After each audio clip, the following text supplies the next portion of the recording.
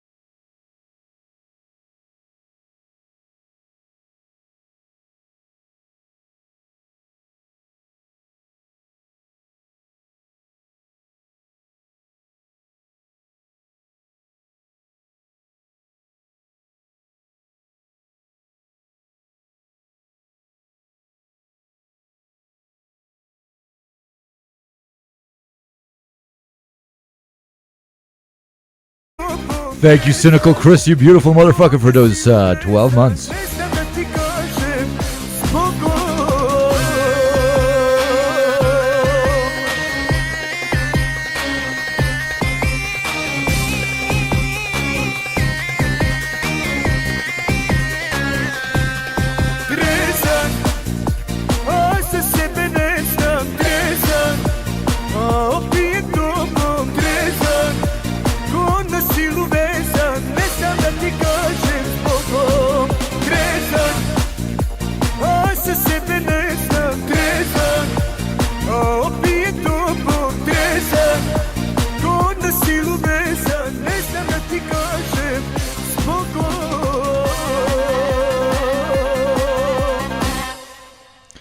Ay. Welcome in, chat. Please tell me if my hair is looking good. Is my hair looking good?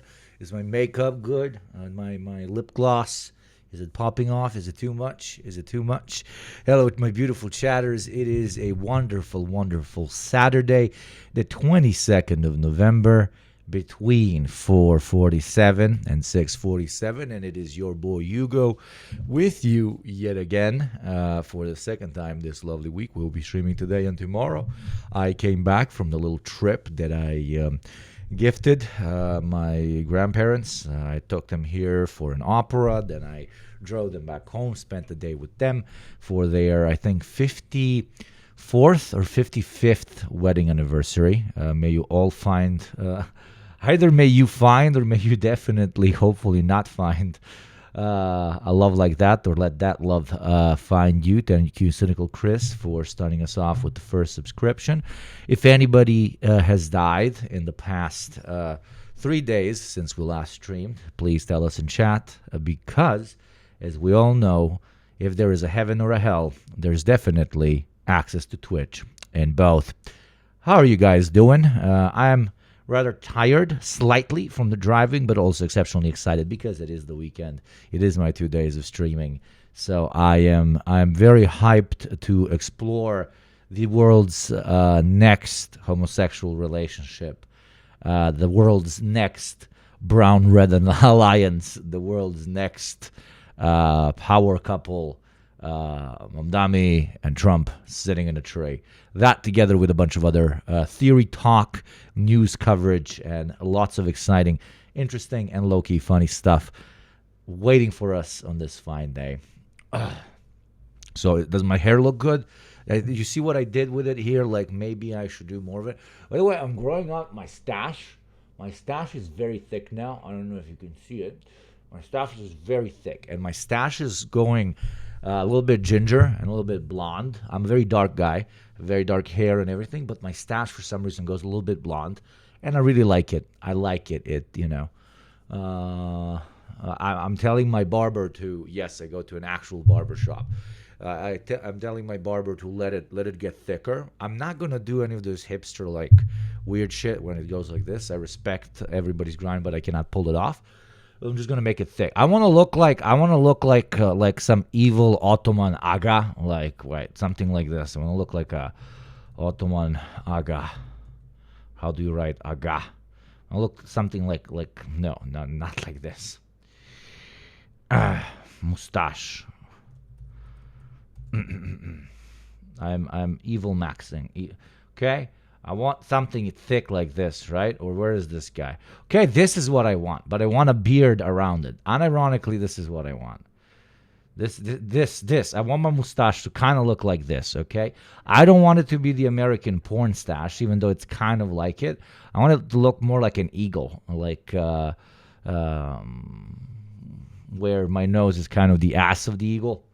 Thank you very much, Rotary Boys. Thank you very much. I saw you on Instagram. You saw me on the Gram.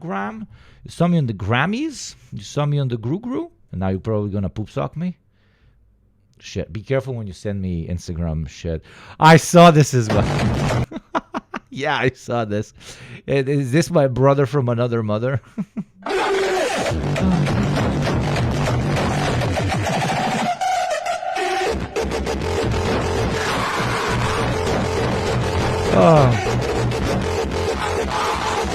Yes, this is indeed a brother from another mother. This is a Danish version of me, I believe. A Danish version of me, myself, and I. I thought about sharing it on Twitter when I saw it, but very funny. Very, very funny. Very Hasanabi coded. What is the guy in the mask? What? Dog, I love Lepa Brenna so much. Such a queen. Dude, I can't believe I got Robo into Lepa Brenna. That is absolutely legendary. I love Lepa Brenna too, bro. Lepa Brenna's the best. Oh, Sheikh. Oh. This is fucking Oriental on steroids, but we were under the Ottomans for so long, we can do it, okay? It's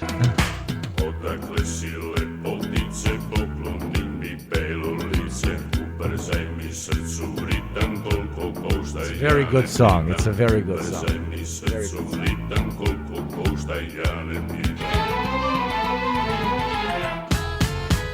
Shake it, shake it, the coffee alive.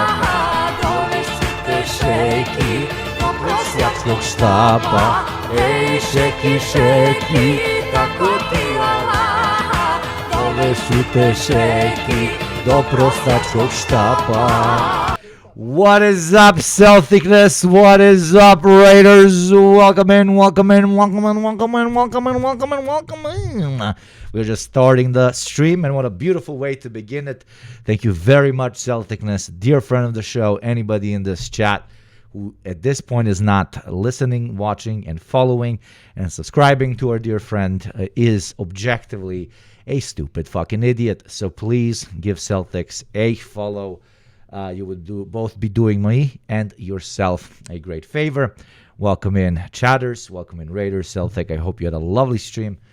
All of your streams are lovely. I'm a proud lurker of the Celticness experience.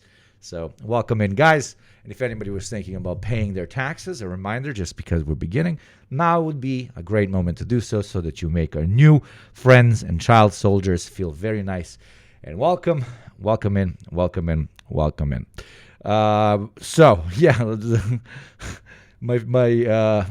fucking OG Robo sent this song to us, and it's absolutely phenomenal. Like the lyric is basically how do I put this? The song is a sheikh really wants this woman, like wants Lepa Brena, and she's like, no problem, I will do my best to get you as broke as possible. I will take every single cent you have. And mind you, this is an extremely old song, okay? This is an extremely old song. So she invented the gold digger grind or whatever.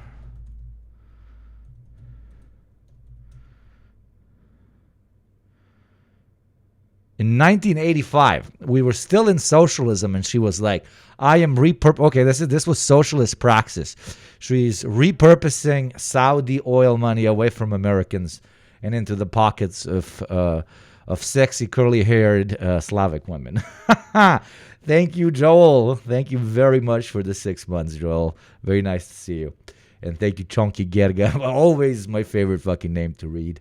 Thank you, all of you. You guys are very kind for supporting the show. We're getting very, very close to potentially budgeting for the new camera, which is going to be very exciting, because when I get my mustache to be like this, you will be able to see it because it's going to be so HD, the mask will basically be useless.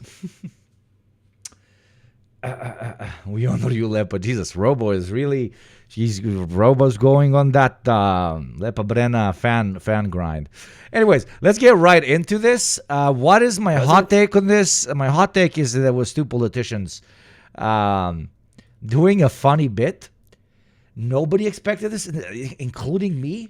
All of us are just standing, locked and loaded for the epic Battle Royale 2025 experience of Mamdani and Trump fighting it out. Yet, looks like, at least in the first stages, we're not going to be given the pleasure of watching that live. So, in my opinion, interesting times. What is this? A comedian's take. Interesting times. I still have to study this to see where it's going to go. And by study this, I literally mean we just got to wait a little bit, I guess. They're definitely going to have a falling out. There's going to be trouble in paradise. But to start, the epic rizzing of the president by Mamdani came out of nowhere. It's wild. Maybe he just whipped out his dick and he was like, Trump, like, come on, we can figure something out, dude. You see, I'm packing a nice, beautiful, thin, long one. You can give me a nice, short, thick one. It's all gonna be good. Mortgages, because Trump's got other plans to make sure you afford whatever you want.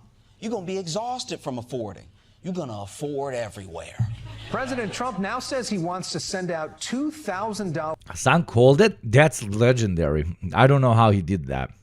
He called it. He called that they're just going to be buddies in the beginning. That it's not going to be World War III immediately. That they're going to shake hands. that is going to be the Ribbentrop Pact between the Soviet Social Democrats and the National Socialist Party of Greater America. That's impressive if he called that. My theory is that Trump decided that way he can make Democrats look even more ridiculous. There's many ways of looking at this. Okay, number one is Trump appreciates a stand-up guy that has really pulled himself up by his bootstraps and that is very charismatic and very respectful of Trump's power. He, called Trump. He was the one to extend the hand of friendship first. I'm talking about Mamdani, and therefore it would be in the wrong of Trump to not extend a hand of friendship back. Blah, blah, blah. Typical big guy respect big guy type of shit. That's number one. And number two really is... number two is just Trump doing fucking Trump shit. It's absolutely incredible. It's fucking incredible. What is this? What's up, Kubashi, you fucking G? Yeah, dude. We already got pictures. We already got memes, dude. Oh my lord. Were the MAGA communists right all along? Are we all supposed to join the American Communist Party? Trump welcoming the mayor-elect of New York, Zohran Mamdani. President Trump stepping in. MTG looked at all of this and she was like, fuck this, I'm out. I can't do this, like, Holy Mother of God. What the fuck is going on? She saw this on TV. MTG just opened up a camera and she was like, turn on record, press record. I'm out of here. I cannot do this anymore, dude. I cannot do this anymore. To keep things from going off the rails. Are you affirming that you think President Trump is a fascist? I've spoken about... That's okay. You can just say okay. yes. Okay. We went to sleep and we woke up in opposite land.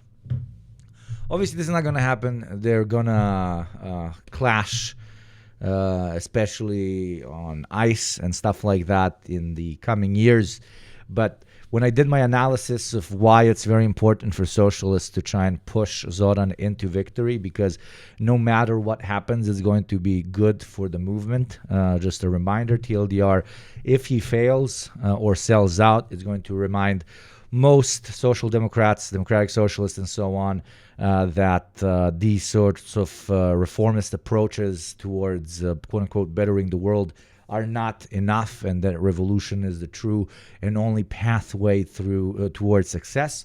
So that will be a win. But if he ends up doing very, very well, it will change the minds of hundreds of thousands, if not millions of Americans all over the country when it comes to their perception of what it is to be a socialist. So we would get a lot of baby leftists, baby socialists, and we would continue to destigmatize.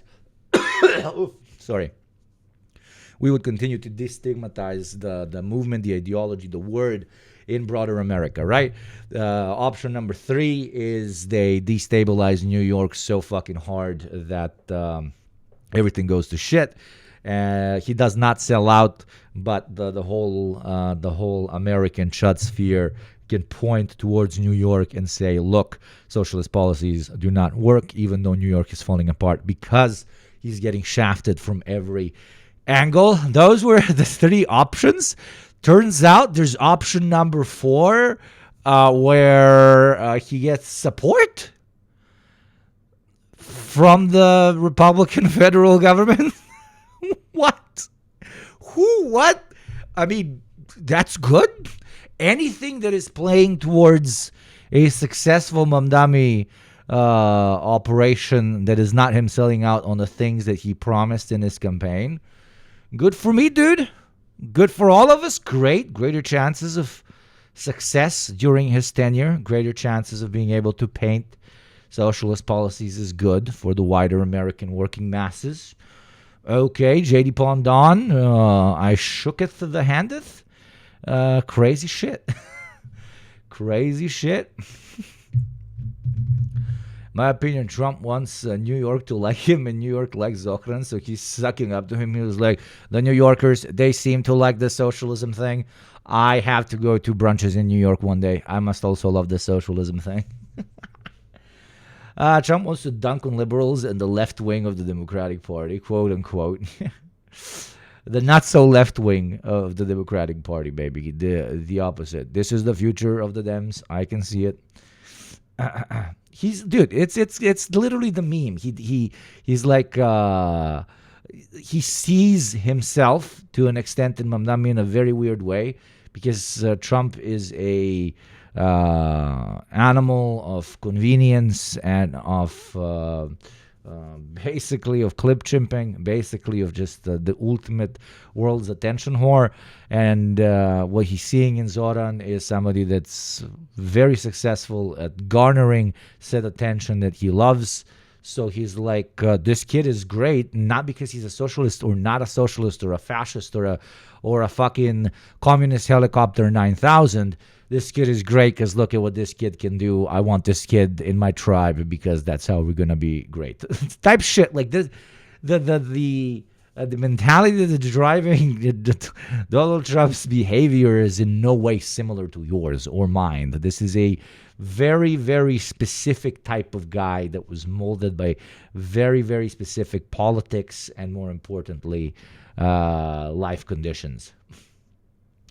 The other thing is that Trump always wanted to be liked by the New York elites. Maybe he sees a way in Zoran to finally be respected by them. But I think that's a reach, but we'll see.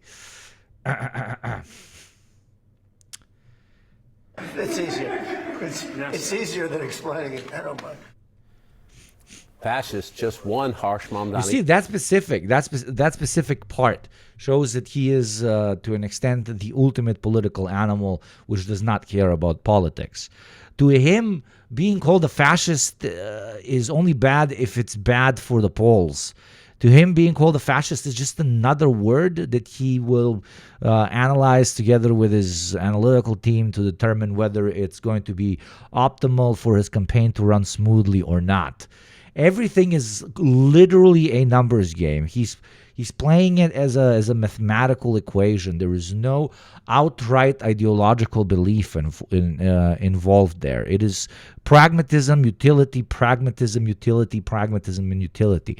The question here, though, my beautiful chatters, is what kind of utility and pragmatism does he see in glazing up Zoran like this? Because this, to an extent, was a perfect opportunity for him to put, for example, push away conversations about him sucking Bill Clinton's dick and, being very closely associated to the world's most famous pedophile. He could have, spent the next week filling every single living room's TV with footage of him completely annihilating this brown socialist enemy of the people jihadist from Washington. He could have done much more insane shit to him than he did to Zelensky or something. This was a pristine opportunity, in my modest opinion. And for him not to choose that implies a different strategy at play. And it is going to be very interesting to see what that strategy is, because it's hella fucking weird.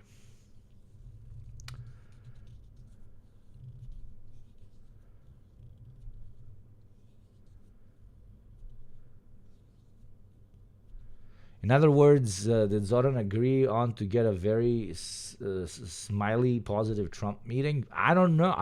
It doesn't look like it. He's calling him a fascist in front of him and in front of the country's cameras. It's a strange kind of. I genuinely, my take. You know what my take is? My take is that Trump is meeting this fucking kid that won in New York. Okay, Trump's perspective. This kid won in New York. This kid is an immigrant, can never run for president. Is not necessarily an enemy of my level, but I fuck with his shit and what he managed to do. I have too many fronts to think about right now. I don't want to dedicate my time to this fucking to this fucking guy. So we're just gonna bring the cameras in and we're gonna clear everything up. That basically implying I'm gonna stay neutral on this kid.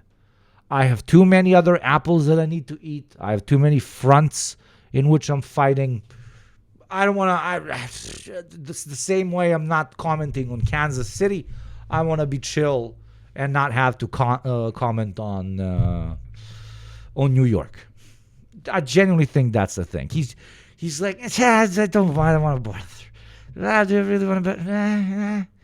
That's I think what it is, which is an insane take to have. The take that I'm having, but that's the only way to rationally explain this. I don't see any other way. Campaign label for Trump, and the son of Queens, now turned president, happily returned those. He's being pragmatic. He's like, okay, what do I have to gain by continuing to fuck with this kid? Probably a lot. What do I have to gain by just remaining neutral on this fucking kid? Also, potentially a lot. And you get a free bonus of just completely fucking with the Democratic Party. Like they don't know what to do with this. What the fuck are they? What are the Dems supposed to do with this? The establishment Dems, the Dems that do not want to see people with policies such as Mamdami's grow through the rank. What are they supposed to do with this?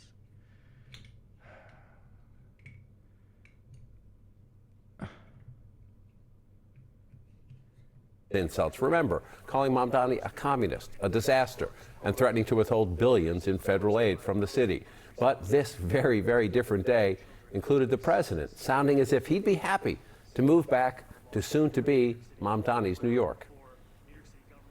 Would you feel comfortable living in New York City under a Mamdani administration? Yeah, I would. I really would. Especially after the meeting. Absolutely. I don't think you're understanding the I respect the take that, okay, they're going to fight. Just the fight isn't starting now. We got to wait for a couple of more months when Trump doesn't have as many things on his plate, and then it's going to start. Sure, okay, that's a fine take. But the size of the glazing, the amount of the glazing is objectively a strange strategic approach. It feels like you just really fucked with him and was like, you're okay, Mamdani. I like you. You're okay, and that's it. It's fucking insane. It's so fucking interesting. It is so interesting. It is so interesting. I don't know. Now, we all know from experience it did not He also robbed him of the protest vote is a good point. That's a good point. have to go the way it did. To an extent, but I don't see like hardcore anti-Trump people becoming anti-Zoran because Trump glazed him. The spin that the Zoran team can do on this, there's like 100 spins they can do on this. Look at how great of a statesman he is. Look at Zoran's ability to negotiate while remaining principled and calling Trump a fascist in his own fucking Oval Office. Zoran is our gateway to uniting the country where no matter how much we disagree with the ops, we can still work on particular things with them. Zoran is a guy that can promise crazy shit. Everybody will tell him that's not going to be possible even if you win because the Republicans are going to block you every step of the way. But no, because he is a brilliant statesman and diplomat and negotiator, he still managed to convince the right-wing status quo to not sabotage his great project. Blah, blah, blah, blah, blah. I can write this for days. For days. This is... just being granted ammunition the size of a planet. Okay? The only minus of this is, I don't know, some niche Twitter socialist being like, oh, this is a red-brown alliance. He's already betraying every ideal. Dude, he's a mayor of a fucking city. He has to go and negotiate with the fucking president. He went to negotiate with the fucking president, and the president was like, negotiation successful. Pull down your pants, sir. Please, I want to glug that shit. So it's I am never surprised. I am surprised. I admit it. A wise, normal human being admits when they're like, what the fuck? What is this? What? This just, what? Okay. I guess. Joel, thank you very much for the gifty. Let's make today's stream a heavily oiled one, chat. A heavily motherfucking oiled one. Only 5 Westerners have paid their taxes, okay? Not enough second and third worlders as well have paid their taxes on this great day of union. This great day of MAGA communism, okay? This great week of MAGA communism. Those are rookie numbers. Want those numbers going cha-ching, cha-ching, cha-ching, cha-ching, cha-ching, cha-ching, cha-ching. Okay, we got 0 ads in this motherfucker. We give an original analysis in this motherfucker. We very, very principled when we're like, I don't know what the fuck is going on in this motherfucker, which is the current motherfucker in this motherfucker. If I keep saying motherfucker, is more gift subs are going to come in, motherfucker? Joel, thank you, motherfucker, for the 5. Thank you for your taxes. MXG as well, motherfucker. Thank you, Vivienne, motherfucker. Yeah. So if I keep saying motherfucker, okay, motherfucker. We all know who the goat of motherfucker is. Motherfucker. Yes. Thank you, MXG, fucking G. Motherfucker. Joel, one more motherfucker. Damn, brother. Well, I'll let the legend speak instead of me, okay?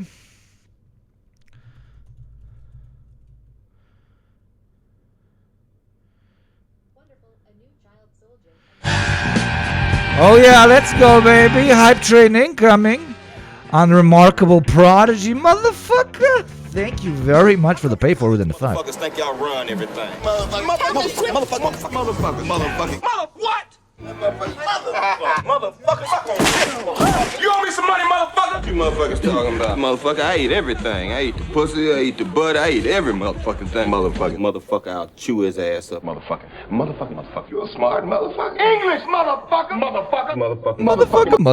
Motherfucker. What is this clip? Negotiation successful. Pull down your pants, sir. Please. That's a good one. It's a very good one. Negotiation successful. Pull down your pants, sir. Please. That is excellent. My chair, I look weird. Motherfucker, where my other oil at, motherfucker? Want oil, motherfucker, right now. We're not gonna store the motherfucker. I'm on the motherfucker. I'm a mushroom cloud laying motherfucker.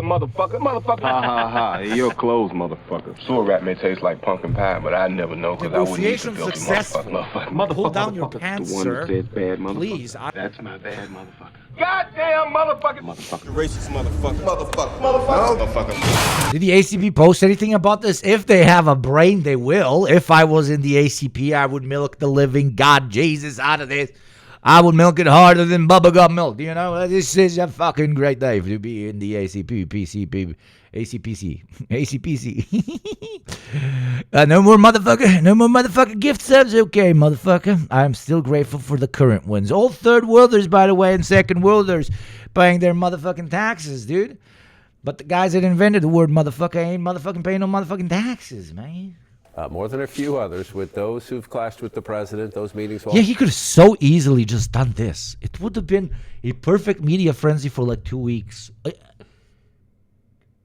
There is no analyst right now that can give you a surefire analysis on why the fuck Trump did this. It can be all the 4 or 5 things that I just said earlier, but nobody will be able to tell you. Obviously, their ideologies are very different. Their worldview is very different. The way they want America governed is very different. So they are going to eventually clash. But they'll clash to an extent, it looks like, at least from Trump's perspective, their clash is going to be only business and nothing personal type shit, which is crazy. Have not gone well. Just ask Ukraine's president. I don't think you'd be a tough guy without the United States. And your people are very brave. But you're either going to make a deal or we're out. Many thought this also might be a slugfest, especially given what each has already said about the other. It's going to be hard for me as the president to give a lot of money to New York because if you have a communist running New York, all you're doing is wasting the money you're sending there. We have won because New Yorkers have stood up for a city they can afford, where the mayor will use their power to reject Donald Trump's fascism. This guy is a communist at the highest level, and he wants to destroy New York. I will not be intimidated by this president. You know what the answer is? We got a hype train, and the hype train we got, that means we got cats. The higher the level of the hype train, the more pictures of cats you receive. Thank you very much, Skopanok. You know what the true analysis is? The true person, okay, behind all of this, my true ultimate Yugoslav queen. You understand me? She was like, well, Donald, I lived under communism. Why does she have a Western accent? I lived under communism and it's not that bad. You can negotiate with the communists, Donald, okay? You can negotiate with the principled non-Soviet communists, okay? Okay, when they're the Soviet ones, it's dangerous. But in Yugoslavia, we had worker self-management, okay? Maybe you can give a few IMF loans to New York. Trap them that way, Donald. He was like, wife, you're fucking brilliant. She's like, I fucking know. I literally orchestrated all of this. So, yeah. Fucking legendary. That's my analysis why this is happening. Thank you, Joel, for the 5, you fucking G. Let me give you 6 cats right the fuck now. First, we have a battle of kitties, okay? This is what it was supposed to be like between the two, but it wasn't. Look at how aggressive this kitty is. Whenever somebody is aggressive at me in chat, this is how I imagine you. I do not take you seriously, but I do think you're cute. A kitty that has just eaten, okay? This is me whenever you oil me up. Whenever hype train goes crazy, this is what I feel like. This is what I feel like. I should call it milk. I shouldn't call it oil, okay? This is me milking. This is me milking. No, this is not me milking. Forget what I said, okay? This is chatters that do not oil me up or subscribe individually because they just look at me as entertainment. I'm in some fishbowl and I can do nothing to them except like go around and be like, oh, make hype train go, woo. Okay, this is our relationship to an extent. But deep down, this is actually our relationship. And yes, I am the mouse, but we live together and we prosper, okay? Look at my nails. My nails are so perfect. And 2 more. This is the Marxists and the anarchists in chat. This is their relationship. They both want to be free and elevate society to greater heights, but they don't really agree on how. Still, up until a moment, they can live together. You guys pick who the Marxists and who the anarchists are in the 2. And this is the final one. It's fucking insanely cute, okay? This is insanely cute. Thank you, Rabbit Ducky. This is you, Ducky. I'm disabled, so I have no taxes. No worries, my friend. But have the Amazon-funded bits I got for doing a survey. Thank you very much for your biddies. This is for you, Ducky. Thank you for the biddies. Thank you, Hot Black Desiato, for the 4 months. Have some Daddy Bezos books. Thank you for the Daddy Bezos books. The higher the train goes, the more pictures you get. It is the ultimate relationship management financialization system. What's up, lesbian hot sauce? You hot sauce ass lesbian. How you doing? How you doing? Welcome in. I will not be intimidated by anyone because my job here is to serve the people of the city. This communist from New York. The anarchists are the bird. Are you sure? Are you sure? Are you sure? Because Loki, you are saying that Marxists are the pacified animals that used to be tigers, but they are now simply domesticated slaves of the humanoids. Well, the bird soars through the sky. Okay, it was a trick question. New York someday gets elected. I can't believe that's happening. That's a terrible thing for our country, by the way. So hear me, President Trump, when I say this. Or maybe it's one of those Trump loves being an absolute asshole to his staff.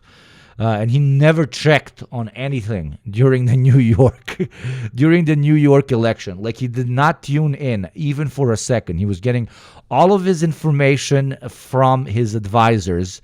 And now he meets Mamdani and he's like, what the fuck were they saying? They were saying he's a mass murdering jihadist psychopath. He is actually very handsome. He's a man that chases after his destiny the way I have. Why was I lied to? Can somebody fire everybody who works for me? When you said jihadist socialist, I thought he would have blue hair. Okay, he is not even trans. Okay, why were you telling me I was supposed to be afraid of him? He low-key kind of white, kind of pale. Did you see his wife? Very hot. Literally me. Okay, literally me, younger, who likes more spice in food. You know, literally me. 15 seconds on the hype train. Save that hype train right now, motherfucker. I said save the fucking hype train. Save the fucking hype train right now, motherfucker. To get to any of us, you will have to get through all of us. Yeah, all that happened. In the end, though, for reasons we'll talk about with our very New York accented political panel tonight, the two men appear to have decided that, at least for now, it is better for their constituents and themselves to be seen as the kind of unlikely pair, maybe, that only a city like New York can produce. That said, some of the moments today were truly remarkable. Or maybe like Trump's disgusting politician, but when it comes to New York, his home, he actually cares. He doesn't give a shit about the people in the Rust Belt, people in the fucking South, people from fucking Florida. They're all subhumans to him. But New Yorkers, he's like, New Yorkers, okay, those are actual human beings with a soul, and I want what's best for them, okay? One country, two systems, but in reverse, okay? We got the first Chinese Communist Party, but the future is the Republican Party. They're like, okay, one country, two systems, communism in New York. This will be our reverse Hong Kong. And then we will have pure free market capitalism, poverty, homelessness, and mass murder in the rest of the country. It's no right to free speech in New York, no right to bear arms in New York, no right to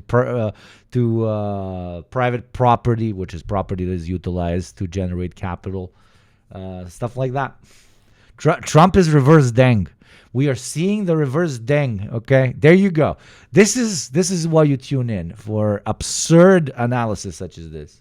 We agree on a lot. We disagree, but we have a very big country. Why can't we just have, like, you know, I've spoken to Xi. He's very smart. We get very bad deals with him, especially Joe Biden. He didn't respect Joe Biden, but he respects me. And Xi told me, why don't you just do one country, two systems? Why don't you have your Hong Kong? And I love New Yorkers very much. They're actual human beings, unlike the rest of the Americans that I hate very much, except those who work in McDonald's. They are fucking incredible. I love those burgers. They are very America.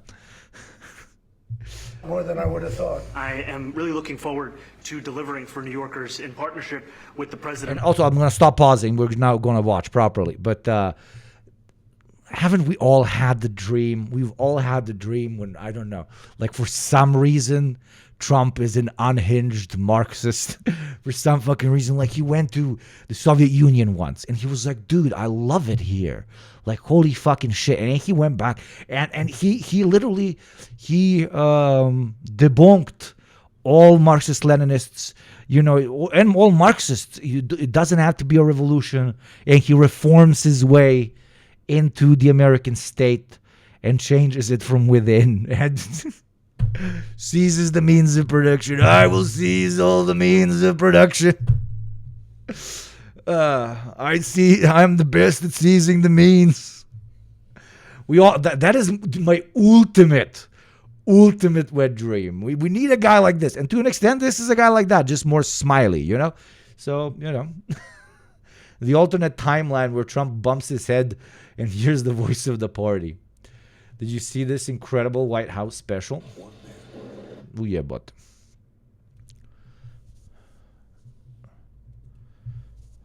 one man had a dream. A dream his life was meant for more than serving fries. Trump didn't just see Greece. He saw greatness. He didn't just see a fryer. He saw a fresh start for America. This is the tale of the American dream, where nothing is impossible. I have never seen him more happy than when interacting with a socialist or when working at McDonald's. This is what capitalism takes away from us, okay? It forces us to climb the hierarchy just for the sake of climbing the hierarchy, when all we want to do is suck some dick and serve some fries. Look at the crowd. A gentle, kind, open-minded, hard-working soul co-opted by the devils of American capitalism and imperialism and turned into the tool of the very capitalist imperialism which he now serves and leads. Look how happy everybody is. They're happy because they want hope. They need hope. Two sides of the same man, two chapters of the same story, from the Golden Arches to the Golden Age. It is What's your unironic Marxist-Leninist approach? I can give you the Marxist analysis, and I've given it a few times now. And it's, we usually, politicians act on quote-unquote the material conditions in front of them. They strategize and so on, but they're also humans to an extent, and sometimes strategy takes the back seat. And even a politician such as Trump is like, this guy, low-key based, want to smoke a ciggy and drink some beer, That is one. Or the other, this is some like incredible 5D chess that at this point I do not understand, because he could have garnered so many fucking points by just completely lambasting Zoran immediately. So I don't know. On the affordability agenda. So we're going to work together. I've spoken about... That's okay. You can just say okay. yes. All right. Okay. It's easier. It's easier than explaining it. I don't mind. We're going to help him, but I really think he has a chance to do a great job. I'll be cheering for him. Hugo, what would you say to the leftists that say Mamdani is watering down the definition of socialism? Do you immediately teach biochemical engineering to third graders? Or do you teach them third grade math? When it comes to America's perspective towards socialism, they are not even in the first grade. So their introduction to the concept has to be absurdly watered down, unfortunately. That is the praxis in my head speaking. The non-praxis in my head is that, yes, of course, he's watering it down, but principled and organized socialists can use that as a jumping-off platform to introducing people to socialism. It's not going to co-opt them away from principled socialist organizations. It's just going to spawn more. As I said, if his governance of New York goes very well, that's going to be great for introducing millions of Americans to socialism, which will no longer stigmatize it because they will see right in front of them what is happening, and that socialism is not that scary. If, on the other side, he completely sells out, then sots, dems, dem sots, and so on are going to start slowly taking the more revolutionary pathway, because they will start believing that all sots, dems eventually sell out, and that pursuing reform is not the true path towards building a better world. I probably should write that out and have it as a thing that the bot says, because I've said this so many times, and I genuinely believe it's the most pragmatic and most principled approach to whether one should support Zoran or not. Anything about America? Or... I think he is going to surprise some conservative people, actually, and some very liberal people. I think I met with a man who's a very rational person. And now, even more evidence this love fest has a shelf life. Take a look. These are new photos of the visit. The president just posted them on his social network with the words, "It was a great honor meeting Zoran Mamdani, the new mayor of New York City." Wow. Dude, one of the photos is Zoran by himself. Can you imagine Trump being like, no, move to the left. Zoran, sweetie, to the left. No, you're covering the painting, Zoran. Yes. Smile, look slightly off camera. I want to make you look moody, okay, girlfriend? Okay. Oh, God, everybody's going to love that. Everybody's going to love that. You know how I said I'm more handsome than you? I am. but you're the second handsomest. You are very, very. I could ship us. Would you ship us? Oh, you think I'm a fan? No, but we could. You could ship us. A lot of interesting kinks could get out of that. I don't know if you heard about that guy Destiny. He loves sucking fascist dick. Maybe I love sucking leftist dick. Maybe. Okay, now I'm overdoing it. Perspective now from the Executive Committee Chair of the New York State Democratic Committee and the President and CEO of WIN, Christine Quinn, former senior advisor to President Obama, and our CNN chief political analyst, David Axelrod, and Republican strategist and CNN political commentator, Shermichael Singleton. David Axelrod, to you first. You've been in some awkward and some interesting and some fascinating Oval Office meetings. I had this morning, my bet was that this would go actually pretty well because it's in the interest of both men to delay any fighting until the mayor's actually in office. But I did not have on my bingo card Donald Trump saying, oh, yeah, sure, hey, call me a fascist. I don't care. Why? Why did this play out the way it did? Well, first of all, did you have on your bingo card that the week would begin with him calling Marjorie Taylor Greene a traitor and would end with him embracing Zoran Mamdani? It's been there's a disruption in the quite force. A week. Yes, it's been quite a week. Look, I think you were right. I do think it was in both their interests. I think Mamdani made the right move by asking for the meeting, and then he made another good move by showing up and really searching for areas of agreement on which they could work together. He can be a very charming guy. The New Yorkers discovered that, and I think he brought that with him. But he also, I thought brilliant. Nobody can deny that the president has successfully been outmaneuvered by this young New Yorker. That is just fact, okay? He played them. He did really good diplomacy, and he slowed down the inevitable backlash that New York is going to feel because it's governed by hopefully a principled democratic socialist in the coming half a decade. For example, focusing on dealing with overburdensome. It was absolutely a big win, yes. Housing regulations in New York, so that you could. Unless he's 5D chessing us, but I don't see how he can be 5D chessing us. With all due respect, build housing more quickly. That was going to be an idea that Donald Trump would embrace, saying, "Yeah, we do want to get." Violent. Don is the ultimate centrist, okay? He's like, whatever gets me the votes, dude. I don't care if it's socialist housing or Ayn Rand housing. It's housing, and I'm the president, and I want you to have a house. People out of our city, and there are 170 laws that on which we can work together with you on these immigration issues, but we don't want innocent people being harassed.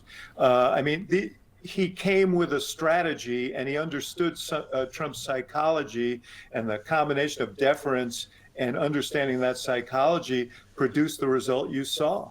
So, Christine, how do you build? He doesn't post photos with he only posts photos with like foreign dignitaries or some Republicans that he really, really likes. The fact that he did a whole like improvised photo shoot is sending me, dude. I'm so hard right now. Build on it is the challenge for the new mayor. He needs help from the governor and the legislature, the assembly here in New York, but he also does need help from the president. The president had said if Mamdani won, he'd withhold billions to build the tunnel, for example. A tunnel. What's this? Joining us now is This from 10 minutes ago. 52 minutes ago. Favorite data nerd, CNN's chief data analyst, Harry Enton. It is a great Friday when we can see Harry. It is. I like Harry. He's good with numbers, but except for centimeters and inches. Get a different suit, bro, please. And Harry, when I think of the New York region, I certainly think of you. So when we think of these issues that we're talking about with Mamdani and Trump, there's some issues in common. Trump may see something in Mamdani, right? Yeah, I think, the two Queens boys, and I'm a Bronx guy myself, we all come together. Nothing can break apart New York bros. That's what I say. And nothing can break apart Queens bros. And they do have something together, right? If we think about it, the top issue that they beat their opponent on back in 2024, Trump won on the economy, beat Kamala Harris on that issue by 63 points. Look at Mamdani. Very similar. Living cost, the cost of living. That was his top issue this year. Won it by 37 points. They both were able to win what will be Mamdani's first term in office come January and Trump winning his second term because they spoke to the economic concerns of voters. And when we see that Trump graphic, it says 2024. It doesn't say 2020. Imagine Trump really thinks that Zoran is 100% a grifter, and he invites more, and he's like, dude, man, big fucking respect. I told my guys, that's why he was so chill with the fascist comment. I virtue signaled to all my guys that I'm a fascist too. Zeke Hilo, the fucking Mexicans, blah, blah, blah. Motherfucking idiots voted for me and shit. You did that same shit with the socialism shit, right? Like, ooh, yeah, we're gonna fly the red banner. Ooh, fucking vote for me, motherfuckers. Real, recognize real. And Zoran is just like, yeah, whatever, just give me money, please. Let's just build housing, okay? Can be as fake of a leftist as you want me to be. Just please build house. The house, healthcare, please now. Thank you, Zlin's left nut, you fucking legend. Trump loves a winner. He also loves a political outsider. He also is a New York nationalist who admire one country, two systems. New York can have its socialism. Zoran checks all of those boxes, plus Zoran has a silver tongue and knows how to spin good policy to make almost anyone agree. Zin's left nut is always coming in here with the on-the-nose fucking absolutely perfect analysis, okay? 25. How's that issue going for him right now, the cost of living? Yeah, maybe he could take some lessons from Zoran Mamdani, because if we look right now in terms of Trump's net approval rating on inflation, 2 thumbs down. I mean, this is called the slippery slope down to the bottom. Look at this. In January in inflation, his net approval rating was plus. Because he's so ultra utilitarian. Imagine he's like, the numbers are falling, but in New York, this socialism thing worked. Guys, do you think I should start calling myself a socialist? Should I start doing socialist shit? That seems to be the future. When I ran back into 2016, the big thing was hating migrants and shit. That's why I did it. I don't give a shit about no migrants. But now it's this socialism thing. Should I do the should I just give him free healthcare? Yes, Donald, do that. Donald accidentally gives all Americans free healthcare. Just fucking stumbles into it. 3 points. Look at where he is today. 34 points underwater. Alex, I know you're right next to the Pacific Ocean. I'm next to the Atlantic. What clip? Skopanok. Which clippy? Which clippy Skopanok? Which clip? Ocean here in New York. I can say that Donald Trump at this point on inflation is swimming with the fishes. We're going to still call it Wall Street because it will be filled with blood of Wall Street financiers. That's not the only thing you have in the rivers near New York City. No. Although we've tried to clean them up. We've cleaned them up. You know, this is why I recycle. Speaking of, though, President Trump's overall approval rating, where is he at now? Okay, you see that. Mamdani will sell out Tito Spionier. Yeah, that could happen, or it could not happen. Let us wait and let us see. If he sells out, it's good for the revolutionary left. If he doesn't sell out, it's good for the revolutionary left. You guys need to sometimes think more pragmatically than on quote-unquote theoretical principle. Not everyone is going to be the guy that brings about communism. Certain guys' failures and successes are going to help pave the way towards socialist revolution, right? So certain movements in realpolitik that you see on the surface don't look like they will positively impact the growth of the socialist movement, but very likely will. Okay, to do praxis is not to always exclusively support individuals and organizations and your local fucking restaurant that have Soviet that have the hammer and sickle tattooed on their head. It's a little bit more complicated than that. Okay, you want to let some people rise to the top so that they fail or succeed, but in a situation such as Zoran, it is a win-win because no matter what happens, it's going to be good for us. So that's it. It's not a discussion. Zoran is not a discussion on discussion around Zoran should not be on whether he's a real socialist or not, etc., etc. The discussion should be worst case scenario, what does that do for the left? Best case scenario, what does that do for the left? I'm speaking in the United States of America very specifically here. That's how you're supposed to look at it. Forget mortgages, because Trump's got other plans to make sure you afford whatever you want. Did Donald Trump just stupid himself into socialism? Trump's making everybody pay tariffs, but only poor people are getting the $2,000 checks. So he's just redistributing taxes from rich people to poor people. Did Donald Trump just stupid himself into socialism? That's funny.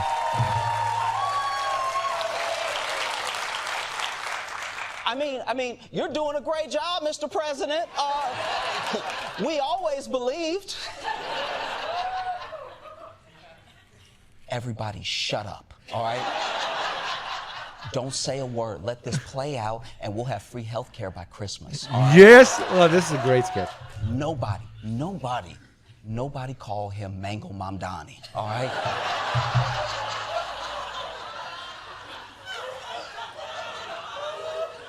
Great idea, Mr. President. Very capitalism. I like that sketch. It's a good sketch. You see him down at 34 points on inflation. I think America. We are at hour number 1. Reminder to everybody to write ! Tax to see how much taxes you owe us at the show and your fellow chatters. Reminder that we are 100% ad-free, 100% stimulated and grassroots supported by all the beautiful chatters here. A reminder that the money that goes into the show this month will go into a better camera, but also the money that goes into the show also spills over in the different other projects that I do. And final reminder that if you can subscribe for yourself, that's also brilliant. But if you can give subscriptions to other people that might be struggling financially, it's even more based. So thank you. Thank you very, very, very, very much. Think that Donald Trump has lost the plot, and that, of course, has had a massive impact on his overall approval rating because, of course, inflation is the name of the game these days. The economy is the top issue. Look at this. Trump's net approval rating, second-term lows, and I got 5 numbers for you going across the screen. The best is the Marquette University Law School poll, 14 points underwater. Then it gets progressively worse. 17 points underwater in Fox, 17 points underwater in Marist, 22 points underwater in Ipsos, and then rounding out, we have the AP North poll. Donald Trump is 26 points underwater. My goodness gracious, he's performing about as well as the Buffalo Bills offensive line did last night. Oy vey, oh my goodness gracious. But then I think the key question is, right, can you really take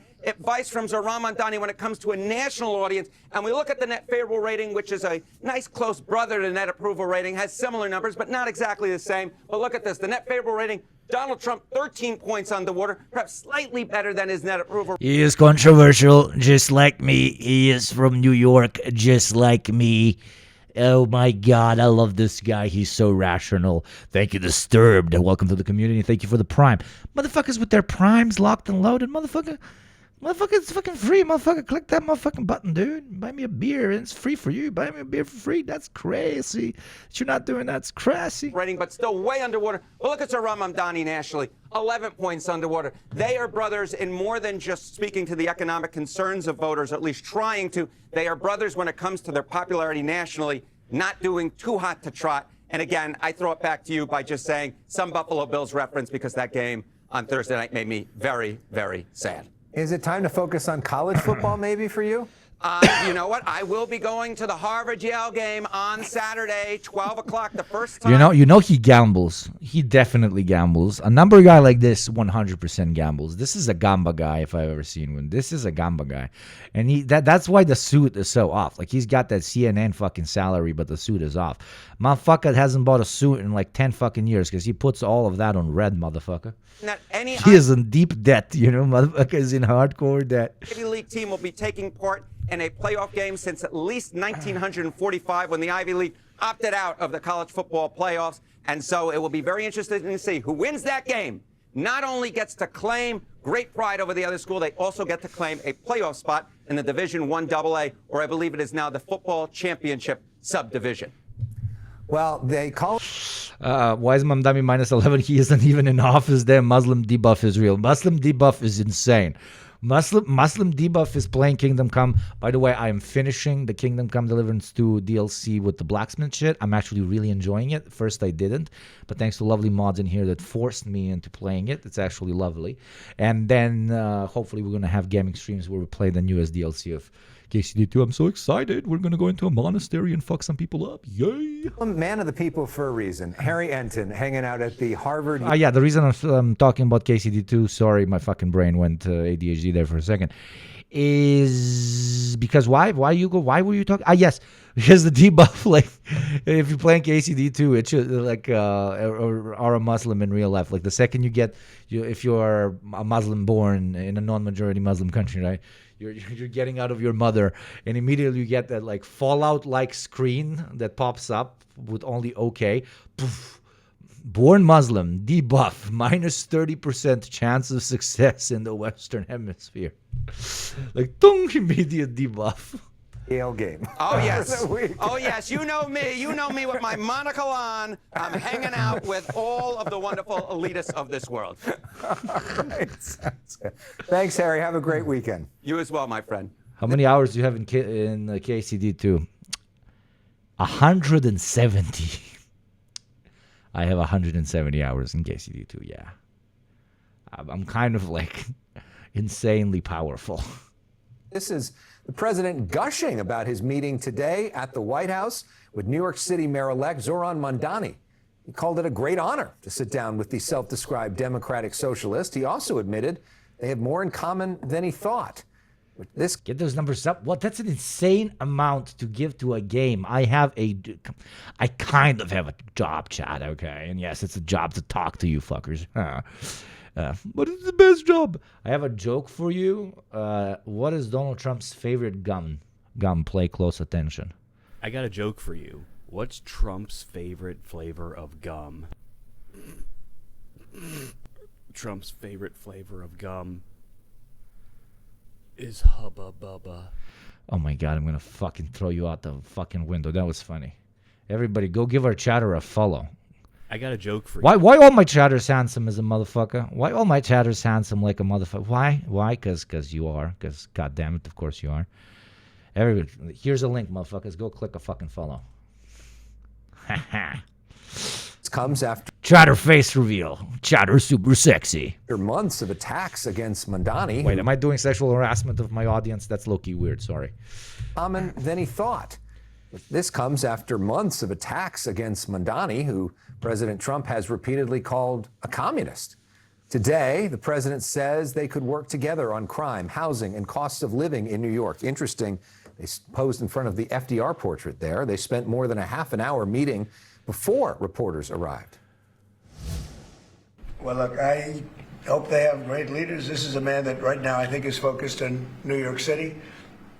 I really think he has a chance to do a great job. We're going to help him, but I really think he has a chance to do a great job.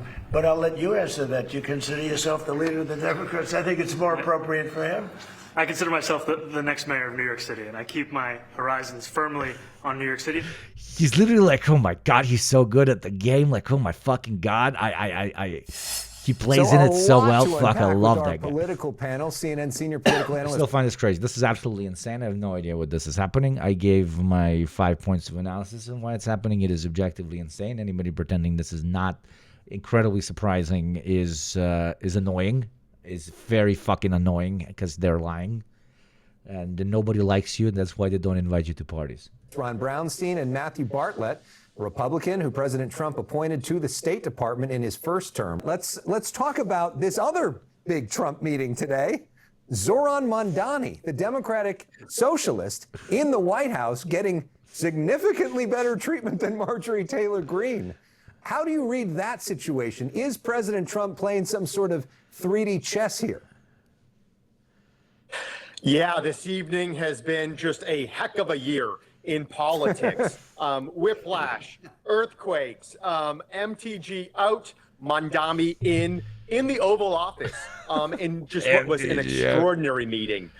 Two New York guys from Queens, palling it around like old friends, finding common ground around affordability. But again, the juxtaposition of the political ups and downs of this was just wild to watch. Whether it was both of their rhetoric around each individual name calling from a fascist or a despot to a communist seemed to be water under the bridge, and then this notion of making. One of those two is not like the other, but okay. Dude, my guy is losing his mind. Dude, our guy, you know what? You want to see the only person on planet Earth that's angry about this, other than maybe Kamala Harris. Listen to this. We just all got played for 8 months. Everyone in the world, everyone in the country, everyone in New York City got played by these two thespians, these actors. Because remember, 8 months ago, we thought it was Godzilla versus King Kong.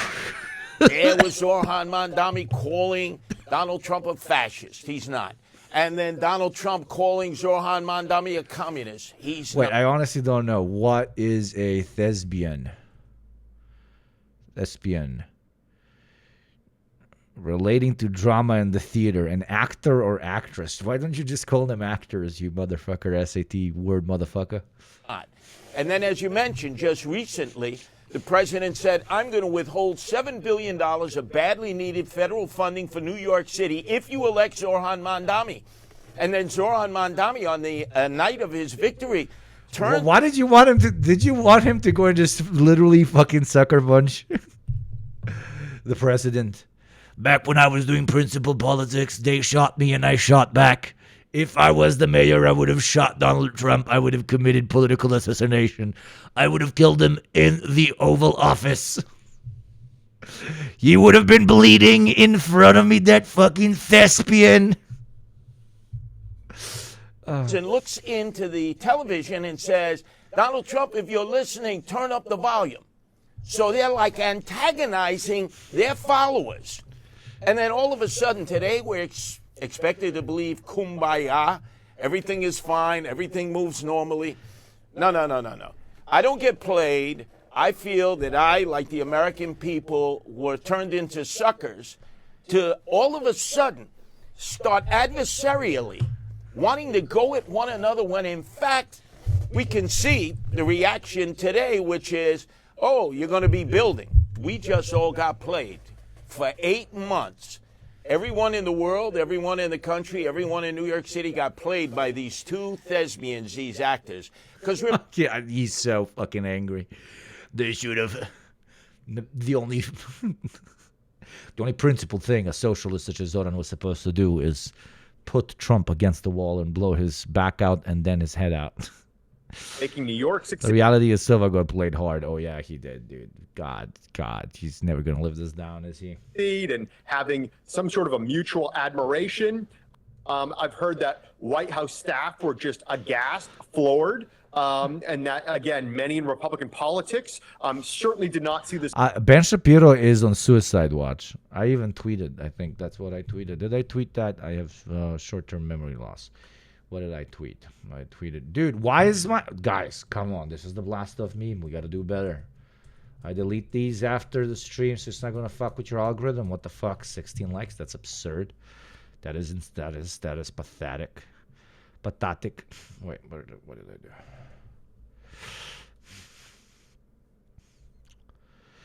No, Ben Shapiro, don't kill yourself. No, someone please check on him. Yeah, I'm afraid. We're going to lose another great patriot. Is coming as it undercut much of what has been said around not just Mandami, but Democrats in general. Yet, you know, anyone who's been a student of Donald Trump knows that he likes to be liked. He likes to be a good host. And it seems as if that is what we saw today. I mean, Ron, is it possible that this helps both of them? I mean, it also potentially could hurt both of them. How do you see it? Well, the big question that everybody should actually be asking is, why did Donald not score incredibly easy political points by just treating Zoran the way he, for example, treated Zelensky during that one meeting? He could have scored so many fucking points. It would have been so easy. It would have been so incredibly clippable. That is the big question. Why did he decide not to get just free political real estate? Well, first of all, it's kind of consistent with the kind of what we've been talking about, that Trump's sole loyalty is to Trump. I mean, who has been more slavish of Trump than Elise Stefanik? And he just threw under the bus the core message of our campaign, that Mamdani is a, kind of an unacceptable radical who will endanger the state. That's what she wants to run on against the governor, Kathy Hochul. But as another New York guy from Queens, I mean, the third one in this equation, just color me a little skeptical, and let's revisit this in 6 weeks. The administration is seeking, not only in New York, but in every city in the country, to condition virtually every dollar the federal government provides to local governments on them adopting a whole series of conservative policies that Mamdani is not going to accept, that he's going to fight in court. They've canceled the Gateway Project allegedly because of the city's PPI policies on contracting. Tom Homan is threatening. Shut up, talking head in a suit. We listen to TikTok in this house. It's getting better. It's getting better. What did I say? What did I say? Trump is now doing a Truth Social photo dump of his meeting with Mamdani. A photo dump. Look at his...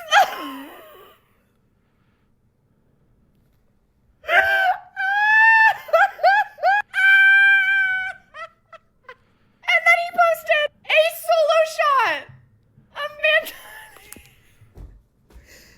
Trump posted this. Trump posted this photo. This is a situationship he will never recover from. He's in love.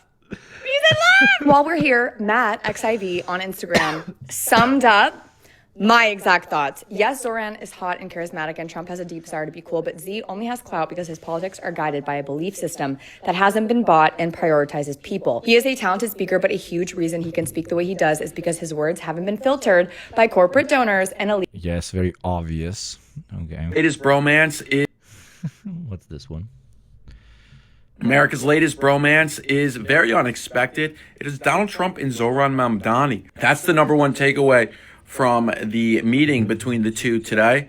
It appears that Donald Trump is very much in love with Zoran. Zoran flew to D.C. this morning. A lot of people pointed out, hey, why are you taking a plane when you could have just taken the Amtrak? It's more green to take the train, right? Zoran was asked about this, but Trump stood up for him.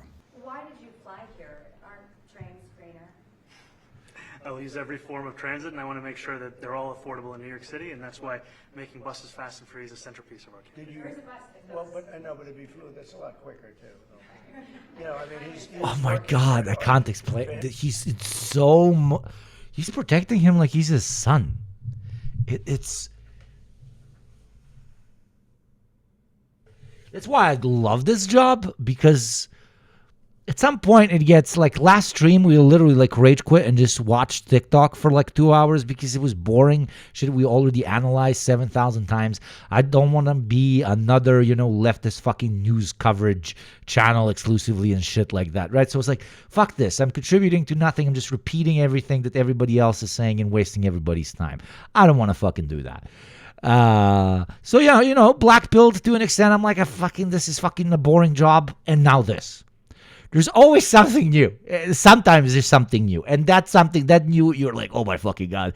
This species is fucking phenomenal, dude. It's absolutely incredible. Except Western taxpayers that haven't paid their fucking taxes today.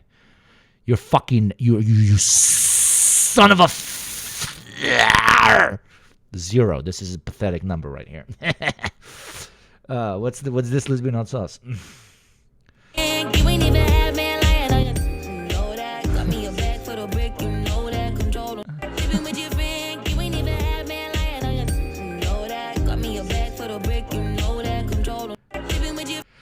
Oh, lelebate. Glitch Greens. White people appeared in chat from the West, and they said, not in my name. Chat, let's say bravo to Glitch Greens, okay? You can all officially say, not all white people are bad. You have a close white friend. Thank you very much, Glitch. Anybody else want to be called a good white person? Jokes aside, Glitch, that is very kind of you, and thank you. I be that white Westerner. Thank you, Glitch, you beautiful piece of shit. Thank you to Barry, as always. Barry, the ultimate taxpayer. Okay, now Glitch, your job now is to scream at all other Western whites who haven't paid their taxes that they're hypocrites and that they are painting the wrong image of Western white people, okay? You must force them into doing the same, otherwise you're going to look like like you've been manipulated. That's a very long drive. I'll stick up for you. You know, the plane takes you 30 minutes and driving takes you a long. Trump said that he would live in New York City under a Mamdani administration. I really would. Then, in a true bonding moment, he told Zoran, hey, you can call me fascist. I really don't mind. President a fascist. And your answer was, both President Trump and I have been clear about our positions and our views. Are you affirming that you think President Trump is a fascist? I've spoken about. That's okay.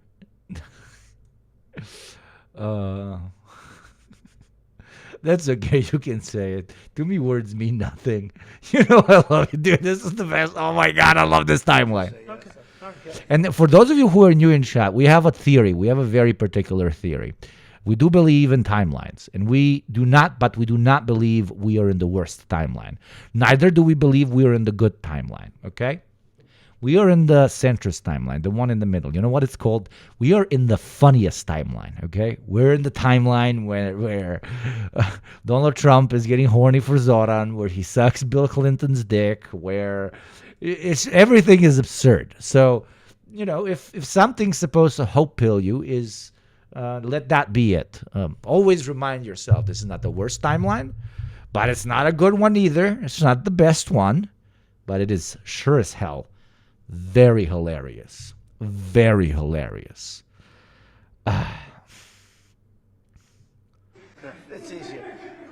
It's easier than explaining it. I don't mind. This may lead to more and more men across this country falling in love with their own little communist, which is, of course, what Donald Trump referred to Zoran just a few months ago. I wonder what the mood is like over on Blue Sky right now. Zoran was supposed to stand up to Trump. That's okay. You can say okay. It's easier.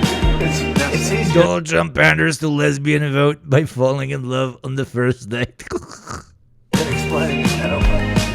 I think he's going to surprise some conservative people, actually. And some very liberal people who won't surprise him because they already know. Lesbian MAGA, here I come, baby. Speaking of white Westerners that aren't doing their part, policy. This just popped up on my feed. Policies as well that Mayor like Mamdani talked about. Oh shit! I should have done a trigger warning. Sorry. Trigger warning. Sex pest. Times about on the campaign was shifting the tax burden for property taxes from what he called minority communities to white-based communities and putting more taxes on white people. I also noticed that in your acceptance speech you didn't mention anything about America or Christians or white people in general. Oh man, fuck. I'm so curious what their fucking conversation was like behind the doors. There's like an interesting phenomenon almost where if Trump thinks he's like on the same team with Mamdani, I'm very curious what Mamdani just whispered to Trump. That as like Posobiec attacks Mamdani or people are trying to attack them, Trump is like, oh look, they're coming after us, like we're on the same team, blood, right? Like this, like on white people. I also noticed that in your acceptance speech you didn't mention anything about America or Christians or white people. Like how mad, dude? This guy's got to be so fucking mad that he's trying to land like the killer, white man's blow here, and then his fucking wannabe white nationalist president is just like kind of like riffing with him in the middle of his quote. This triggered the fuck out of him. Oh my god. And the president and I spoke about the importance of not only building more housing, but also making sure that regulation of housing is something that is manageable to actually get through and not the cause of yet another weight that we see. You're continuing this idea of race-based property taxes. No, to be very clear. Another trigger warning. Your room might start smelling a little bit. Get ready. You got your perfume, okay? You got your perfume. Please, I'll give you 10 more seconds. Get your perfume, because when I play this, it's gonna be real smelly. Brr. For you, you referred to Mr. Mamdani as a communist. Can you describe why you feel that way? Good. Jesus. Oh my God. They go right in my He's got nostrils. views that are a little out there. We all change. I change a lot. I think he is going to surprise some conservative people, actually. Just days ago, wow, President Trump is... You know who like low-key is now looking like the greatest fucking political analyst of our time? You're gonna hate them. You gotta hate me for this.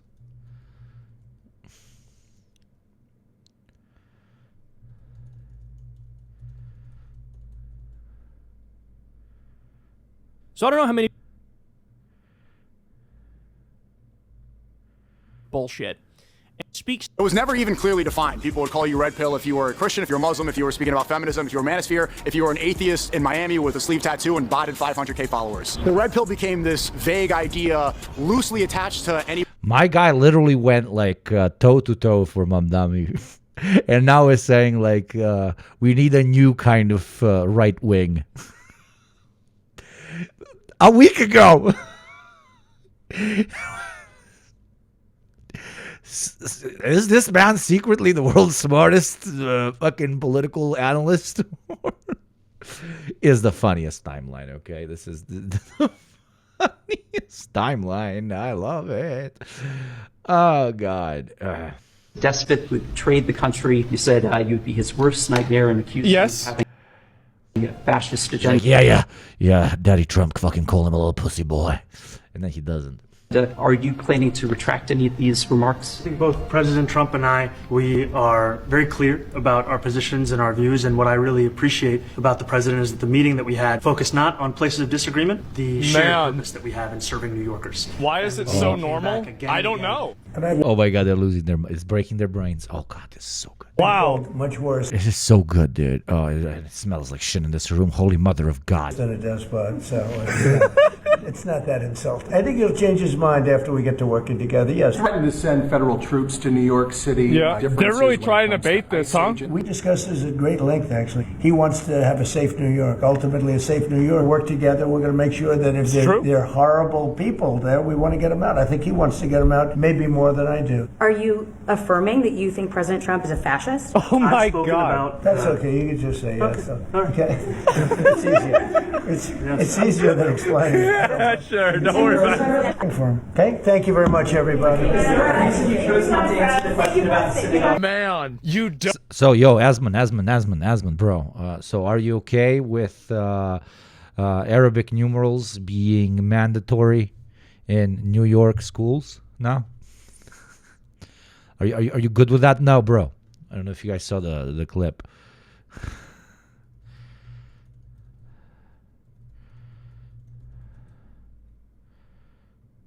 I don't know if you guys saw the clip. Has anybody got the clip? As Zoran Mandami is. You guys got to improve your clip game, chat. Come on. As Zoran Mandami is expected to require all New York elementary school students to learn Arabic numerals?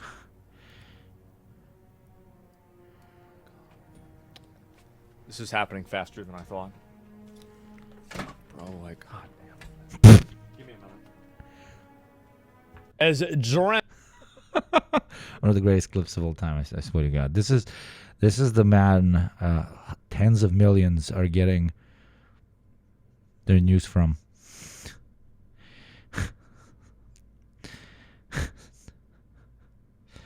So good, dude. Trump on live TV. So good. So good.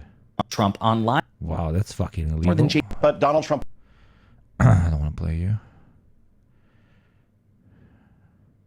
In our views, and I've been called much worse. In this house, we get our news from TikTok. The most anticipated press conference in history. Today, for the first time ever, Donald Trump sat down and met with Zoran Mamdani, which just yesterday, Donald Trump called a communist mayor. Forever, Donald Trump said that his worst enemies have been communists. On the other side, Zoran has called Donald Trump a fascist and also said that he's a traitor to the United States. So how exactly did that... proud third world taxpayer, calls upon all taxpayers from 1st, 2nd, 3rd, 4th, and also the 17th Alliance worlds to pay their goddamn taxes. Thank you, Jokula. Thank you very much, Hvala, brate. Ono, brate, do jaja, brate. meeting go? Well, first, Zoran made sure that he stayed on message and that he laid his shit in the way that he needed to. in the wealthiest city in the history of the world, and yet 1 in 5 can't even afford $2.90 for a Metro card. The meeting that we had focused not on places of disagreement, which there are many, and also focused on the shared purpose that we have in serving New Yorkers. And frankly, that is something that could transform the lives of... He knew how to strike a deal. I might hate him, but it's a deal. I also met with the Saudi prince the other day. Turns out the Browns, they're not that bad. They're not that bad. They're okay. They do not smell. This is the second Brown. They call me racist. I'm eating with 2 Browns in a row, and I'm calling them brothers. Thank you, Steez. Thank you very much. Steez regularly pays their taxes. Thank you very much, Steez. He's out of the deal, brother. 8.5 million people who are currently struggling. Pandas, when is the weird guy doing the stream, by the way? When is the weird guy doing the stream? In how many hours? Under a cost of living crisis with 1 in 4 living in poverty. Now, that was critically important because Zoran Mamdani staying in message in front of Donald Trump not only shows that what he was saying in the campaign. Yes, this is a good point to bring up because some, I don't know, just strange individuals on Twitter were like, this is proof that he is already abandoning his principles. This is left-right alliance. Sotsdems being Sotsdems. They're fascists. Blah, blah, blah. Like, are you 15? Are you 15? It's not something that he's about to revert back, even when in the presence of Donald Trump. This is literally us viewing somebody doing art of the deal on the guy who invented the word art of the deal. That is what you are witnessing. Also using the platform. Left comes are calling him a Nazi. If you are in the same room with a Nazi, you are a Nazi. I am literally Hitler Terminator 777. Thank you, Triceps Tyrant. Thank you kindly, my friend, for your sex gifty. Mamdanitov Ribbentrop.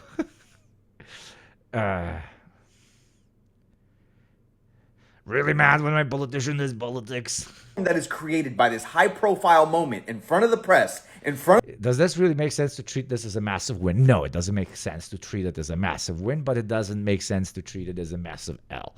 It is interesting and it is funny, and I'll leave it at that. It is an extremely interesting event that transpired that will now be in the history books forever, and that's how you're supposed to treat it. It's good. Yeah. Look at this as, oh, today I'm not bored. It's content, okay? Gunter's stream ended a little bit ago. What? We did not miss Gunter's stream. I wanted to raid him at the end of the stream. If they do the flat tax, then we can do that.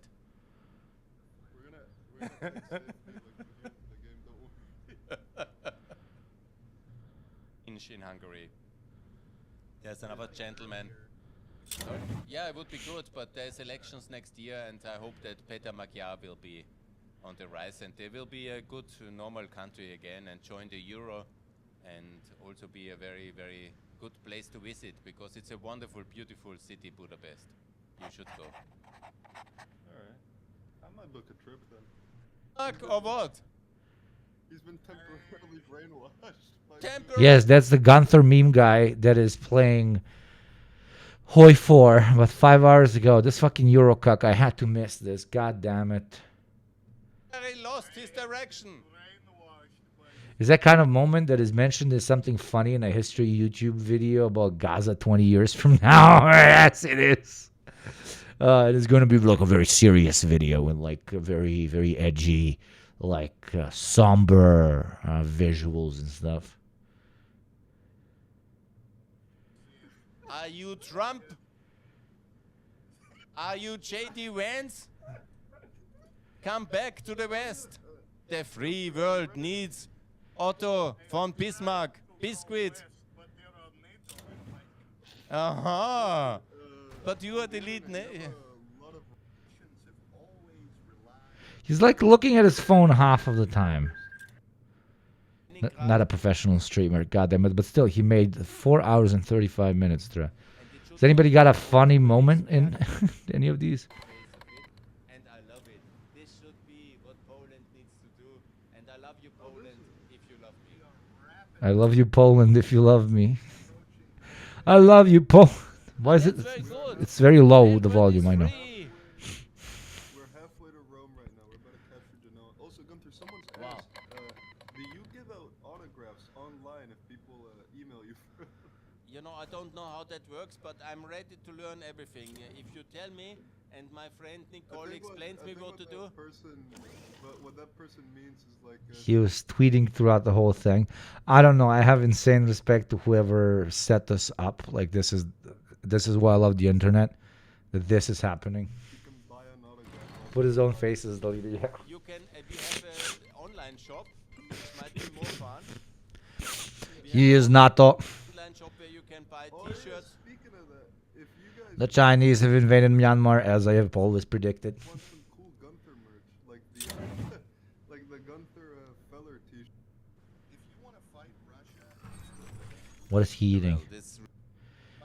I thought he sustained himself on clout. It's now the moment for the naked flag. I have to motivate the troops. I call on the people of Europe.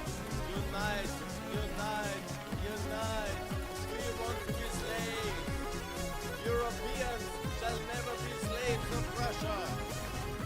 It's no longer in our strategic interest to have a big Russian empire east of us. We must unite and repel the Russian aggression. Liberate Ukraine and liberate also the Russian people of the tyranny of Medvedev. We need the flag. Where's the flag? we're going The flags. straight. Oh my god, this is incredible. Flags are coming. Here, Ole, thanks a lot. Now, Wait, we're gonna stop watching this soon. Don't worry, we'll get back with it. victory lap, yeah? Here we have the flag. of Mr. NATO. President, we're liberating. Uniting. Oh, we've Goebbels be like, Very good. is he LARPing? He isn't. This is his unironic ideology. NATO is coming. Liberation. Liberation. I will never forgive myself that I did not have the opportunity to raid into this stream. Imagine 600 of you in his chat. Imagine 600 of you in his chat. Ah, my fucking god, I hate it so much. the national anthem of the European Union. Yes, exactly. No, I'm luckily no. Now the moment comes, guys. The stars will spring, and here is, of course, Europe united. We can defeat Medvedev. The evil empire will be gone. I did not, oh Jack. I did not, oh Jack. I did not, oh. Is he from Austria? He's from Guntheria. Okay, Gunther is a country in on himself. Into the Black Sea to liberate Crimea. We have a Yeah, we have a little air. I stay online. No, don't have any fancy chat up lines like. Do they succeed? It's gonna take like. I think he loses connection. Dude, he hyped it up. Dude, he hyped it up and then they lost connection and they couldn't invade Russia. So, I think we are very clear now. We are entering the last hour. At 6 o'clock is absolute gym time. I want you to go to the gym, guys. Yeah. I don't want you hanging out in front the whole evening in front of the computer. I want you to go to the gym. And in the evening you go to a bar and you chat up a girl and you say, Günther Fellinger told me to chat you up, and as well to make a lot of babies. That's very important, and to liberate Ukraine in the process. But what if we're not white? Are you okay with the babies then? This is what we are doing here. We are good guys, and we are the free world, and we are united with Ukraine. It will be the moment of liberation. This is what we are doing. God bless you, man. Keep doing what you're doing. I love you. I love you. Become a professional streamer. I'm immediately gonna raid you every time. I'm gonna raid you every time. The cameras in the Oval Office, right in front of Donald Trump to What's with the audio? It's EU patriotic audio, dude. dispel the myth that they have been spreading that cost of living has been going down. In this moment, he's not just acting as New York City's mayor, but he's also standing as a representative for the poor, working, and middle-class people of this country across the country. But then he also stood his ground on calling Donald Trump a fascist. Are you affirming that you think President Trump is a fascist? I've spoken about. That's okay. You can just say yes. Okay. It's easier. It's easier than explaining it. I don't mind. That wasn't the first time that the media tried to pit them against each other. Days ago, you referred to President. You will be brainwashed. Me, America's son? Ha! That will be a challenge. You bet. Our enemies are all those in league with imperialism. The bureaucrats, the big landlord class, and the reactionary section of the intelligentsia attached to them. You will be Would you feel comfortable living in New York City under a Mamdani administration? Yeah, I would. I really would. Especially after the meeting. Keep listening. Are you affirming that you think President Trump is a fascist? I've spoken about. That's okay. You can just say yes. Okay. Of course, Trump's a fascist, but that was just weird. Listen again. Would you feel comfortable living in New York City under a Mamdani administration? Yeah, I would. I really would. Especially after the meeting. Keep listening. Are you affirming that you think Yeah, we President listened Trump to it already. Oh, God. An ICE crackdown in New York. Let's revisit this in 6 or 8 weeks when some of the policies. A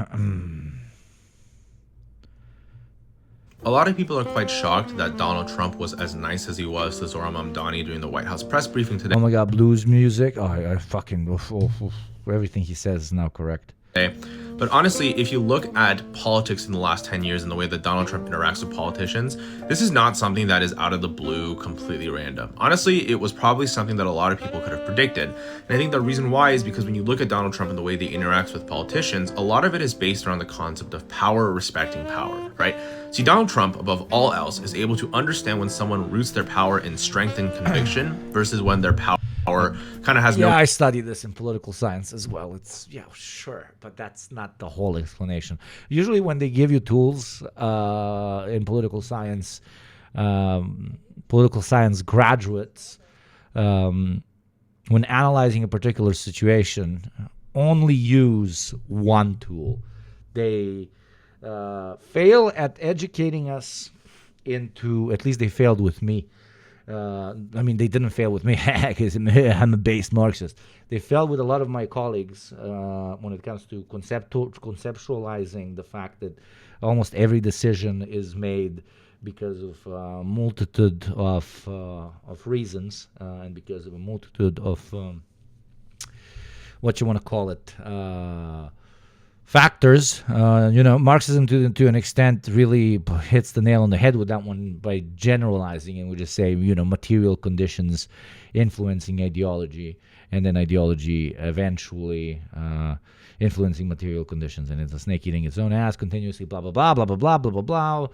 Humans are actors based on personal interest, and at least the idea of what they think their personal interests at a particular moment are like, and then it gets more complicated and more complicated to an extent, but that's it. With political science, they give you these very fancy words. You can be like, oh, power, respect, power, oh, this is the RC7, which is useful, but then sometimes you just, you miss the forest for the trees. You identify one tree as potentially a factor that has contributed to a pattern of behavior, and you just stay there. You don't take the additional step towards understanding the more complex picture at play. And when it comes to two high-stakes politicians, one literally the highest-stake politician on arguably planet Earth, interacting with a mayor of a relatively important city, there's a lot of factors playing in and undermining just how fucking strange and funny and weird the interaction was because of theory A on why Orange Man Orange is simplistic, but still interesting. Let's hear it. Thank you, Sky Blue, for your first month. Welcome to the community, my friend. And thank you, Fecha Chita Decibre. Thank you for the 8 months. Thank you very kindly to everybody that subscribes, pays their taxes, and supports the show. Let's get that camera. Let's get those Western taxes. Let's get those developing world taxes. I love you, motherfuckers. Real foundation to stand on. I think this was probably based... Yep, taking social relations for laws of nature or something like that. Yeah. I wrote an easy to digest Diamat if you want to read it on here. Send it later. Why not? As a fellow political scientist is dominant ideology at its purest positivist outlook on political and social phenomena, basically making you believe that politics is something you measure and study but never influence. Great point. Very, very, very good point. Off of his time in New York in the business sector, but as a reason of doing that, he is able to kind of essentially see through the bullshit, right? I think that's why he doesn't like Democrat leaders like Chuck Schumer or Hakeem Jeffries, and why he also doesn't like Republican leaders like Ted Cruz and Ron DeSantis. These are all people who don't really have spines. They just kind of capitulate to the power nearby. Zoran Mamdani, however, has based his election around being strong and having conviction, and I think Donald Trump understands that in a way, right? And in another way, I think Donald Trump... No, incorrect. Sure, the premise is correct. The specific... the thing he relates to is, quote-unquote, unironically fighting the power. That's what he relates to. Donald Trump does not have the conception of what power is. To him, power, for example, is media or whatever. Everybody was against me. Everybody was calling me stupid when I was running for president, but I succeeded. And everybody called you stupid when running for president, but you succeeded. You proved them all wrong. So fighting power, in Trump's perspective, is fighting low expectations. And that's what he relates to. So yes, theoretical term that you used, correct. The way you used it, not so much. But God bless. Study up. Go back to class.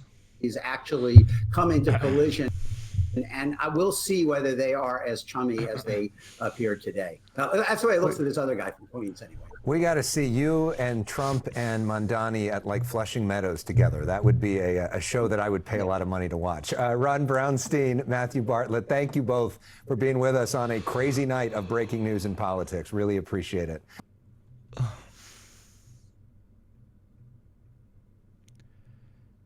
New York needs. How do you take all these good words, the tapping, the backslapping, and what would your strategy be, what your advice to the mayor-elect be to say, now turn it into substance, turn it into money, turn it into support and cooperation, not fighting?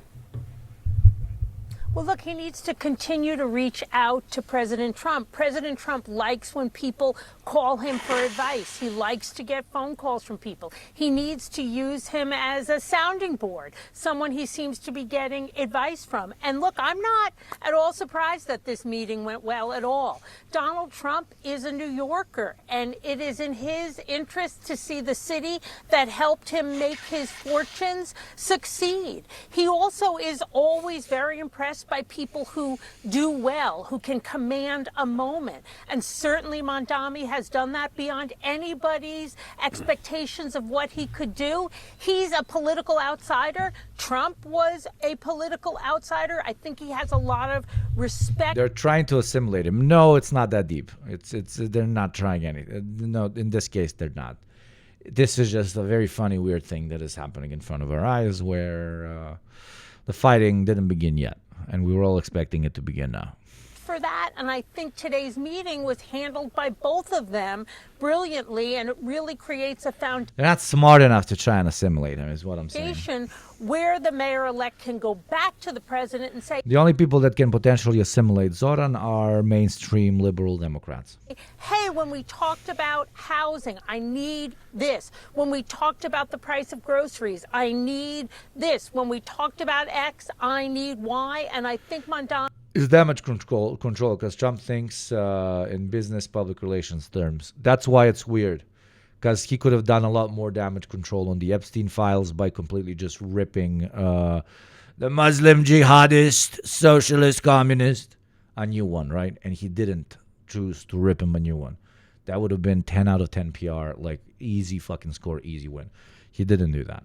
who is amazingly The way you should look at this is a complex kind of bouquet of factors that played into it, and some of the factors that played into this you will never be able to think of because it's probably something extremely niche and funny and stupid. Don't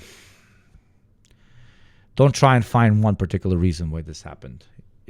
That would be anti-intellectual. That would be weak and dumb.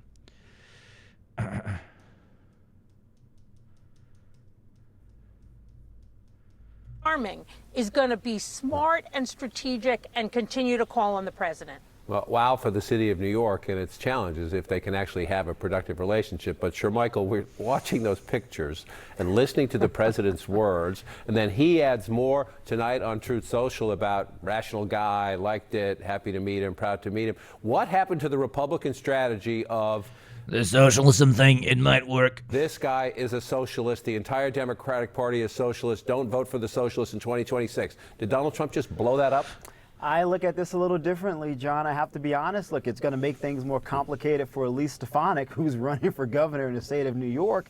But what I think strategically the president has just done, he just disrupted, I would argue, Democrats' overall messaging strategy next year on affordability and the price and the cost of living. I think the president can make the case that Republicans can work with progressive Democrats who, by the way, don't typically get along with their sort of Democratic establishment friends and say, hey, if they can't work with you, Republicans. Yes, his identity is with anti-establishment, but the way he defines what anti-establishment is just somebody who was not supposed to win but managed to win. Okay, it's a very simplistic perspective towards what establishment is, but that's his perspective. So that might be one of the many factors on why he sees himself in this very smart brown boy. Okay, will where we can on affordability. Let's cut that red tape. Let's decrease the level of restrictions. The only us versus them that he has in his political, political ideology, if we can call it that, is the outcasts, which he identifies with, and the rest. And his definition of outcast isn't right-wing outcast, left-wing outcast, liberal outcast, communist outcast, fascist outcast. None of those words mean anything to him. He's shown, like, okay, call me fascist, I don't give a shit. If it polls well, I fucking go with it. And an outcast is just somebody that's swimming against the current. And this Zoran guy is also swimming against the current. He doesn't care if a red or a blue or a whatever is swimming against the current. He fucks with people that swim against the current. Me to chat you up and as well to make a lot of babies. That's very important, and to liberate Ukraine in the process. Yeah, this is what we are doing here. We are good guys. I can't open that website because I can't open it in where I'm at, Barry. You gotta give me something else. In New York to make housing more. It's telling me you can't open it due to legal reasons. It's fucking weird. Or accessible. And by the way, let's also employ more native New Yorkers, young men, to build those houses. So the strategy doesn't go away. The strategy changes, John, in that 2.5 weeks ago, we got our butts kicked by Democrats at the local level. We lost 2 states. Mamdani got elected. The American people made it clear. We elected Republicans on the guise that you would deliver on affordability and the cost of living. We haven't necessarily delivered. So what did the president do? Smartly and wisely, in my opinion, he's adjusting, he's pivoting, and the entire Republican Party should get behind the president to tackle the demands for the American. Yes, baby. What? Oh, Comrade Republic? Блядь, что? Кой курац? This is a pretty important fucking Republican talking head. What the are you hearing what I'm hearing? That you would deliver on affordability and the cost of living. We haven't necessarily. We ran on a platform of making everything cheaper and making life easier for working class people. We didn't deliver on that. This guy ran in New York. He was like, socialism. I love people. Poor people, very good. They're going to be rich people now. Donald Trump correctly identified that as smart politics. And then he says we should pivot to that.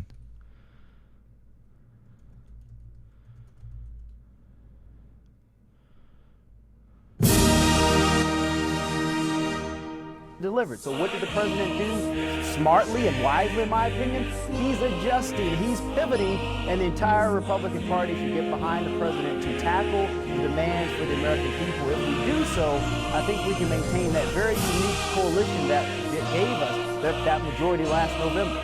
Steve, you're right. A whole lot of ads planned by Republican ad makers just hit the cutting room floor. David, sure. Did you hear the same thing I heard just now? That is fucking incredible. Where is every single person that said Zoran is simply going to pacify socialists and turn them into neocons and liberals? We have Zoran one meeting in with the president leading proud right-wing talking heads of the American Republican Party, given pitches that, sure, Zohran's platform worked really well in New York City. We are losing in the polls when it comes to affordability. maybe we should, I don't know, try out those government grocery stores. Holy mother of God, dude. That's so funny. Obviously, I'm doing a bit right now, but it is impressive. It is quite impressive. One meeting in, and you have Republican influencers calling for, I can't believe I'm going to say it, but you have right-wing American influencers, one meeting in, calling for a left-wing pivot on the economy for the Republican Party. Did I just say this sentence?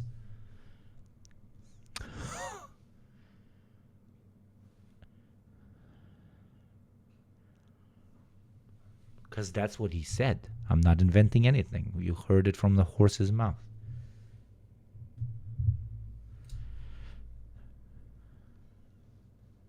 Michael mentioned Elise Stefanik. She is running for governor here in New York. And Trump was asked about her criticisms of the mayor-elect today. Take a listen. Mr. President, Republican Elise Stefanik has campaigned multiple times by calling Zohran Mamdani a jihadist. Do you think you're standing next to a jihadist right now in the Oval Office? No, I don't, but she's out there campaigning, and, you know, you say things sometimes in a campaign. Isn't that sort of She's a very capable person. But you really have to ask her about that. But I don't particularly. I think I met with a man who's a very rational person. Stefanik responding tonight, David, on social media in part saying we'll have to agree to disagree on this one, and again calling the mayor-elect a jihadist. Again, did the president... Dude, today is the funniest day. Look at the title of this video. So conservative America First. Look at the title of this. Chat. Is the whole planet doing a bit on me? So, like 2 hours ago, we were doing a bit about brown-red alliance, and now the Browns, not the Browns people who have a darker skin complexion, but the fascists are like, yeah, yo, bro, let's go, Sotsdems. Remember the Weimar Republic, guys? And funnily enough, the guy that pitched this, unironically, OG was Sneeko, I guess, the greatest political influencer of our time now. I'm Zin pilled now that Zins exist here. 11 milligrams. Let's try it. I have no idea who this lady is. Kim Iverson. Have you ever seen this lady? Not bad. I prefer the bluer one.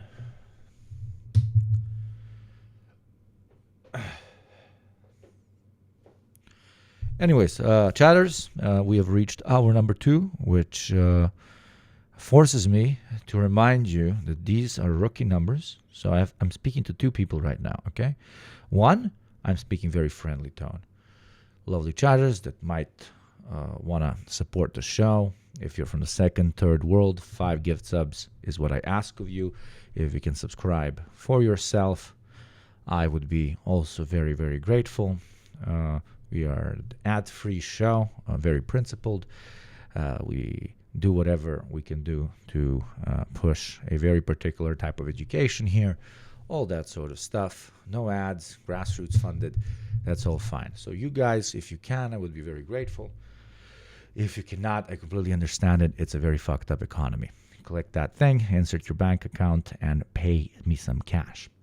But if you are a motherfucking rich ass Western white boy, white lady, or whatever, and you got me here with only one Western tax for the day, I am not asking, okay? There is a man in your room right now with a gun to your head. That is how you should look at this interaction. And he is telling you that he's from the Yugoslavia IRS, and you must pay those goddamn taxes right now. You must change the opinion of fellow chatters towards white Westerners, okay? You must show them that there are good white people. Your ancestors call upon you to show the denizens of the 21st century that there are white people that pay their taxes. Because ladies, gentlemen, and MBs. What I'm saying here, and the aggression in my voice, is based on data. In the United States of America, only 14% of all wealth is owned by non-whites. And yet in this chat, okay, 42% of all taxes are paid by non-whites, non-Western whites in particular. They own only 14% of the money, and yet they give 42% of the tax. And the Western whites own how much? 58% of the wealth. 86% of the wealth, yet they contribute to 58% only of the taxes. So if you're a Western white, exclamation point tax, and feed your fellow chatters some good old subscriptions and make this number go up, because otherwise we look absurd out here. You look especially absurd when beautiful developing world chatters come in here, like a stunning Gripcorn with the 5, okay? You see? Guys, developing world guys, let's show them, I guess. If they're not going to pay their fucking white Western taxes, show them what real support is, okay? As we all know, everybody in the second and third world lives in little huts and dances around fire as a means to keep themselves warm and entertained because they have no electricity. And yet they pay the majority of the taxes here. And yet they pay the majority of the taxes. So what is your excuse? And grift part over. Let's continue. Commentator Nick Fuentes is actually calling for his followers, Republicans, and himself to basically form an alliance with the left. Very interesting. This is similar to what we saw many in the left doing during COVID, when Democrats just became so ultra woke, it just became so nauseating and people couldn't stand it anymore. And they were cracking down on speech and they were cracking down on freedoms and they were saying they were doing it in the name of democracy and they were hindering democracy. And a lot of people who were Democrats or on the left said, wait a minute, maybe I should go and actually ally myself with the right. We saw that with, the biggest example of it is Robert F. Kennedy Jr., who went from being a Democrat when he was running to an independent to now being in the Trump administration. Well, now we're seeing that same sentiment, but from the right saying, you know what, maybe we should start partnering somewhat. This is why I said the other night, why don't we have populist Republicans and populist Democrats that just solve problems? Just solve problems for Americans. Because they work for corporate America and that's it. And they don't solve problems for regular Americans. They solve problems for billionaire Americans. And by the way, I am willing... It's counterthetical to what you are and what you represent, motherfucker. ...willing to compromise with the left. 100%. I'll work with anybody. I saw the track AIPAC people. It's some progressive woman and some progressive gay guy. I'd work with them on shutting down AIPAC in a second, in a heartbeat. Same goes for Anna Kaspari and Cenk Uygur. They were in favor of democratic populism. They want to deliver health care. They want to deliver education. I would work with them in a...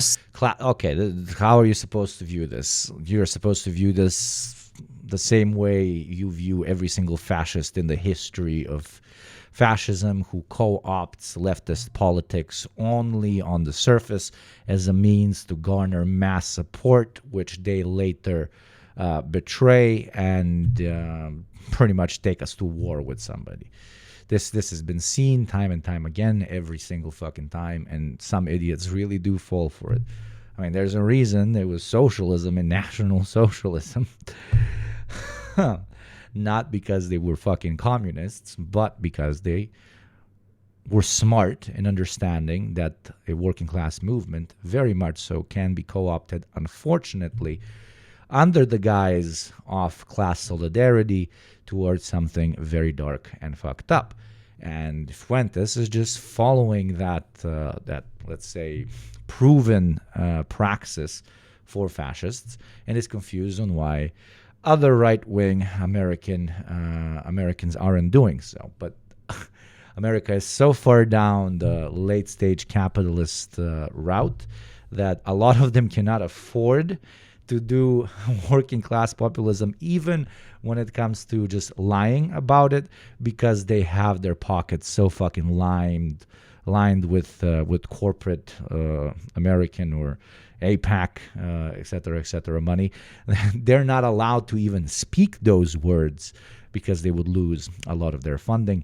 That's number one. And number two, just the wider American population is so, unfortunately, the majority of the wider American voting body is so unfortunately reactionary that even a proud right-wing fascist telling them, like, we're going to shoot all the minorities and I'm going to give you health care, an American right-winger will fight that fascist, not because he wants to protect minorities, but because healthcare sounds scary and red to him. That's why the borderline doesn't exist. Like affordability right-wing politics in the United States doesn't exist, because affordability in the eyes and ears of the right-wing voting body of the United States is something that just sounds like the opposite of what they believe in. It's a very interesting kind of ideological contradiction, right? Where the vast part of the American voting body is more right-wing than the right-wing agitators when it comes to what tools can be used and cannot be used to achieve, the fucking Fourth Reich. It's very strange. It's very, very, very funny. It's very funny. In a second, a Zoran Mamdani all day. That's why I said we need to rethink. Yeah, it's why a ton of people who called me a woke leftist extremist and tried to get me fired at ORC illegally got fired and make up shit to people now. Yeah. The idea of rejecting healthcare that you currently can't afford because, hey, that's communism is insane. Yeah. It is, funnily enough, it is harming the American right because it cannot expand its scope. Because a lot of people that define themselves as apolitical or whatever would vote, I'm talking white Americans, of course, white, cis, straight Americans, would vote for a super bigoted motherfucker if that means they, eggs become cheaper. They absolutely fucking would. But an American cannot really run on eggs actually becoming cheaper because they would have to take away 1% of the 1% of the 1% off the wealthiest 1%. And to actually do that, to give a tiny bit to the reactionary working masses would already be seen as treasonous by the American reactionary working masses. That is why right-wing politics, specifically in America, is a little bit different than anywhere else, because they have to continuously keep up with the big problem they, to an extent, created for themselves through the many different Red Scares and through the the tying of just helping out your nation and your people with betraying your nation and your people. The contradictions are impressive. They're impressive. Oof. I'll be right back. Oh, no, wait, let me listen to this. Jesus, what the fuck? This Zin fucked me up, dude. Realign our politics. Ooh, I'm zinning out of my fucking mind. Holy shit. It's based on what actually matters and what matters to us. We have to drop the wokeness, arguably, on both sides. We have to drop the wokeness on the left, which is anti-white and obsessed with immigration, basically throwing the borders open. They have to get rid of the tone policing and language policing. And on the right, we can work together with the left. Maybe we have to let go of some of the cruelty and abuse directed at some of the marginalized communities on their side. It's true. There are marginal people. Oh, my God. What else would you call a racial minority other than a marginal person? That's why they deserve to have their own nation and should all be deported and live in Madagascar. I'm okay with living in a society where we, as long as we close the borders, we can take care of everybody in the country. We can figure out how we can all get along together. Yeah, there you go. This is the classic that I've talked about earlier, right? As long as there is a consensus agreement that we can... What did I talk about earlier? Lying, okay? Fascists throughout history will tell you that they will give you the same shit that leftists want to give you, and that their right-wing policies are not going to go overboard, that they're not actually going to put people in camps. My fucking God, are you silly? Are you stupid? What? Taking property away from ethnic minorities, shooting them back to the head? What the fuck? Putting them in ghettos? Are you fucking crazy? No, that's insane. Until they do. It's literally the oldest fucking... It's Adolf Hitler going out there, and you can find hundreds of speeches by Adolf Hitler literally talking about how it's insane that such a small minority of people has all the money and all the working people have no fucking money, and how they're betrayed, and how he's always gonna keep the working German people in his heart when he comes to power and when he develops the Third Reich, and the working class will not be forgotten. It will blah blah blah. National socialism is socialism in the name, for fuck's sakes. That does not make them socialist. As cliche as that is, fortunately on some people it works. Put America first. But what I see from the Trump administration and from the Democrats is neither of them are willing or able to actually do anything for people. And they are not able, I'm giving you proper fucking dialectical materialist analysis, they're not able to do so because the American reactionary base is too reactionary to accept help.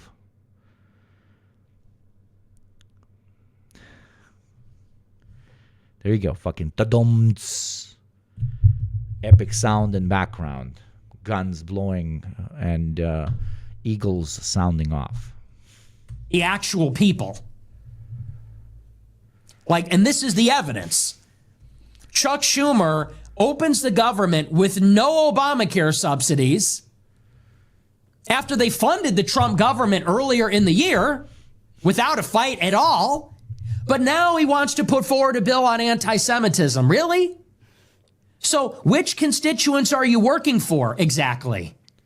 You can't condemn the genocide in Gaza on behalf of your many Muslim or progressive constituents or even Jewish constituents that have a problem with it. You can't deliver on Obamacare, but you're obsessed with it's anti-Semitism, white supremacy, That's a grift. That's just a race hustle. You're just a race hustler.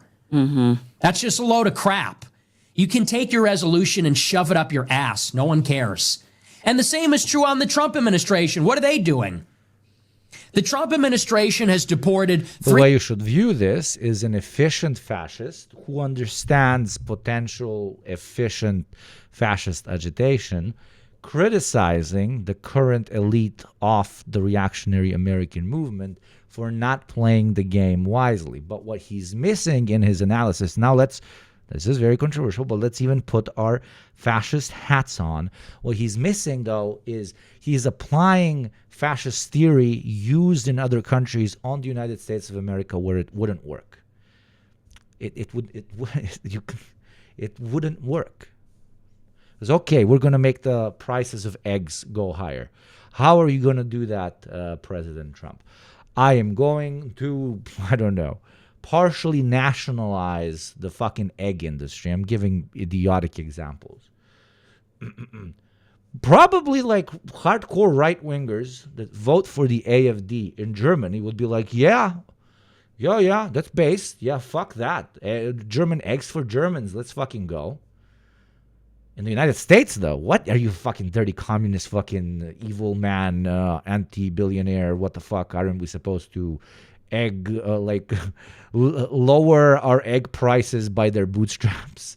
What are you doing, you piece of shit? I'm not going to vote for you no matter how much I agree with your more racialized attitude. So Nick is giving, I'm saying this under the context, is giving smart fascist advice, but for fascist movements outside of the United States. This is not applicable to the States. Thank you, Prio97, for the 5. Third and second world fucking chatters really lifting up that beautiful subscription count. Thank you very kindly.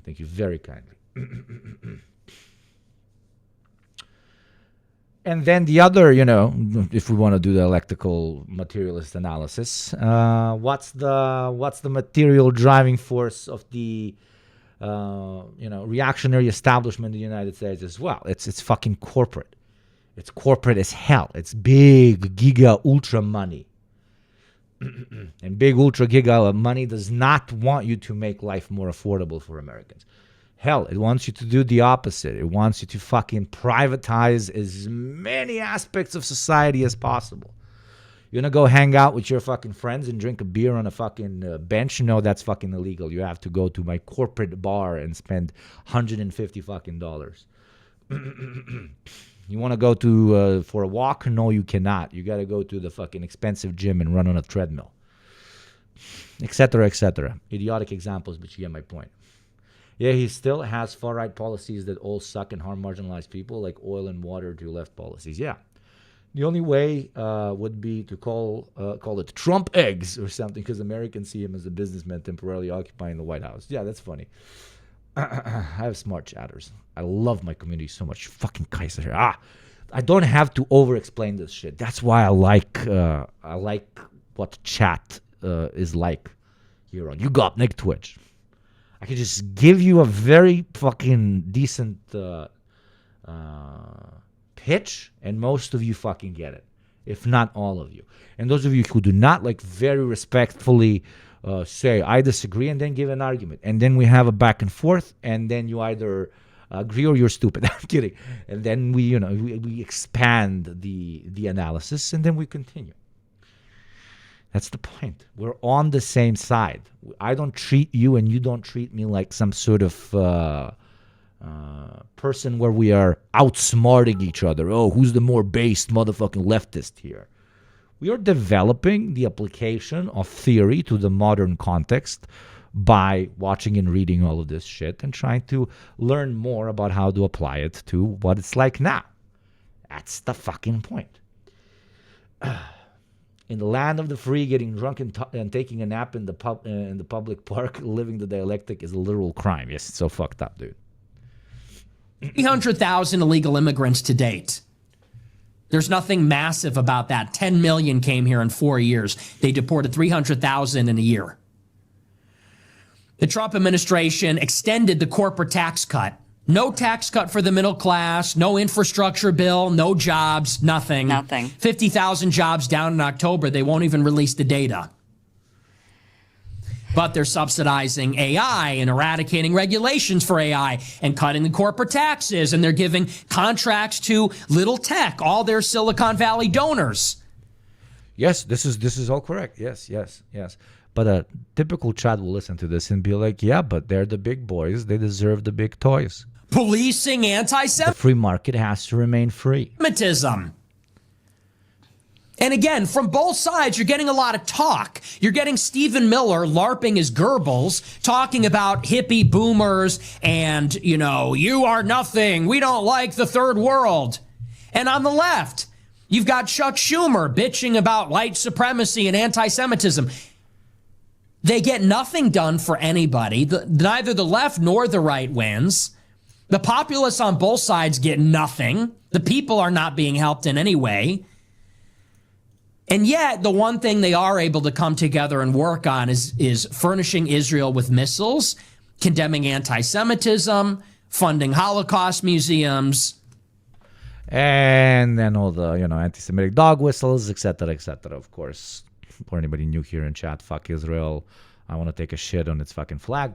But obviously, the dog whistles here are very obviously not exclusively anti-Zionist, but very obviously also anti-Semitic as fuck, right? All of you know this. Can't believe I even need to say it. Endless stuff like that.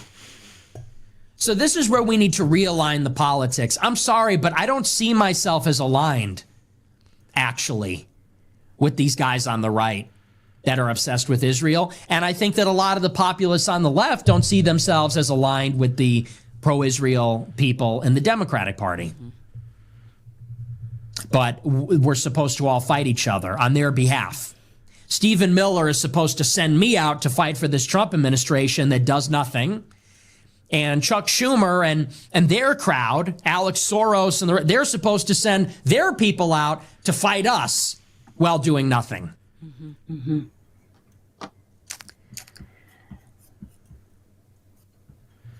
He stated himself that he does not give a shit about Palestinians. Of course he doesn't. He is seizing a important topic for many Americans as a way to sneak his politics into the wider conversation. So everybody's thinking about the genocide in Gaza. So now I have to have my particular opinion on the genocide of Gaza so that when people tune in to hear about my opinion about the genocide in Gaza, I can radicalize them towards my particular types of politics by introducing my particular types of politics interwoven with my sometimes correct analysis of, Zionism equals bad. That's how you do political agitation. That's, 101. Apparently that side of my family is hella old school Hungarian socialists. Very cool. It's crazy that some Holocaust museums have so much Zionist influence. It is very fucked up. There we go. 1 second there. I just wanted to show you something on my screen, but my mic was on that. But let me just go ahead and show this to you. Let me see if I can find it, because Nick makes a really great point. And I want to show you. Jesus, Nick makes a really good point. Okay, I don't know who this lady is. I clicked on this because of Nick. I am doing misogyny. I do not want to watch this because of the woman speaking. I want to hear the Groyper male. Infighting that they just kind of keep us going on. They constantly have us infighting. And that's their Oh, she's an enlightened centrist game, right? Their game is they just want us to fight each other, and that's what Nick is bringing up. Maybe we should stop fighting each other. Maybe we should actually align with each other on the things that we agree on, and then from there, let's take our country back. And I've been saying this also. We need to take our country back, and we need to align with one another. And hello, social democrats and liberals, us from the National Socialist Party of America want to take our country back from immigrants and revolutionary communists who want to do violence. Join us. I promise nothing bad will happen to you. We first got to get rid of the evil foreign element, okay? The Bolshevismus and the foreigners. Afterwards, nothing bad's going to happen to you. I promise 100% that nothing bad ever happened to people that aligned themselves directly with fascists against more principled communists. Absolutely never. Then once we get our country back, we can then trust us, bro. When we get our country back, then we're going to talk. And by talk, you're going to be talking to a wall. Okay. Start squabbling with each other about all of these things, policy issues, differences in ideas, differences on how we're going to get things done. But right now we can't get anything done because the leadership just has us hating each other. That's what they're trying to do. They want us distracted. And many people have been talking about this for a long time. This is not new. Nick Fuentes, what he's saying is not new. What's interesting about this is him saying this about the right coalescing with the left. For the last several years, especially since COVID, we've heard a lot of people on the left coalescing with people on the right because they felt like the left had become really authoritarian, which they had.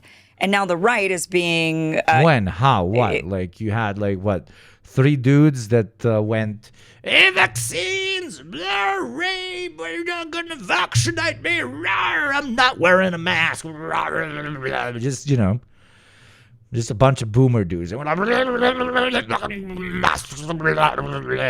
was it. It was 5 guys that have YouTube channels, bro. Come on. I mean, they're totally taken over by Israel. I mean, they're just completely and utterly taken over by Israel. Summon Peter Coffin. Israel. I forgot about that person. I was thinking more that, what was that guy that was friend with the Unk? Oh my God. Jimmy Dore. Yeah, Jimmy Dore went down that pipeline. Jimmy Dore jumps. So many ideologies so quickly. So...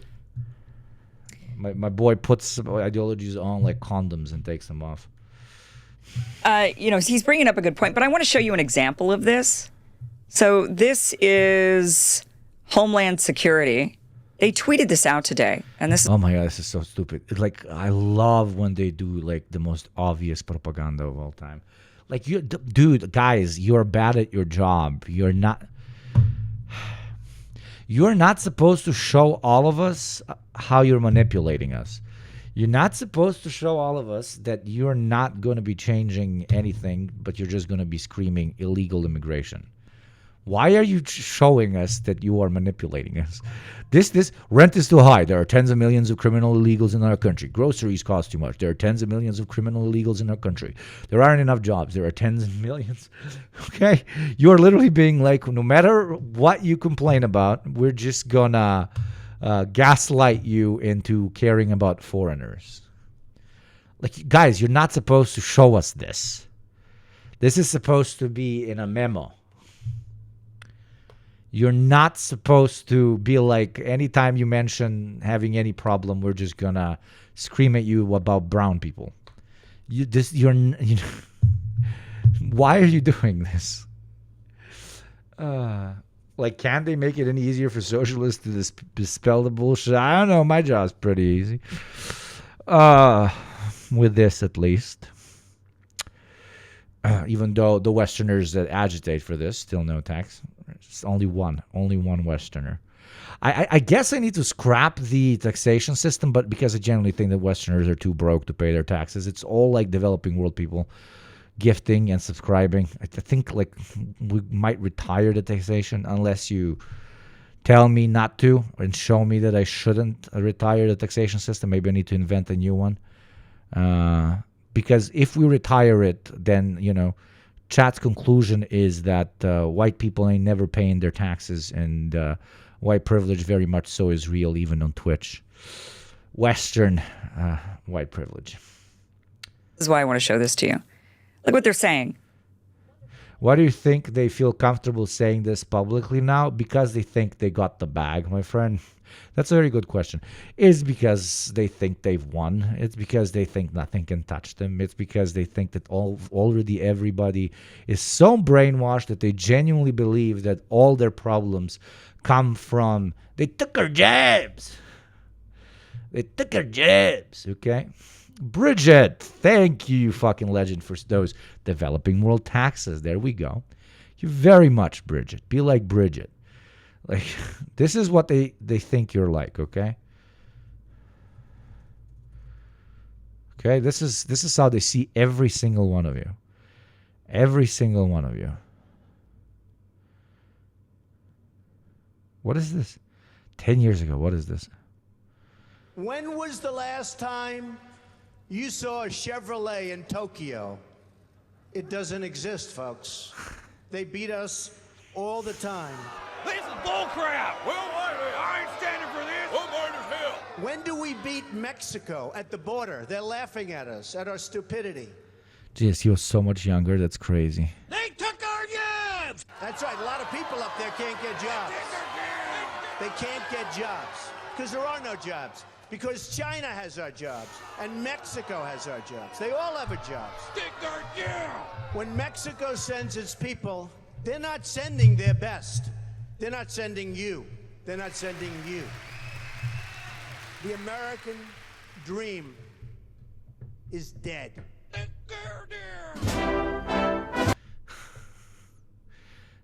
Dibs. It's cringe to refer to South Park, but that wouldn't worked. Rent is too high. So this is how they get us to just blame the other. Rather than blaming the administration, blaming the people and what they're doing, this is what they're saying. I mean, they might as well have just said, oh, it's the anti-Semites. But instead they say rent is too high. There are tens of millions of criminal illegals in our country. Groceries cost too much. There are tens of millions of criminal illegals in our country. There aren't enough jobs. There are tens of millions of criminal illegals in our country. Also, to the person that asked me, why do they feel comfortable doing this? I explained why do they feel comfortable. But why they're actually doing this is because they're stupid as shit. Because they literally just really want to post. Because they're post-pilled. Because everybody, posting is more important than any other political action in the minds of the current fucking political establishment of the United States of America. Motherfucker posts when wars end before he actually talks to the warring sides, dude. You gotta post. You gotta, like, they cannot stop themselves from writing an edgy thing and publishing it. They don't think in terms of strategy. They think in terms of, oh my God, this is so edgy, I gotta post it. That's the second reason. This is just them being like, dude, it's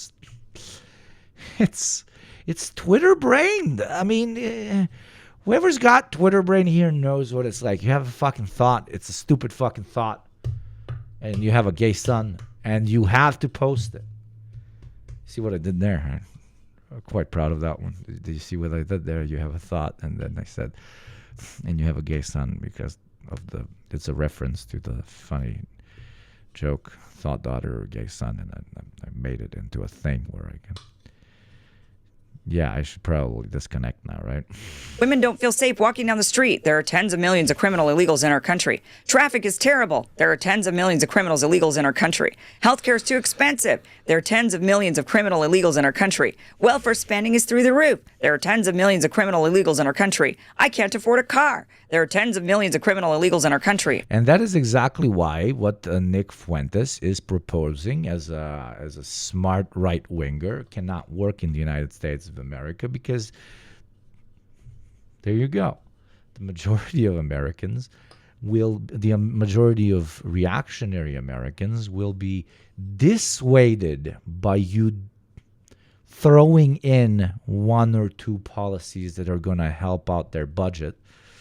They're going to help out their yearly budget. That's going to dissuade them from voting for you. It's not going to get you new voters. I can't afford a house. There are tens of millions of criminal illegals in our country. Many problems, a simple answer. This is what Homeland Security tweeted out. And a lot of people are saying, like this person says, I fixed it for you. Rent is too high.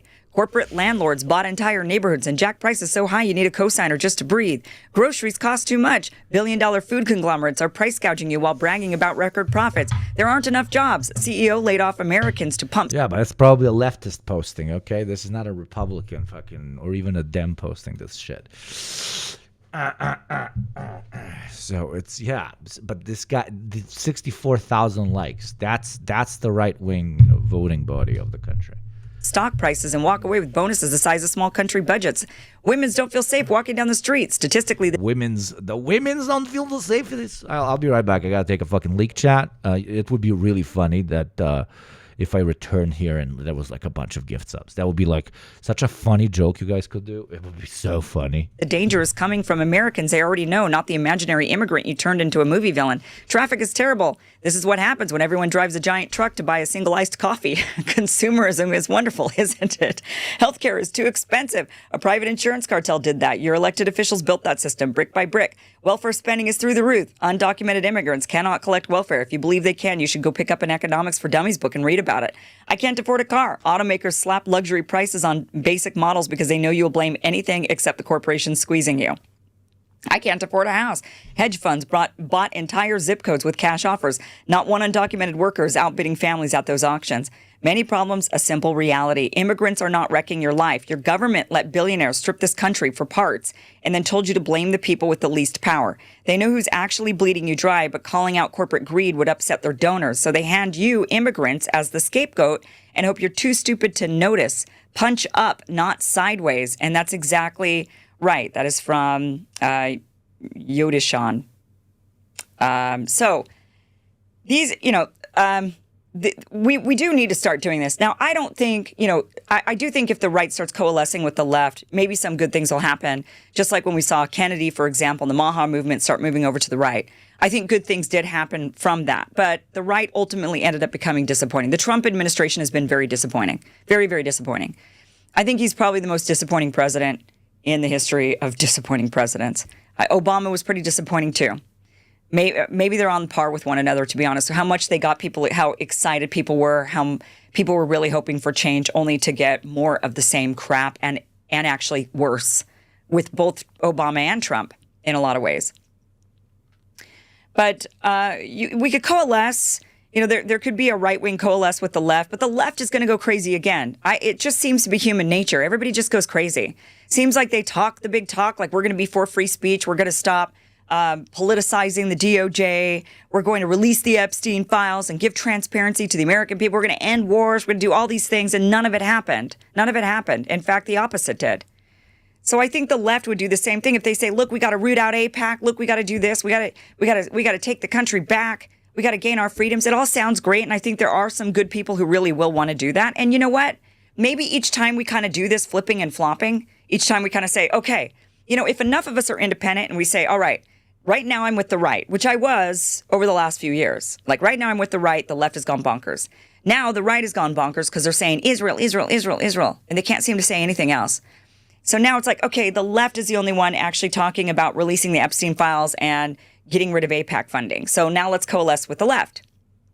And then the left is going to inevitably do something stupid again, and they're going to lose their way, and they're going to become crazy fascists, and then we're going to have to move over back to the right because the right will have something good to say. And I think it's just going to go like this over and over, and we're just going to have to, as independent thinking, intelligent people, we're just going to have to keep switching back and forth and gaining, hopefully, more and more people as we do it.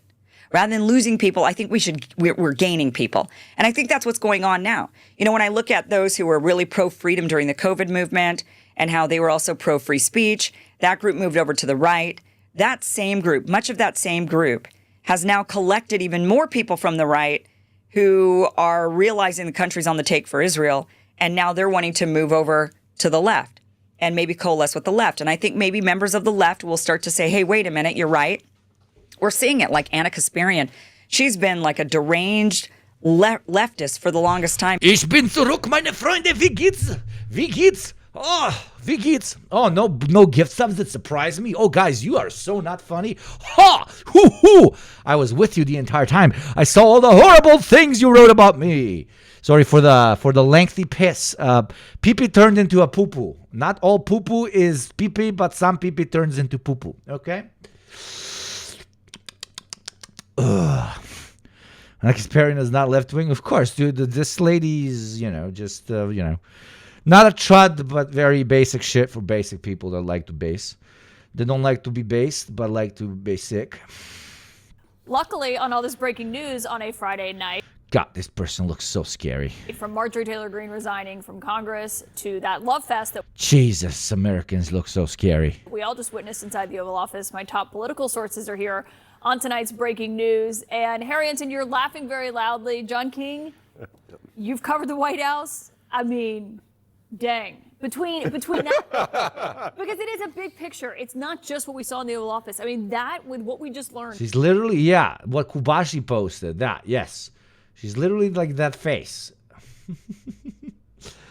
I'm not saying she's not pretty. I'm just saying she's scary as shit, dude. I'm terrified of liberals, man. I love some liberals, but most of them are scary people. Moments that Marjorie Taylor Greene. Nothing scarier than a bad person thinking they're good, okay? They constantly have the umph face.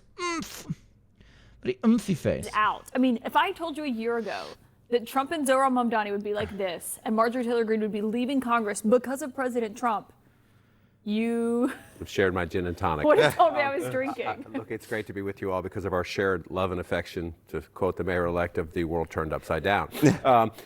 It's amazing. It's remarkable breaking news. Look, we have lived in an age of political disruption, really since the election of Obama, but especially since Trump and the MAGA movement came along. So on the one hand, we shouldn't be surprised by disruption and disaffection and things changing, and there's no real political parties have no real center anymore. I don't mean center in the middle of the electorate. I mean they don't have any core because Trump has redefined the Republican Party. The Democratic Party's in a search and who are we mission right now. But this is still mind-blowing in the sense, let's start with Marjorie Taylor Greene. My biggest question is, what next? She just broke with the president on the Epstein files and won. She says he is. It's a Saturday. Should we have a little cheeky one? I'm going to a birthday afterwards. Anybody having a little cheeky one? Tone deaf on these affordability issues, and guess what? She's right. Maybe the president had a shift today with the mayor-elect of New York, but up until this point, that's why his approval ratings are in the tank. So she has said up to today that she was not going to run statewide in Georgia. You know, people roll their eyes and they laugh and they say, well, when I say, well, maybe she's going to run for president. But again, Donald Trump could never win the Republican nomination in 2016, and then he could never beat Hillary Clinton, of course, and he could never be president again after January 6th. Barack Obama's not going to be president of the United States. That's never going to happen. That's what they said then. Mamdani can't beat Cuomo and be the mayor of New York City. So we live in the age of improbable stories in our politics because the ground beneath everybody is shifting so much. I don't know what she's going to do next. I do know one thing. Number one, she's not going to stay quiet. You know her. That's who she is. So what she decides. And number two, this is a granular Washington issue. Speaker Johnson has less than one-hand majority This makes when his she life goes harder, away, right? when she goes away in January, that's another -1. I think it leaves them with +2 or +3. They don't get too much done heading into the midterm year anyway, but that's hard. To John's point about her not staying quiet, I mean, she released a 10-minute video explaining this, and in part of it, Then I'll see she you again. says loyalty should be a two-way street, and that we should be able to vote our conscience and represent our districts.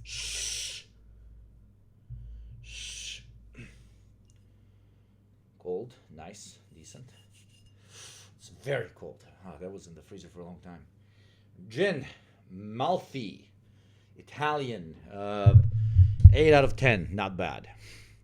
You want to hear a freaky thing? I like gin without anything. I enjoy gin, just straight gin. Sometimes with soda. Not necessarily, like I like it as a gin tonic and in every other form, but I also enjoy just gin.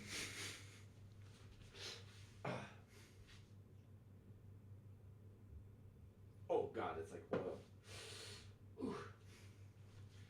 God, it's too cold. Look, it's like oil, chat. It's literally oil. It's oil. You're lying. Why? What am I lying about, chat? Fuck, it's really cold. Dude, my fingers. What the hell, dude? Dude, that has been in there for a month. Look how cool that. Oh my, this is absurd.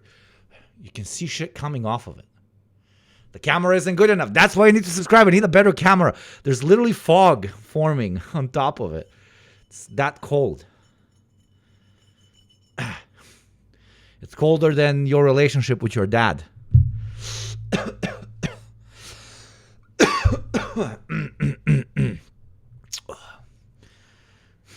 Interest because our Your freezer, of course. Somebody say oil. Yes, brother. job title is literally representative, and America First should mean America Condensation. First. I know Oregonian Bum. What the fuck? Everybody give Oregonian Bum is a fellow chatter that also streams. A follow right the fuck now. Can we get a shout out to a dear friend of the show, Oregonian Bum? Fucking brilliant. And I know it's condensation. You fucking Americans First. And then she wrote this, and this is, I mean, she is directly calling out President Trump. She says, standing up for American women who were raped at 14, obviously they would be girls, trafficked and used by rich, powerful men, should not result in me being called a Cheers, traitor chat. and threatened by the President of the United States, whom I fought for. We are starting, in my opinion, to see the real world consequences of what we're seeing in the polling. That is cracks, actual cracks in Trump's Republican support. His net approval And rate. we are hearing Republican talking heads unironically say that the Republican Party under Trump needs to pivot towards more Zoran Mamdani-esque policies, which I did not have that in my 2025 cards, dude. I'm an American, which means I'm an expert at geography, but a lot of you guys roasted me last week when I accurately pointed out that Europe is a country. So today, I'm going to explain to you guys the world map from the American perspective, the way I learned it growing up. If you disagree with this map, don't get mad at me. This is just the way they teach it in American schools. So let me know where your spawn point is in the comments, and without further ado... Hello, communist man. I've been tasked with asking you whether Greece is Balkan, so is it? Funny how you asked this right as we play this video. Greece is insanely fucking Balkan. Yes, it is very fucking Balkan. Dude, look at this.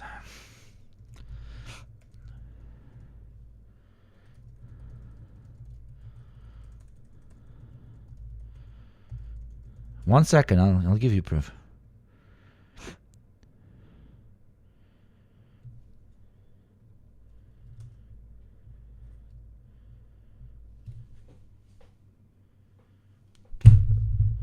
Is Greece Balkan?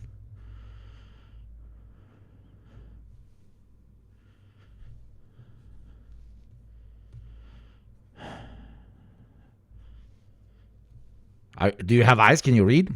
Spotlighting Kotes, the Greek political party whose only goal is to legalize smoking indoors. You want populism? That's populism, my children. Konačno imam za koga da glasam. Ha, gde si čilovina, brate. So, yes. Do? Let's begin. So obviously this is the United States. Is Turkey Balkan is a more contentious question. While the Turkish people, especially from its western regions, are mentally very Balkan, and I said this as a compliment, under the principles of anti-imperialism, we cannot call them Balkan because we spent 500 years under occupation and we finally kicked them the fuck out. Okay. Finally kicked them the fuck out. And to call them Balkan now after fighting them for 500 years would be treasonous to our forefathers and foremothers. So yes. Which is my spawn point, and probably half of Americans could point to this on a map on any given day. Down here is the Gulf of America, and on the right we have the American Ocean, and on the left, the Pacific Ocean. Above it there is Canada. We all know this is Canada because we know that it is up. If you look... Is Hassan Balkan? Hassan is very Balkan because he has Balkan genetics. Hassan looks like a very typical mixture between a Serb and a Turk. Okay? He's got a little bit of Greek in him. He's got a little bit of Greek in him, but that's a Serbian dude. Have you been to Serbia? That's just a straight up Serbian guy. Like, it's absurd. Look up, you're looking towards Canada. And then we all know that Mexico is down, where they speak Mexican. And one of these islands over here is Cancun, and another is the Bahamas, which are both parts of Mexico. But if we zoom out, you'll see that Mexico is massive. It goes all the way down to the bottom. And we don't usually know anything about the individual Mexican states unless we're planning to start a regime change war, so we do know that this... Barry, why did you give me this video? This one is Venezuela. Then down here we also have Brazil. They have the Amazon rainforest, which I'm not sure which came first, Amazon or the Amazon. So that was all the left side of the world. Pretty easy to remember. Now let's jump to the other side of the flat disk where you'll find Australia. We don't know much about this place other than they have crazy animals and a president who one day just randomly disappeared into the ocean. And it doesn't exist. Australia does not exist. Nobody has ever proven that Australia exists. Oh, there's these guys called Boy Boy. They're from Australia. That's proof that Australia exists. No, Boy Boy is Serbian and the other guy is Chinese, Kazakh or something. What the fuck? And they're just LARPing to be Australian so that Westerners listen to them, because if they say they are Balkan and Southern Asian, nobody's going to listen to them because people are racist. There you go. It's really far away from civilization, but they speak American, which is good for world peace. Now let's jump over to Morocco, which every American can point to on a map. We really love Morocco because it was the first country to recognize America as a country. So to my Moroccan brothers and sisters, shukran. Actually, you guys probably don't even say shukran because your dialect is so different. But yeah, next we've got Africa. I think this is the biggest country in the universe. And all we really know about this place is that there are trillions of zebras and elephants everywhere, up and down. The same amount at the top as there are in the bottom. The whole country is almost as big as my hand. That's kind of nuts. This is Libya. It's a big one that Hillary Clinton put on the map. Then we, of course, have Equatorial Guinea. Every American knows about Equatorial Guinea, and we are extremely up to date on current affairs in Equatorial Guinea. It's just a common dinner table conversation here in America. Then nearby, we have Madagascar, which, of course, is the country where the hippo and those penguins from the anime live. And over in the top right by the ocean, we have Wakanda. Now let's look at the Asian continent. This is the Soviet... I have to admit that I'm low-key racist when it comes to Madagascar. All I know about Madagascar is from those fucking hippo movies. I've never met someone from Madagascar. All I know is the fucking animated show. I think in Madagascar, I'm thinking talking animals. And I know that's fucking racist as fuck. I gotta, I don't know, do my research or something. It's probably a beautiful nation of people, great culture, fucking thousands of years, fucking, you know, very base chill, probably have good food, dude. Probably nice weather, beautiful beaches, stuff like that. No, to me, it's just talking animals. Same way probably to a lot of you, Kazakhstan is just, my name Borat! Animals from Madagascar have more representation than actual people, very much so.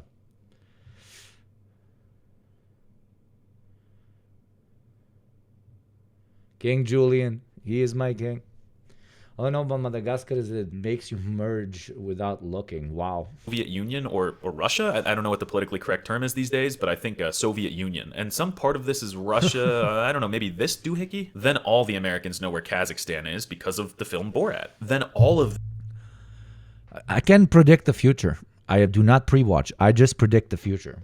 Oh, spontaneously mentioning Borat at a very random moment. And then Borat is also mentioned 10 seconds later in the video. A video that was sent by a chatter for me to watch.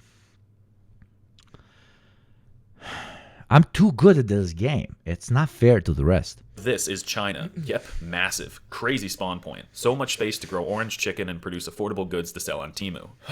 You know, I don't want to get political on this channel. I never have, but I guess it's time I take a stance on this. This is Taiwan. It is not China. I don't care what anybody says. This is not China. It's Taiwan. The United States is willing and That's pretty funny. ready to defend this land because we love the chip the democracy and the people. So back off, China. This is Taiwan. That there is Korea, which I was taught that we unified in the war, and then this is Japan. And this here is both India and Pakistan, and somehow they fit over 1 billion people in there, and they live in harmony, and it's a very peaceful Somebody send this to Aruna now. He's going to flip. little island. Then most Americans know about Vietnam, a country I was also told we unified, and then this is Mexico as well, their Asian headquarters actually. And now let's jump a bit and finally look at the country of Europe. Yep, all this blue is Europe, and it covers most of the continent. It's separated into 2 parts, but no big deal. We taught them how to build and use airplanes so they can fly between the 2 parts. Up here we have London, which is a truly gorgeous country that everyone loves, and right next to it is Scotland, and the tiny one is Ireland, where everyone is a leprechaun. Down here sticking off of Europe is another part of Mexico, and then if we go over here in purple, you'll see the country of Eastern Europe. It's called this because these states are located in Eastern Europe. There's a ton of strictly Eastern European culture there, which I'm a huge fan of. Then all of this is Yugoslavia. The red here is actually a state of the United States called Alabama. People love to make fun of Alabama, but this place is nice. This with all the islands is Turkey, and then this wide one here is Egypt, where they have all the pyramids and aliens. All right, finally, let's... Okay, you win subscription. You know why? You know why? No Albania mention. Well, Albanians see they get comments. Wait, probably. There's always an Albanian somewhere. But no. Fuck, there's definitely an Albanian. Come on. There has to be an Albanian being like, but I'm Albania. There has to be one. Come on. Come on. Not a single one. They still haven't found it. It's a new video. They haven't found it. Let's talk about the Middle East. Americans know nothing about the Middle East, and that's why we go there to learn about it. Oh, just remember, this is how I... Famously, I am named, what the fuck? What the fuck? What happened? Why is my... Why did I become so big? That's what, somebody said. This is weird. What? No, what? Why am I... What? What happened to my setup? The fuck?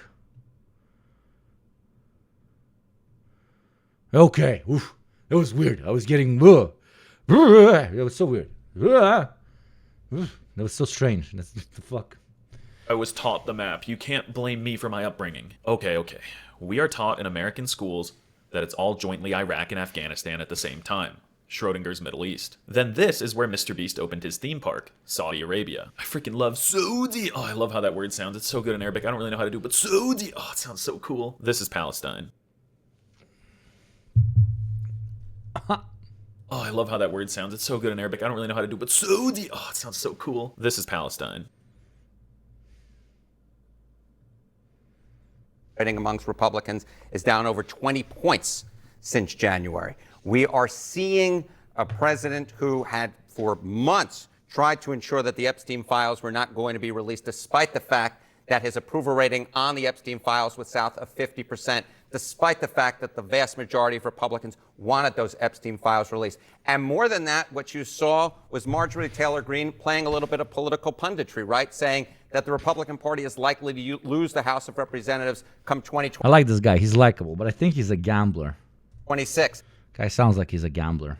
That, of course, is what we see in all the polling data as well. This, in my opinion, has been the 10 worst days of polling that Donald Trump has had throughout his entire second term. And Marjorie Taylor Greene resigning and stating what she did, in my mind, sort of puts the capstone on it, and also puts the capstone on a day in which the President of the United States met with Zohran Mamdani and that love fest. To quote the movie Tootsie, this is one nutty hospital. Jamal, I want to know what Democrats... AKA the numbers man, Joker, AKA the joke. I'm a gambler. You want to gamble here? If you donate 10 gift subs, there's a 50% chance I will also donate 10 gift subs to follow you. Let's gamble. And I'm literally going to do it. Let's gamble. Wait, this probably... No, I don't think it's against the OS. Random number generator, okay? So if it generates a number that is divisible by 2, I do the same amount of gift subs. If it generates a number that is not divisible by 2, I do not give the same amount of gift subs. So if, for example, you gift 20 gift subs, I click this and it's 7, I do not give 20 gift subs. I do not give 20 gift subs. I give 20 gift subs. So if anybody wants to, there you go, invented a new method. A new shilling method. Fucking fantastic. Anybody want to gamble? Are 2 and 0 divisible by 2? 2 is, 0 is not. If we get 0, you're very unlucky. This could be fun. It's technically not gambling because you cannot win money. You can just make me lose money. There you go. You do not win money, you make me lose money. Democrats are thinking about this nutty hospital, as Harry so lovingly puts it. But we have David Urban here. David, I mean, I've been talking to a few Republicans tonight in the last 30 minutes since this got announced. They are genuinely stunned by this news from Marjorie Taylor Greene. Caitlin, I listened and watched the full 10 minutes right before I sat down because, like you, it's hard to wrap your head around it. You know, John gets it right, and everyone knows this. You know, this is an administration that superlatives, unprecedented this, this is truly an unprecedented day where his biggest supporter by I know that we are supposed to always disagree with CNN and make fun of them for being old and white, but yeah, this is pretty unprecedented and pretty insane. I mean, I can't imagine. And I just want to put as much of a spotlight on the fact that we've seen an actual famous Republican policy talking head unironically say that they think that the Republican Party needs to pivot towards more Zoran-style policies. It's just crazy. Thank you, Violet Catfish. Thank you very much for the gifties. Do you want me to gamble with those gifties or no? Anyone who's taken more Just tell me, Violet.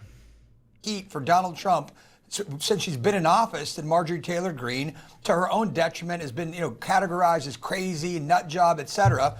Today, yet she is castigated, thrown aside as a traitor, and as you correctly pointed out, he's embracing Zohran Mamdani, a Democratic Socialist mayor of the city of New York, like they're fraternity brothers. I mean, it's crazy. No need for the gambling. Okay, Violet. What I do want other chatters to do is give Violet a sub. Violet just gave 5 of you a sub, but Violet does not have a sub. Easy. And she, some of her verbiage is incredibly biting. She's not going to sit around like a battered wife and defend the president when impeachment comes in a few months. I mean, it is some pretty vitriolic language on her part. And, if you're the president, if you're Speaker Johnson, you can't be feeling too good tonight as you go to bed. Yeah, David, I mean, her likening herself to a battered wife was very jarring, obviously, as you listen to that. But that's how she was essentially saying, because I think a thing to drive home, and maybe she is running for office in 2028 or for who knows what. But I mean, this is a genuinely shocking moment, I think, for her in terms of the falling out and how hard that has hit her since this has happened. I mean, we talked to people Thank you by any close to means her who were necessary. describing Kind of you, my the friend. death threats that were escalating and what this looked like, David. I mean, Tell me if you want to gamble. I mean, listen, it makes the Elon fight look like a pillow fight, right? President Elon, this is a joke compared to that, right? I mean, the president. There's a lot of not incredibly surprising, but pretty surprising things, at least in the eyes of a normie, that have transpired throughout this entire campaign. Not throughout this entire, English language bug, that have transpired throughout the first year of this administration.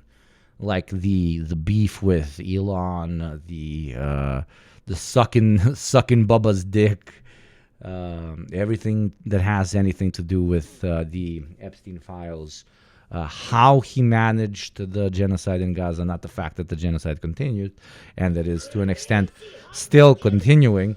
But the way he handled it, the shit with Russia and Ukraine that is currently very, very actively developing. Russia's taking a lot of territory.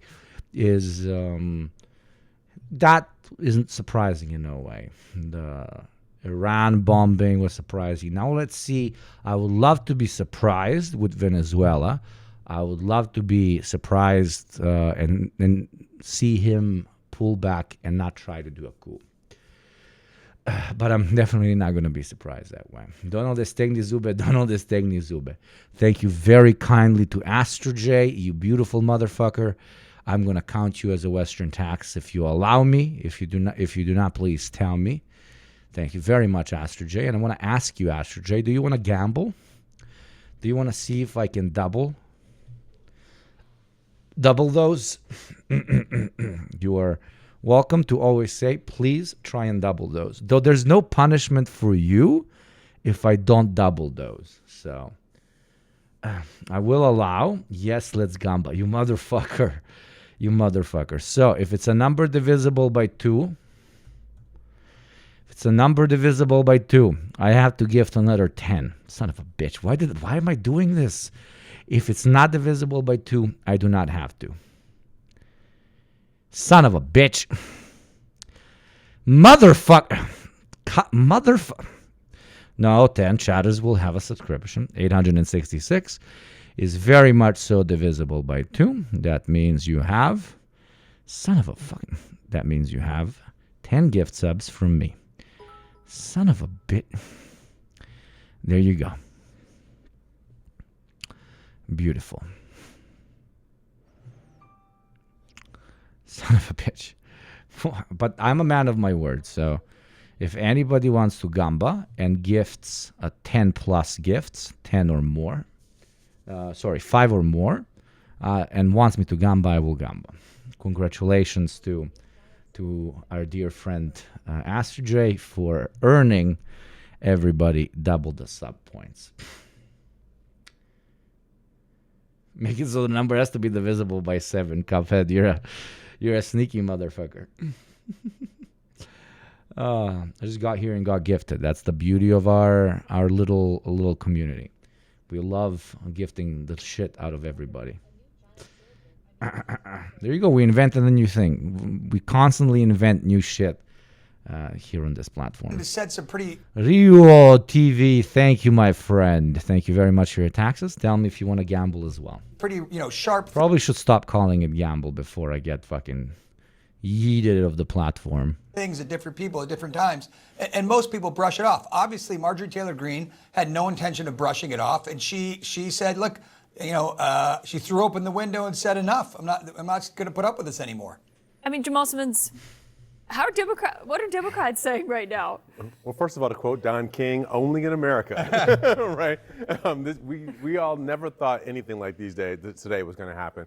I was on CNN on Sunday with Dana Leo, Bass. tell me if you want me to gamble. Interviewed her, yeah. She was interviewing Marjorie Taylor Greene, and I will tell you, everybody in the green room had their mouths open when she apologized for participating in the toxicity. Nobody expected her to do that, and now we see where this has led today. She's had a week of it. Okay, I think we covered everything when it comes to the beautiful relationship between these two people, developing right in front of our eyes. Let's move on to some other interesting topics.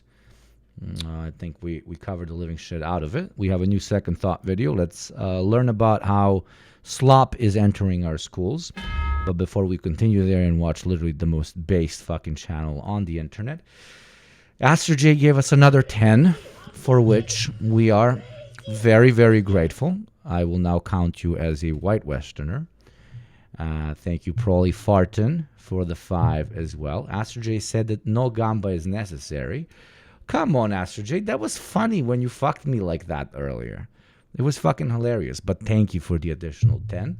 I will not force anybody into anything. Prolly Farton, welcome in, my friend. Would you like to gamble? Ryu, son of a bitch. We have finally another white Western taxpayer. Unless they aren't, please tell me if I should remove you from this. Thank you, Prolly Farton, and thank you, Rio TV, you based motherfuckers. But now I want both of you, Prolly and Rio, tell me if you want me to gamble. Jesus, why am I asking? I'm going to fucking off myself. Rio. No Gamba paying taxes. Okay. Probably does not want Gamba. Now, my other friend, Ryu, do you want Gamba? Jeez, my heart is beating. Ryu, do you want Gamba? I guess this is why the fucking gambler degenerates, dude. Gamble, you son of a bitch. Woo! That's a lot of money.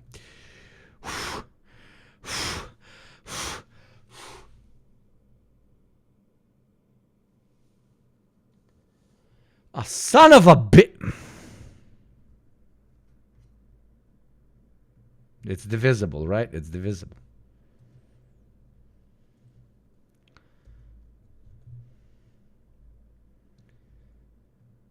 It's 418. My fucking God. 2 out of 2, come on. That's why you shouldn't gamble, children. That is why you should not gamble. I'm going to count it as Western taxpayer, even though I'm not from the West. I'm going to count my own as Western tax. I don't care.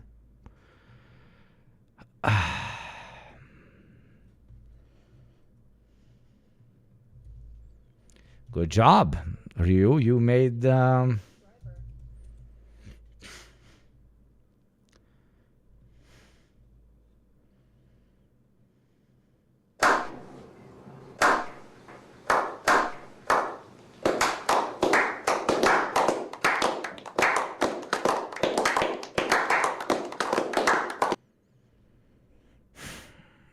Good job. And we have a hype train. I'm not giving you cats. Anyways, let's continue. But you should still subscribe. And to the end of the stream, you can gamble with me.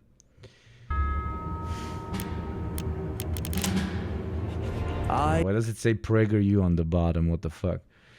Level 10, let's go, motherfuckers. Boat Parade. Boat Parade, you would have never watched ads because we are a strictly anti-ad channel here, my friend. I used to work in the advertising industry back when I was a fucking dirty normie. So out of principles, we don't want it. But that would be low-key a lie because also we can't have ads because of politics. But I don't run ads on my gaming streams either, so... I am John Adams. I'm Thomas Jefferson. Benjamin Franklin. Betsy Ross. George Wythe. John Witherspoon. John Hancock. Hi. That is so funny. I'm JT Chapman. And I am not Puerto Rican, even though I goddamn... Dude, if you want, like, inside information, the chains and the rings and the shit that he's wearing, I would like to say, because I've been like this, my whole life, but I would love to say that JT is like, inspired by his bro after we met twice physically and had those lovely, like, all together 20 days.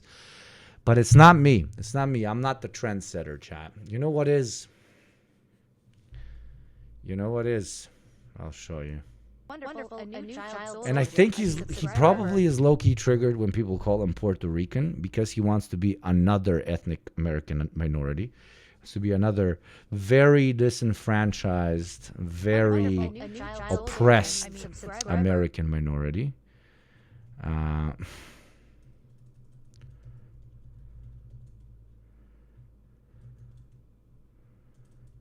that's this one. Subscriber. Fuck off! Responsibility. Right. Do me a favor. Let me see the way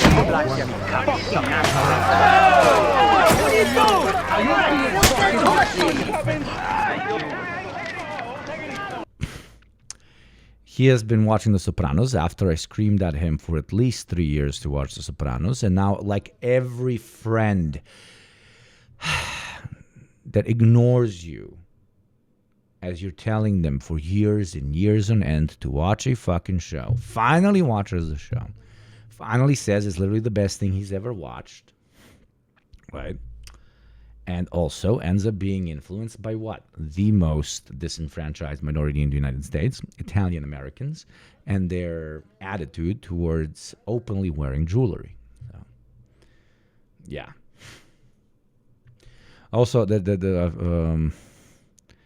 I love how when I was on Hakeem's wedding, like everybody could guess that I'm not Muslim. And I was like, dude, I'm a pretty dark looking dude. Like somebody could guess I'm a fucking Arab, like light Arab. There's lots of light Arabs. I didn't know why. Like everybody could immediately guess. You know why they could guess? Because most of them were like practicing religious Muslims in the wedding and so on. You know why they could guess? Because I wear jewelry. And for practicing Muslims, it's usually just women that wear jewelry. I learned that a couple of days later. I was like, fuck, dude, I don't pass. I was like, fuck, I don't pass with the Arabs. I'm not Arab passing. I'm not Arab passing. No, it's because I wear fucking jewelry. Son of a bitch. Muslim men don't wear gold jewelry specifically. Yeah, exactly. So I was like, shit, son of a bitch. I would make a horrible CIA agent stationed in Baghdad. Like, the drink in my hand. No, I was smart. I was drinking pure vodka, and I was drinking it out of water glasses. I was respectful. I need to have like a haircut like this so that the Iraqis. Hype train almost dying. It's a level 10, so I'm very grateful. But I think we can push it a little bit more, and we can gamba. Even though I'm losing money, I find it to be very funny. And I get like rebate from Twitch on them, so don't feel too bad for me. I would really love to do the gamba a few more times. I think it's a great bit. So if you want to save the hype train and do a little bit more gamba, I would love to do a little bit more gamba. It's a motherfucking. How did 10 gift subs not push it through? That is so stupid of Twitch. That's 10 gift subs. Now you're killing the hype train, and Twitch itself is now losing money. That is so fucking dumb. Thank you, Rio, though, for the tenner. You beautiful motherfucker. Do you want me to gamba? Rio, you wanna gamba? If it's 3 out of 3 that I lose, I'm gonna lose my mind. I'm gonna take it down to 10. I don't know why I took it to 1,000. Fuck, needed more. It's okay. It's not on you. Rio, do you want me to gamba? Do you want me to gamba? Thank you, Titoist. It's fine. No, let's go. Whatever. It's fine. Whatever. Come. What? Okay, Paul. Should I gamba 11 gift subs or not? Paul, run a poll, mods, please. Do we gamba or not? Ryu says no need. Because Ryu is a nice fucking person, but I am developing a gambling addiction in 4K. And I also like my chatters all having a subscription. So, mods, no. Mods, no gamba. No gamble. Nobody wants. Brandon is like, gamble. I love you guys. Oh. Let's watch the fucking video. Like, this stream is so derailed. It's so derailed. It's just a meme stream.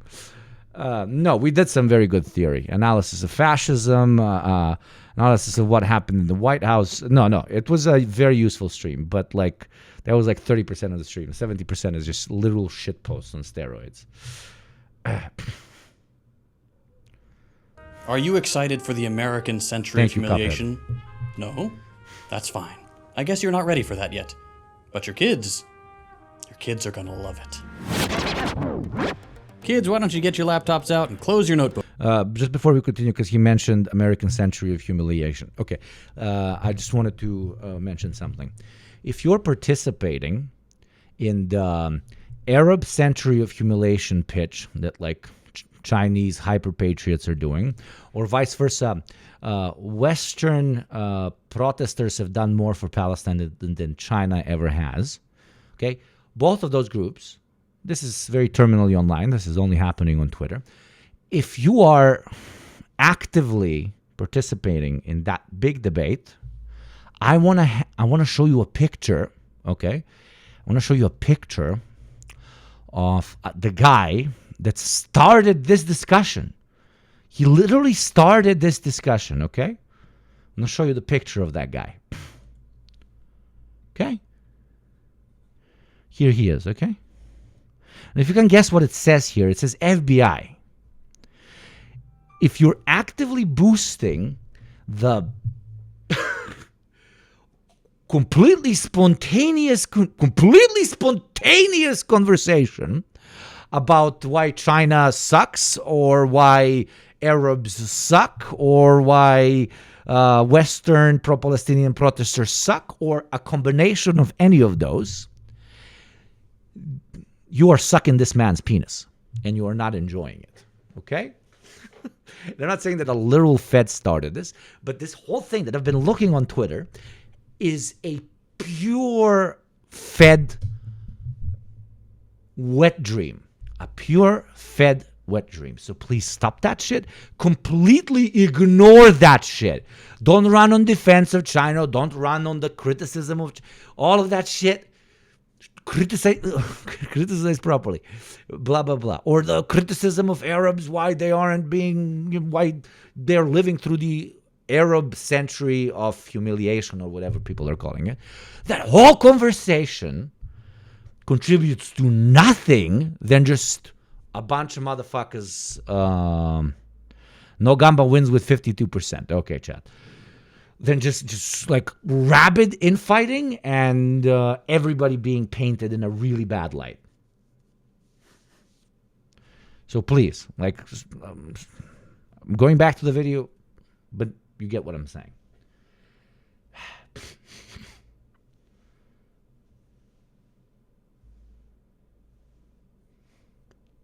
Books. Slop School's in session.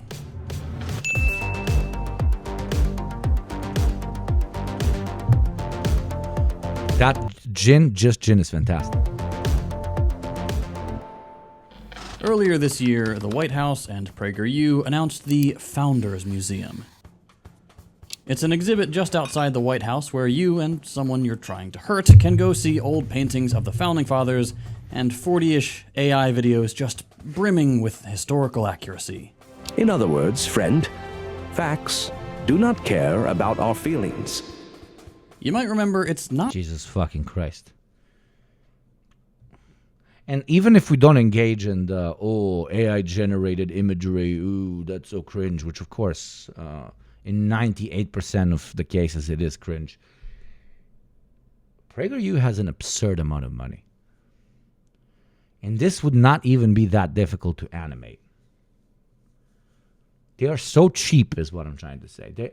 They are not cheap when it comes to opening a physical exhibit in a place that costs an absurd amount of money to rent and upkeep and decorate. So they spend an absurd amount of money on that. But then just to pay a couple of animators that probably would do this for cheap as dirt. That's what they're saving their money on. So yes, PragerU tells you that in order to be wealthy, you need to be smart with your money and invest where you should. And yet they're just really bad at money. Okay, that's usually the case. That's usually the case with every right-wing pro-capitalist guy. Usually they're broker than dirt, dude. We are hypocrites if we are doing well in capitalism but are anti-capitalists. But they are loser cuckolds if they are doing bad in capitalism and advocate for capitalism. So I'd rather be a hypocrite, okay, and be a hypocritical communist while I drink fancy, it's not that fancy, this costs $20, fancy Italian gin, than be a broke as fuck pro-capitalist. Not the first time PragerU's given this sort of thing a shot. Being taken as a slave is better than being killed, no? I don't see the problem. That was in 2022. But hey, now it's even better. It's AI. And yeah, I know, haha, PragerU is dumb and bad. Welcome back, OG BreadTube. Move on. If you ever driven a Yugo, I learned how to drive in a Yugo. The reason I'm talking about this, though, is because it's not just silly YouTube videos anymore. PragerU is about to be everywhere. You might know this already, but 10 states have approved PragerU material to be used in class. Meaning videos like the kind you just saw and full-on PragerU lesson plans being part of regular public school education in who knows how many classrooms. Lesson plans like this one that teaches kids that socialism means services failing, shortages, and economic collapse, that migration means more poverty, violence, and insecurity, and that American oil companies are the best and can do no wrong. Great factual stuff for kids. And that would all be concerning enough, but recently, it got worse. The whole leave it to the states to make education decisions thing that got these materials into so many schools in the first place, that has become a full-fledged federal project to whip kids up into a nationalist frenzy.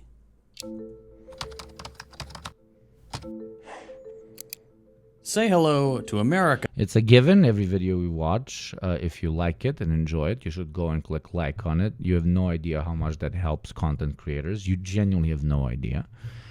And of course, subscribe. But that advice is on steroids when watching Second Thought videos. Please, like motherfuckers, go and support his algorithm.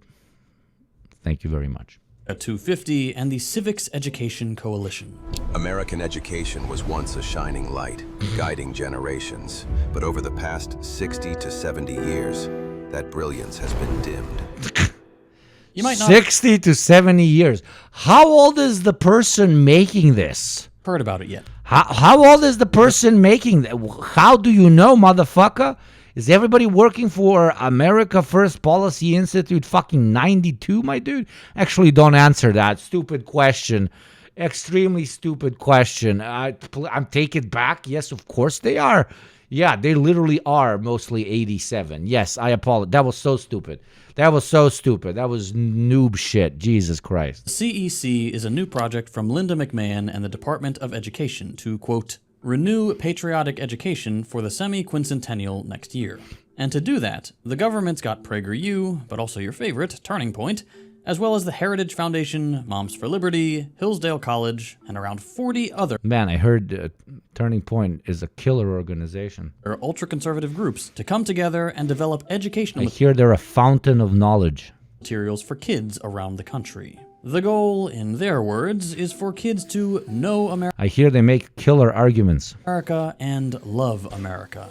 Even if that means making Dude, if you interact with Turning Point enough, your mind will be blown.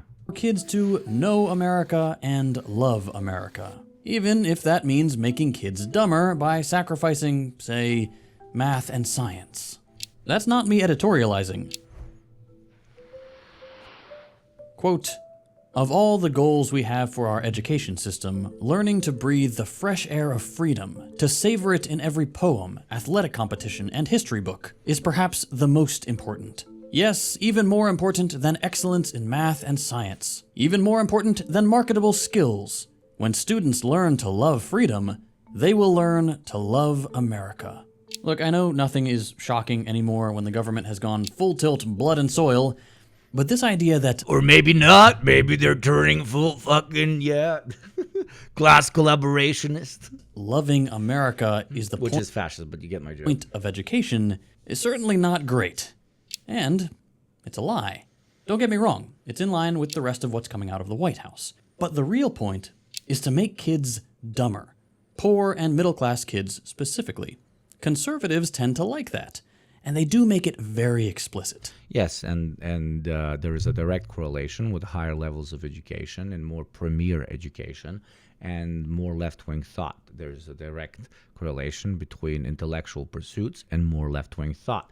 There's a direct correlation, ironically, with higher income brackets, listen to this, with class consciousness. Now, wealthier people that happen to be high-tier managers or owners, of course, have bourgeois class consciousness, but a lot of mid-tier managers and then, of course, employees that are in high-paying industries very often also have a higher propensity towards developing class consciousness.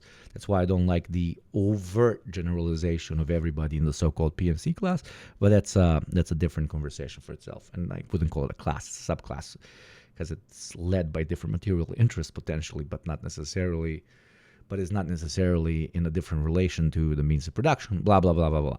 So when you have, I'm going to say a cliche now, but that cliche warrants saying, when you have an intelligent political class at the top that sees a direct correlation between skepticism towards capitalism, towards the status quo, and towards what America could be,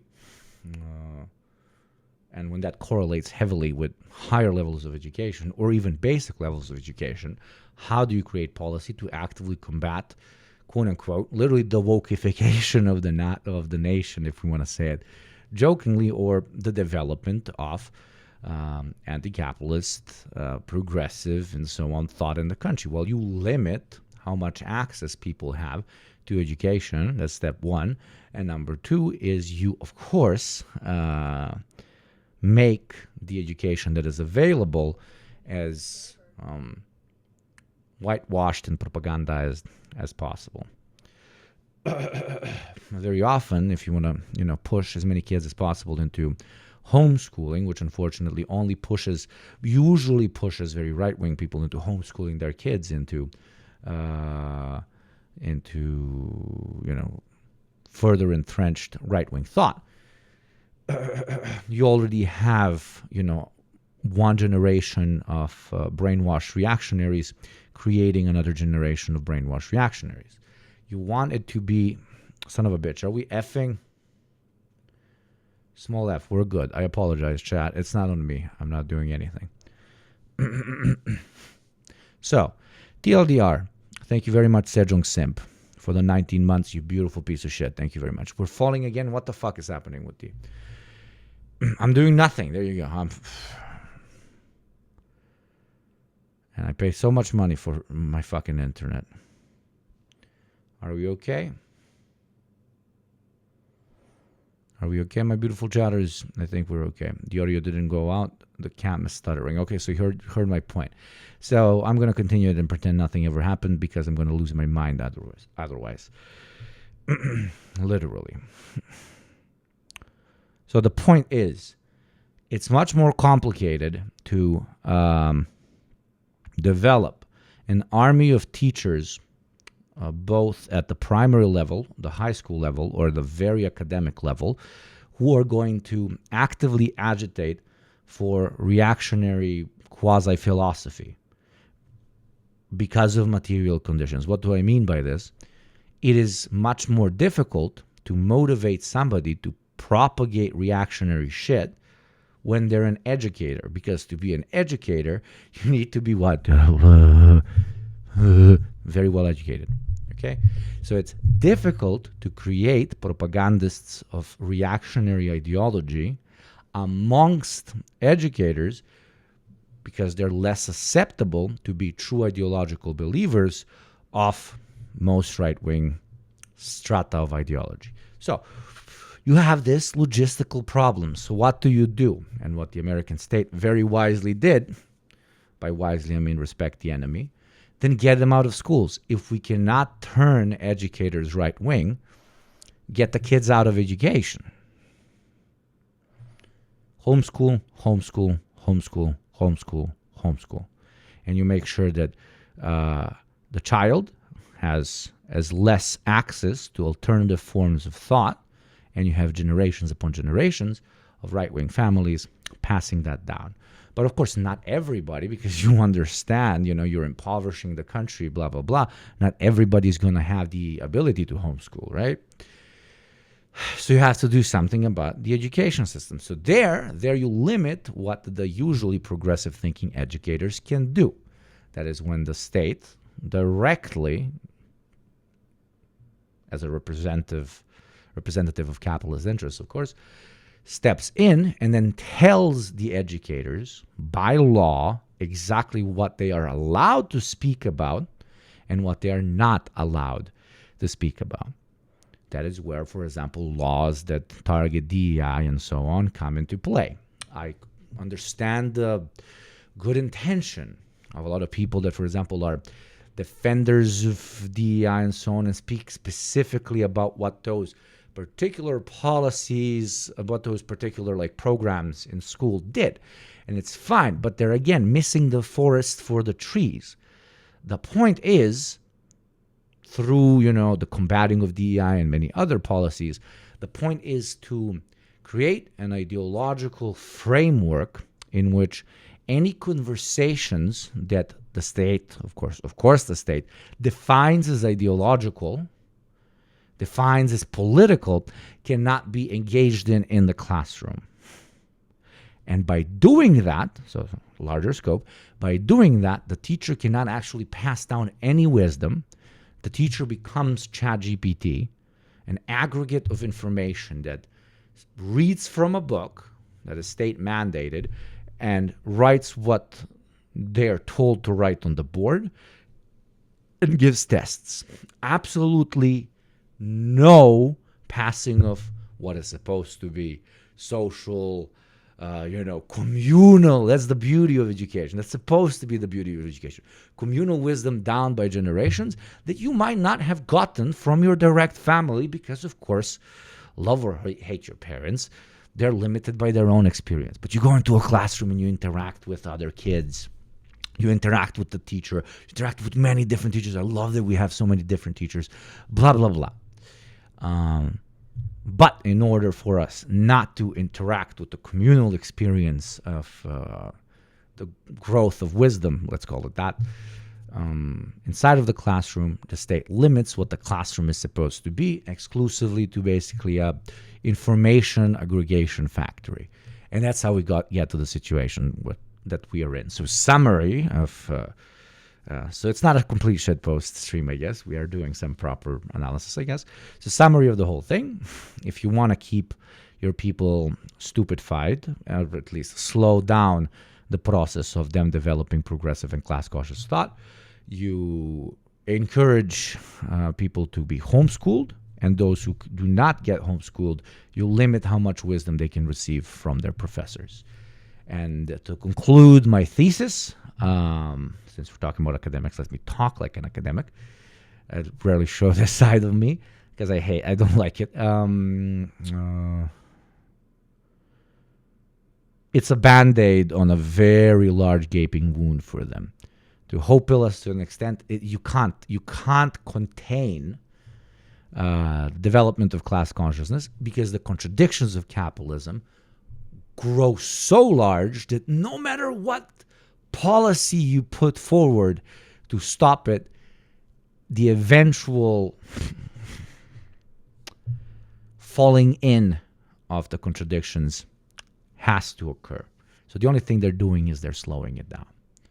And that, to an extent, is the greatest hope pill in general of somebody that pursues class-conscious politics, be it Marxists, be it anarchists, or even be it, welcome, progressive liberals, thought stems, blah, blah, blah. There's still time. You guys, since you're here, you're not stupid.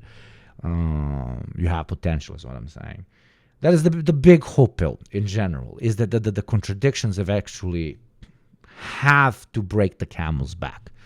And everybody's like, oh, but yeah, when the contradictions break the camel's back, reaction could win. Barbarism could win over socialism. But you guys are missing, whenever somebody says this, you're missing the fact that our planet is insanely large.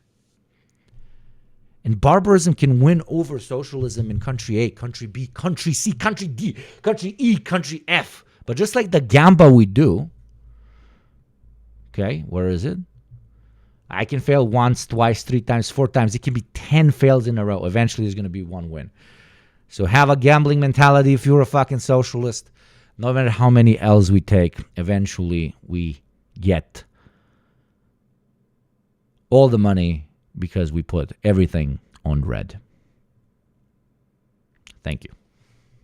Smart people don't like me, and they don't like what we talk about. Their plan is to get poor kids to pledge blind allegiance to white Christian America, while good education goes only to the rich kids whom they can turn a profit on. I absolutely am saying that capitalism inevitably collapses, but we live on a planet that has finite resources, so we might collapse human civilization through environmental disaster or nuclear warfare or something before capitalism collapses. But if none of those factors happen, capitalism will collapse. Dialectical materialism absolutely implies this. Because a lot of people who make a counter-argument, they will say, Marx never said that socialism will definitely happen.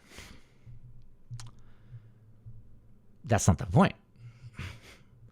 Well, Marx didn't say that socialism will... When Marx says that socialism will definitely... that socialism will not 100% sure happen is because of the contradictions I previously stated. Finite resources, one planet, nuclear war, imperial conquest that is so strong that it lives on for centuries upon centuries until everybody forgets any conception of class-conscious politics, blah, blah, blah, blah, blah, blah. Sure. But it is the extreme case in which we do not get revolution. Revolution is not the extreme case. Revolution has happened time and time and time and time again throughout history. That is why you have that beautiful phone or computer or whatever the fuck you're watching me from right now in a hopefully relatively warm shelter that you have. And there's a fucking paved road in front of you where magical metal boxes on wheels can move you around the country or to a place where a thing lifts you into the fucking sky. And that is not limited, that experience is not limited only to a couple of fucking monarchs and fucking archbishops and their cousins. Human history has proven that the probability of revolution is almost certain. When is the only question? And the small chance of it never happening because we combust on ourselves because of our own contradictions and our own greed and our own fucking vanity are far smaller than revolution succeeding. Period. And it's worth going into detail about how exactly the MAGA crowd are doing this. Because from kindergarten all the way to higher ed, public education is being gutted, replaced with sometimes explicitly fascist educational programs, all while an exclusive little enclave of high-quality education is being built just for the kids of the ruling class. Howdy friends, just wanted to stop by real quick to let you know Means TV is doing its annual tongue-in-cheek Black Friday sale, so if you were planning on signing up using my link, please don't do that. Instead, save yourself a bunch of money by using the code SLOP at checkout, or just follow the link in the Or use my link and then use SLOP at checkout. description. Exclamation point means. And it'll automatically apply the 50% Fuck you, motherfucker. off code. If you're not already Fuck you, JT. We're starting beef. I want them to use my link. familiar with Means, it's a worker-owned cooperative and explicitly anti-capitalist streaming service. Means is great, actually. And if you want to use it, unironically use my fucking link. It's fucking great. From my videos to original series like Means Morning News to feature-length documentaries like Abby. And I get money from it as well. Like, so it's a win-win. You both get to support the show and you get great fucking content. It's really good. And Gaza fights for freedom. It would financially wise, it would count like half of a subscription for me per month. So if you have a subscription, you also subscribe to Means TV through one of my referral links, you are basically 1.5 subscription, maybe even 2.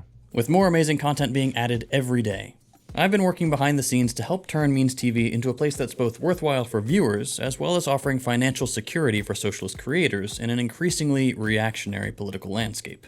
All of us at Means are trying really hard to build an alternative media ecosystem that is ideologically dedicated to sharing left-wing perspectives. With Means TV, we're able to say things the way they are. No pulling punches, no beating around the bush to trick the all-seeing eye of the algorithm. Means gives us the freedom to make the content we really want to make and say the things we really want to say. There's even a community forum where creators can engage with each other and fans right on the platform. Anyway, that's all. Just wanted to let you know about the Black Friday thing. Link below. Back to the video. Okay, so let's start with the killing public education bit. For starters, it's all AI now. Oops, sorry. That's just how it is. As part of the White House's project to give billions to Silicon Valley tech bros and keep this AI bubble from popping, AI is now going to be deployed in schools around the country at a... Which for the bros and sisters and NBs from the developing world, isn't it always very funny that they call us inherently corrupt? Rampant corruption. There is no true democracy or the free market in those dirty-ass fucking third world countries because the government only gives all the fucking state-funded projects to their cronies and their friends. Right? Like the whole argument, I don't know, random country. Ghana cannot lift itself by its bootstraps because of its corrupt government that only gives money to corporations that are led by their by the cousins of the president. Meanwhile, literally 198% of the American economy. Like, that analysis is correct. Yes, we are corrupt and that sucks and we're pieces of shit and we should probably do something with these corrupt pieces of shit, right? Definitely should. But what do you call the American State Department, the American Ministry of Education, just randomly signing contracts for billions upon tens of billions of dollars with Republican allied or Democrat allied Silicon Valley companies and just giving them $20 billion so that they can develop, I don't know, some fucking school chat GPT version that they can put on tablets for the kids in the schools. What do you call that? If not hitting up your cousin and being like, yo, let's go, dude. You want some money? Can I have like 10% of that? That they then donate to the party and this or that through this or that fucking AIPAC adjacent system. It's absurd. Corruption exists everywhere. But as Andrew Tate said, only in the Balkans does everybody have access to corruption. Well, in the West, only the super wealthy have access to corruption. And with that Andrew Tate quote, I remind all of you to pay your taxes, support the show, gift the amount that you need to, gift more than how much you need to, subscribe by yourself. We are 100% viewer funded, 0 ads. If you fuck with what we're doing, if you would like us to do more than what we're doing, the more we grow, the more we can do, the more often I can stream, the more I can dedicate myself to, honestly, literally the pinnacle of what I consider purpose for myself in my life. So if you want to support the show, God bless. If you cannot or do not want to, also God bless. But I am reminding you that we are gambling right now. So if you give over 5 subs, because it's very fun, I don't care. If you give over 5 subs and you tell me, dude, it's time to gamble, I will click generate. And if it generates a number that is divisible by 2, I will, from my own money, give the same amount of subs. So it would be very funny if somebody gifted 50 subs or something. I will not divide by 7 because it's supposed to be I'm supposed to be able to lose, my friend. So it would be very funny if somebody gifted 50 subs, and that would be gambling for me, right? Because that would be a lot of fucking money. That would be a lot of motherfucking money. And honestly, that would be really fun. If I can be honest, that would be really fun. It would be really fun. It's a Saturday night. We're drinking some gin. We do a little bit of gamba. And there's nobody who loses. The show gets subs. Viewers get more subs if I lose. The only guy that can lose is me losing money. But I already make money from you guys, so I'm basically losing your money. So you're not even supposed to feel bad. It's like, it's the most ethical gambling system ever. Maybe we're onto something. What if we create a charity in which if you give, so it's different than other charities, because if you give to this charity, for example, you donate $100 to this charity, you enter a tombola or you enter like a roulette, and you put those 100 on something, right? And if you, for example, you put it on red, and if the roulette hits red, you actually, whoever owns the charity doubles the money that you wanna donate to the to whatever community that you're supporting through the NGO. Jesus, that's a brilliant idea, bro. That's just a lottery, but the lottery doesn't go. The lottery goes into the pockets of private individuals. Doesn't help out random people. If it does, then that's a base lottery. Thank you, 5 cents for the tier 1. Welcome to the community, man. No, it's not capitalism. How is it capitalism? What the fuck, guys? That's not capitalism. Nobody's owning the means of production. What the fuck? How is that What I'm saying is, you make a company, okay? You make an NGO that is helping people, mutual aid, but it's going to motivate people to spend more because they want to gamble. But they can't make money out of it. They can just potentially give more. And sure, you have to have a lot of capital as the NGO, but you're always going to be in a plus. You're always going to be in a plus because you're the house. Dude, this is a brilliant fucking idea. Holy shit. Motherfucker, this is such a good... Thank you, Xi Jinping, for the 10 gifties. But now you're anonymous, and I don't know if I should gamble or not. You should tell us. Anon, just say I'm Anon, and then tell us if to gamble. But no, then I can't trust you. Thank you, Xi Jinping. Xi Jinping doesn't like gambling. Dude, this is such a good idea. I know this is literally like a 4 a.m. conversation in some random guy's kitchen counter, but you're using addiction to gambling to drive, and then, dude, there could be a leaderboard of top winners. Oh my God.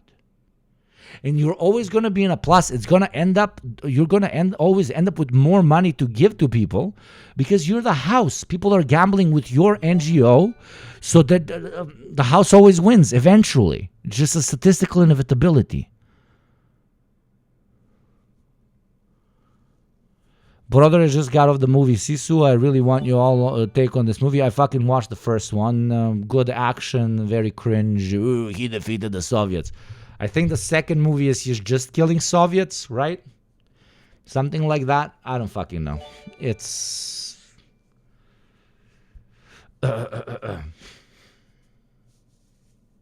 I did not care for it.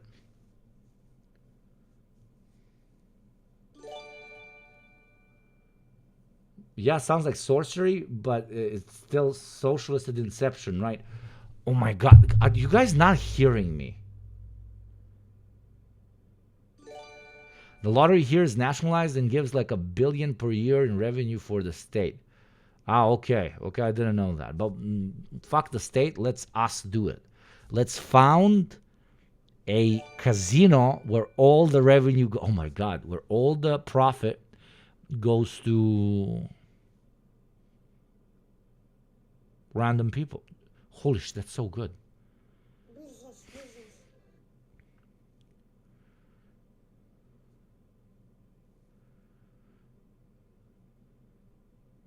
Gamba is bourgeois superstructure and will be eradicated in low communism. Yet, no, it will not, but you will not be able to use money. Gambling as a sport will remain. That's number one. Number two, we're talking in capitalism. That's so cool. That's so cool. Anyways, let's continue the clip. Just such a brilliant... Fuck, that's such a good idea, dude. Massive scale. Gamba bad because it manipulates people into losing their money because they think they will profit. Gamba for charity based as fuck because it removes the problematic contradiction. President Trump laid out a Again, thank you Xi Jinping for the 10 gifties. clear mandate. Our nation's young people need AI opportunities in the classroom. Okay, what does that mean? Well, it's not exactly clear yet. As in, they don't know. They're still figuring that out. But it probably means more of those creepy PragerU videos. And it also probably means projects like 2-Hour Learning getting rolled out in more schools. If you haven't heard about it before, 2-Hour Learning, or Alpha School, is an AI tutoring service that claims that by getting rid of teachers and sitting kids in front of a computer in a booth alone for 2 hours, they can learn as much as in a full day doing things the normal. There you go. How does this relate to the conversation that we've had earlier? It is very difficult. What was the main argument? It is very difficult to develop reactionary educators because dialectical materialism of experiencing the process of becoming an educator will make you less susceptible to reactionary politics and propaganda. But what if we remove the educator from the equation and completely dedicate ourselves to pushing people either to study in the household or to be taught by generative algorithms that can be written by us? It's a win-win. U julu 1951. godine u glavnim gradovima tadašnjih republika i autonomne pokrajine Vojvodine osnovane su filijale sa zadatkom razvoja, unapređenja i kontrole rada prodajne mreže preko koje je Jugoslovenska lutrija prodavala srećke. Te godine izvršena je prva faza decentralizacije lutrijskog poslovanja, pa se može reći da su tada postavljeni temelji na kojima su kasnije otvorene lutrijske organizacije u regionu. Iz podataka o kretanju emisije srećki, prodaje i ostvarenu prihoda u periodu od 45. do 51. vidi se da je osnivanje filijala dalo snažan impuls proširenju te delatnosti na području čitave Jugoslavije. Za tu lutriju je značajan pokušaj uključivanja osoba sa posebnim potrebama, pa je 46. isključivo pravo prodaje srećki povereno Udruženju ratnih vojnih invalida Jugoslavije. To je pravo navedeno udruženje koristilo sve do avgusta 51. Kada državna lutrija, odnosno njene filijale, formiraju svoju prodajnu mrežu. Holy Mother of God, this beautiful chatter right here that deserves a gift sub immediately for what they did. Thank you, King Vedora, right? Basically what this chatter said, that in Yugoslavia from 45 to 1951, there was socialist gamba, where there was socialist lottery, where the majority of the money made by the lottery would go to disabled war veterans that fought the fascists. I can't invent this. That the chatter just gave it. Thank you, Chill People Drink Tea, for helping out Chilovina. Thanks for very nice. Holy fuck! There you go. There's no original idea. It was thought of before. In socialist Yugoslavia, there was a ethical gambling scheme, I guess, where the profits of the gambling scheme were used to help out partisans that fought the fascists. That's sick as fuck. Way. This is not exactly what the White House has advertised. They've promised that AI will only be helping teachers, not replacing them. But that's not what these private businesses, who are the ones actually bringing the AI in, are saying. And protecting teachers' jobs clearly isn't even what the government wants anyway. Conservatives have always hated teachers' unions, and here comes AI promising to help them with their big defunding project. But most importantly, these AI education companies claim that not only is this going to be way cheaper and help cut down on teaching staff, the best part about AI is that it delivers incredible results, getting kids into the top 2% nationwide. Education personnel, higher chances of being progressive, even class conscious, removing that from the equation, introducing an algorithm, lower chances for children, which will become young adults, which will become adults, to also develop class consciousness. It's literally an anti-revolutionary policy, and it's fucking brilliant. I mean, it is. You literally take the educator out of the system, and you really need to take the educator out of the system, not only because you're driven by the profit motive of streamlining everything, privatizing everything, and making more capital out of things, out of concepts that used to belong to the community, not just to a private corporation. It's also very important for the upkeep of the status quo, for you to be actively combating the power educators have, because that increases the chances of kids developing intellect and wisdom and, most importantly, class consciousness. The truth is, though, that AI is as useless here as it is pretty much... Maybe we can hack the AI and make it provide socialist education. That's a brilliant idea, but they would notice immediately. There's going to be one person that just walks around and checks the fucking tablets. Everywhere else, at least in the States. While these alpha schools are constantly bragging that their AI-only approach is getting kids perfect SATs and letting them skip ahead 2 or 3 years, the truth is they're just fancy private schools. That's it.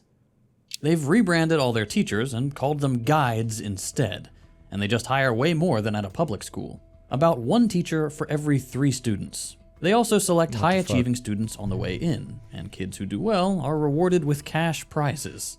All of which really makes it seem like AI isn't what's getting kids these great grades, to the extent there is any AI to speak of, because when you look into it, it sure does seem like kids are just watching regular videos and doing Quizlets.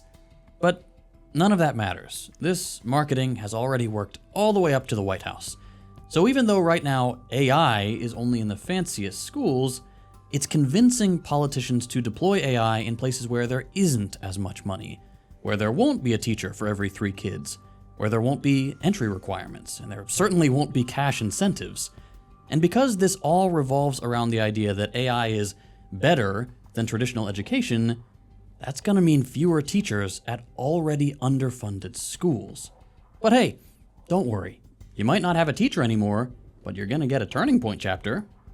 I'm excited to announce today that every Oklahoma high school will have a Turning Point USA chapter. That is, if you're a regular poor or middle-class American. For their part, the people behind the AI push, like Mark Zuckerberg, will never go anywhere near this kind of neglect for their kids. No, these days, the ultra-wealthy aren't even satisfied with regular private school. They're actively building their own schools. Full-time staff and everything for just theirs and a handful of That's good. neighborhood kids to be taught by the That's very good. best teachers money can buy. So while your kid... Why? Because it will dehumanize them in our eyes even more. Because we will have lists.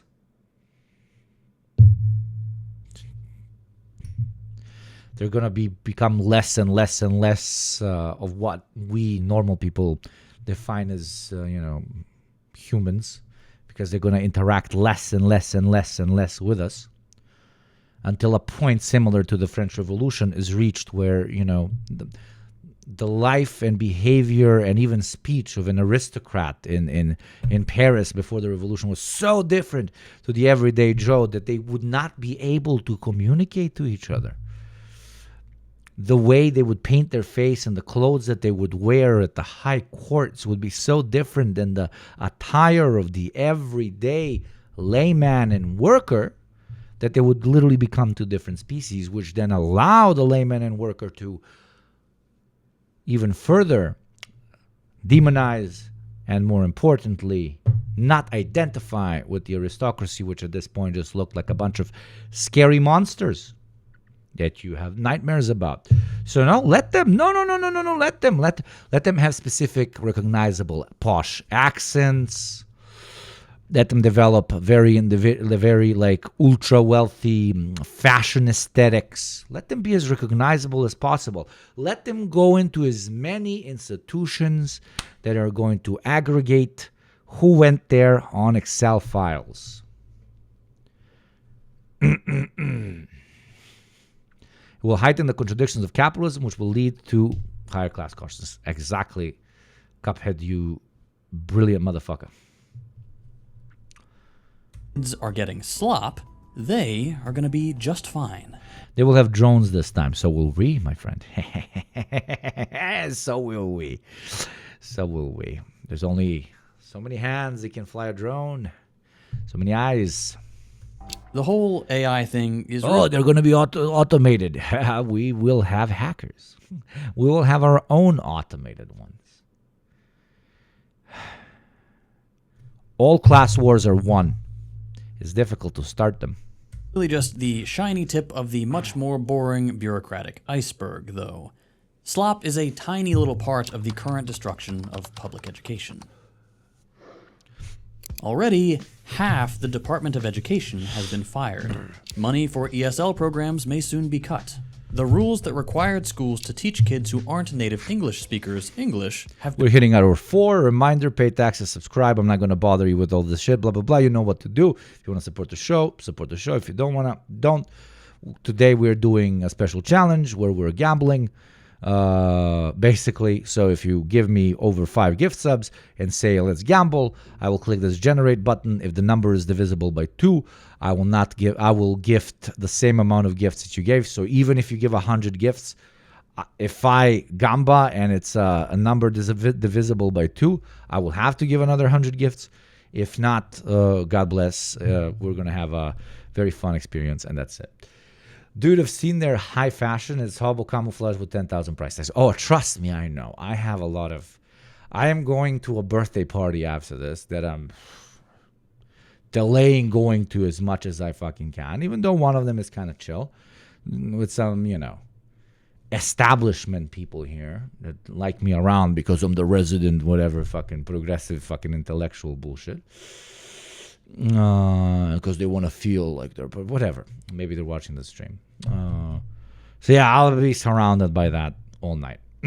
At least they have good taste in booze, so God bless. And they're not that they are the best of what privileged 25 plus year olds can be, but they're still very, very obviously privileged. Been rescinded. I'm the token radical.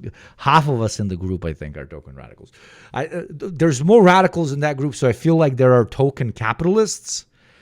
Yeah, low-key, there are token capitalists. There are respectful, even though none of them are capitalists. The group I'm going to right now are just people, children of intellectuals. Like this meme. Okay, they're this meme. They're this meme. They're this meme. You're...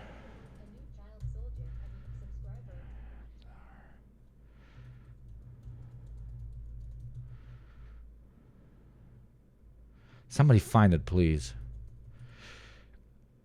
Come on, that scene where the girl says, "I'm middle class," and then the other one replies, "Your parents are university professors. we have 700 people here. Somebody has to have watched it. Please help me find it. Before we do so, thank you, Tim Pool Shine, for the 5. Thank you so much.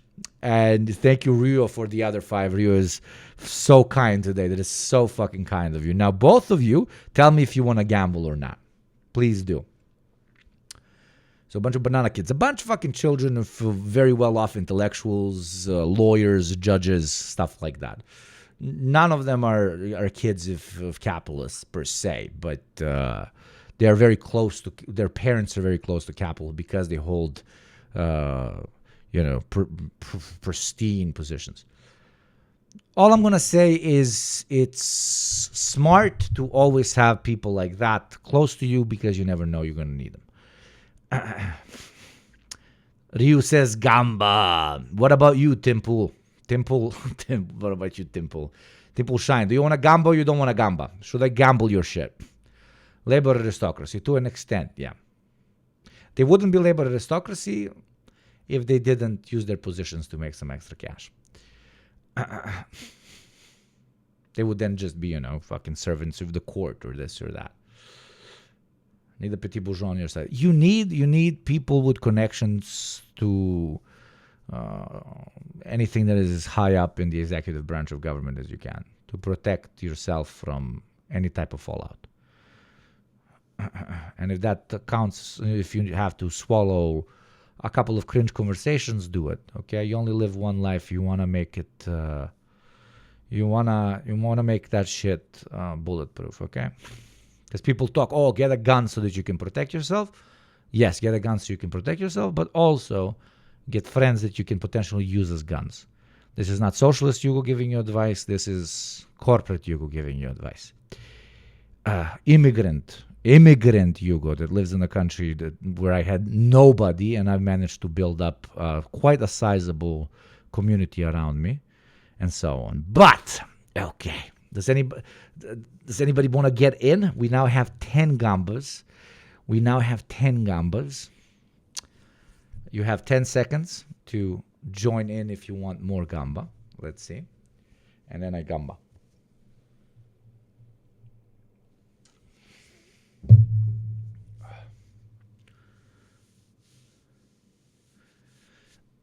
Shit. Okay, so we got 10.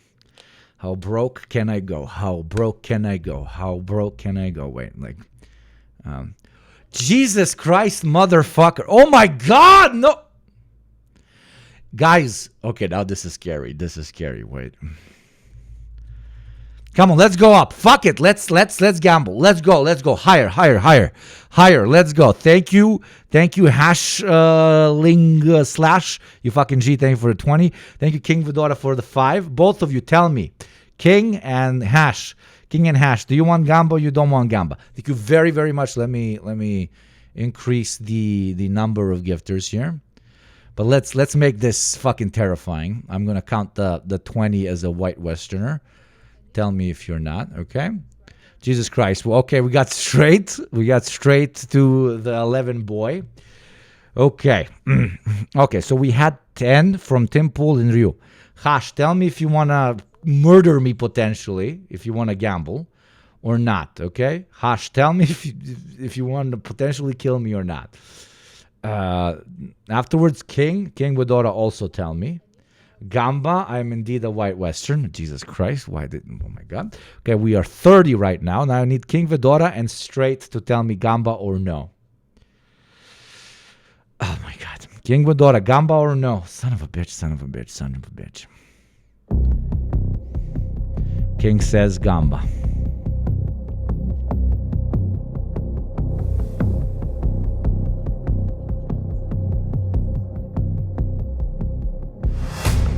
Straight, do we Gamba? Straight.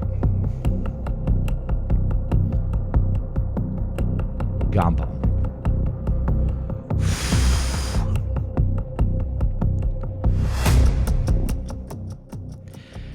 $5 from Straight. 5 from King Vidora, 10. 20 from Hash, 30. And 2 5s from Ryu and Timple's hairline.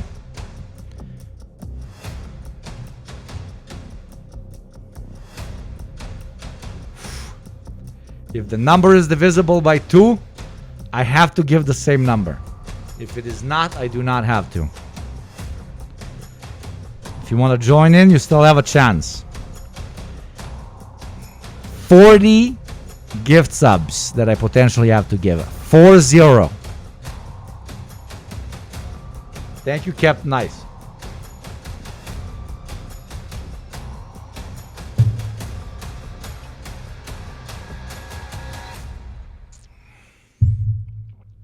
Fuck it.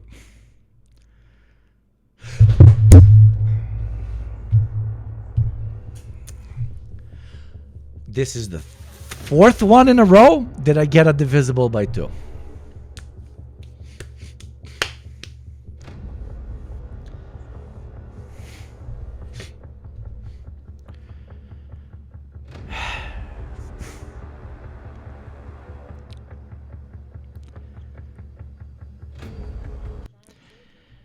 I'm a man of my motherfucking word. Son of a bitch. Here's 20.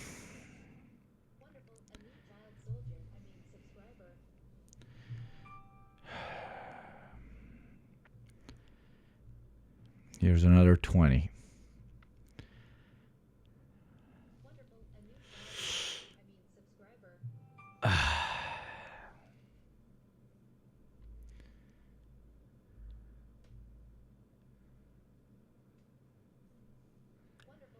Congratulations, chat. You've made a lot of people happy. Now a lot of people have a subscription. God bless. Number go up. But god damn it, you shouldn't gamble, kids. Even when it's a charity gamble like this. Thank you, Maple. Are you gonna shoot me in the foot as well, my dear friend? Everybody go give Maple a follow, friend of the show. Should I gamble or no? Congratulations one more time. One more time, congratulations to Straight, King Vidora, Hash, Ryu, and Tim Pool's Hairline for doubling their gift subs. Thank you very much, Maple Takes, for the 5. Should I gamble with your 5? I'm a man of my word until the end of the stream, and then I cut the stream. Like, imagine. Congratulations, congratulations. What is this, Cuphead, my friend? Fuck it. This is the 4th one in a row that I get a divisible by 2. But why is music not... Why can't you hear the music? Fuck it. What the fuck? Because I was playing music the entire time. It's too low. Son of a bitch. This is the 4th one in a row? Yeah.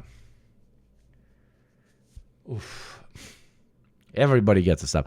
You get a sub. You get a sub. You get a sub. Everybody gets a sub. God damn it.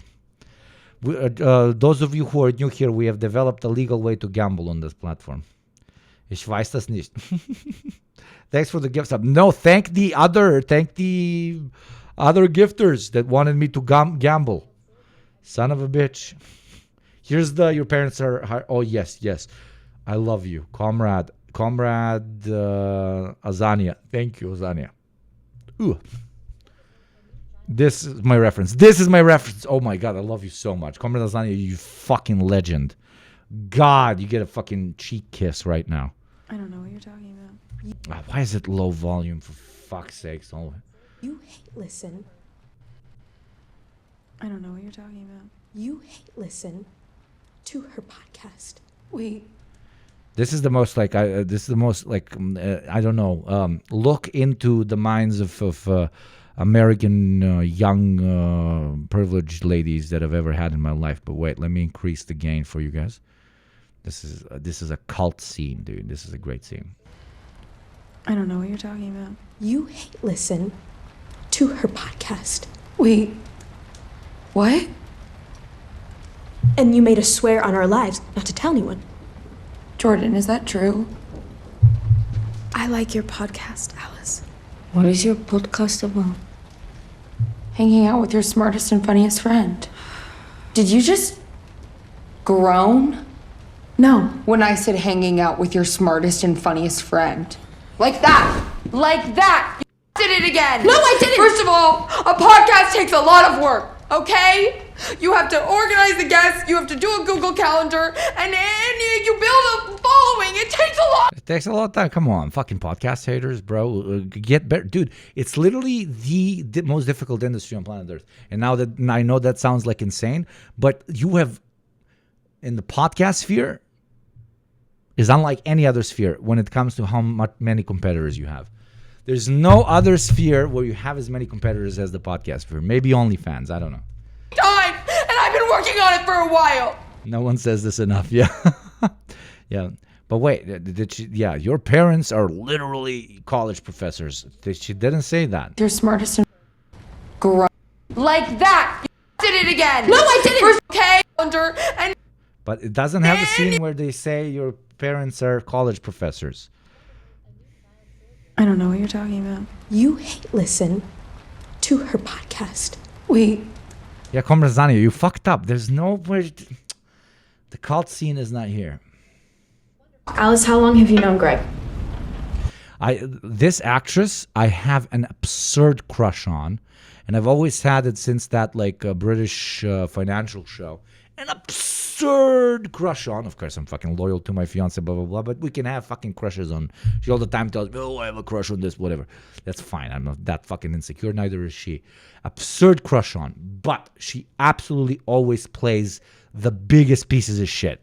The biggest pieces of shit is characters, and then I have to balance the absurdity of liking what somebody looks like, and then the characters she plays that are fucking horrendous.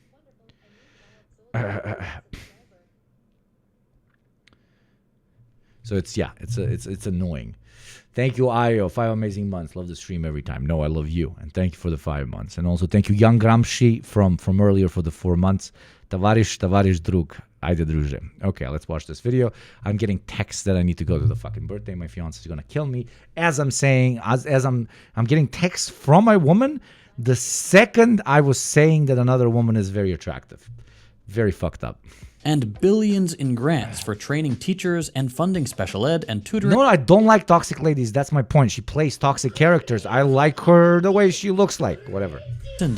And billions in grants for training teachers and funding special ed and tutoring low-income kids have been withheld. It's only very recently, thanks to massive public pressure, that thankfully those funds were released.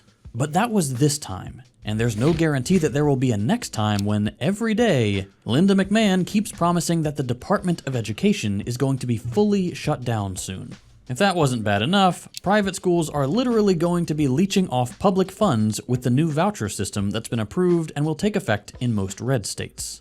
There is no good justification for this, so a lot of this is happening under the guise of ridding public education of, quote, radical leftist indoctrination and bringing back parents' rights. Can you believe that here we are, and I'm saying I'm going to fight for parents' rights? Who would think that you have to ever say parents' rights? Don't you think parents have pretty good rights, right?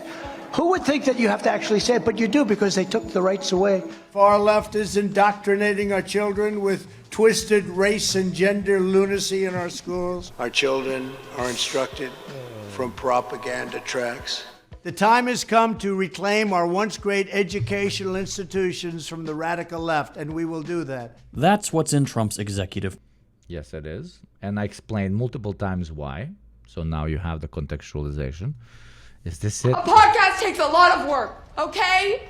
You have to organize the guests, you have to do a Google Calendar, and you build a following. It takes a long fucking time, and I've been working on it for a while, okay? And then, let me say that nobody likes you. Okay? Nobody likes you. Nobody likes you. Do you know when you're drunk and you cry to me, oh, I'm afraid nobody likes me because I'm mean and a bitch and I suck? Well, you do, okay? You fucking suck. And I only hang out with you out of... Chat, is this what being a woman is like? Women in chat. Is this basically the premise? Meanwhile... You are the last... Wait.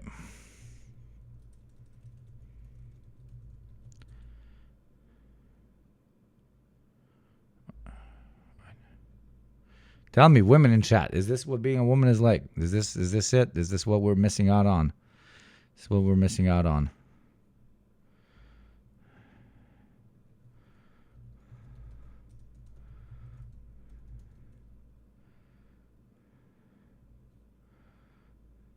Meanwhile, this is what being a dude is I will like. never quit drinking. This is what being a dude is like.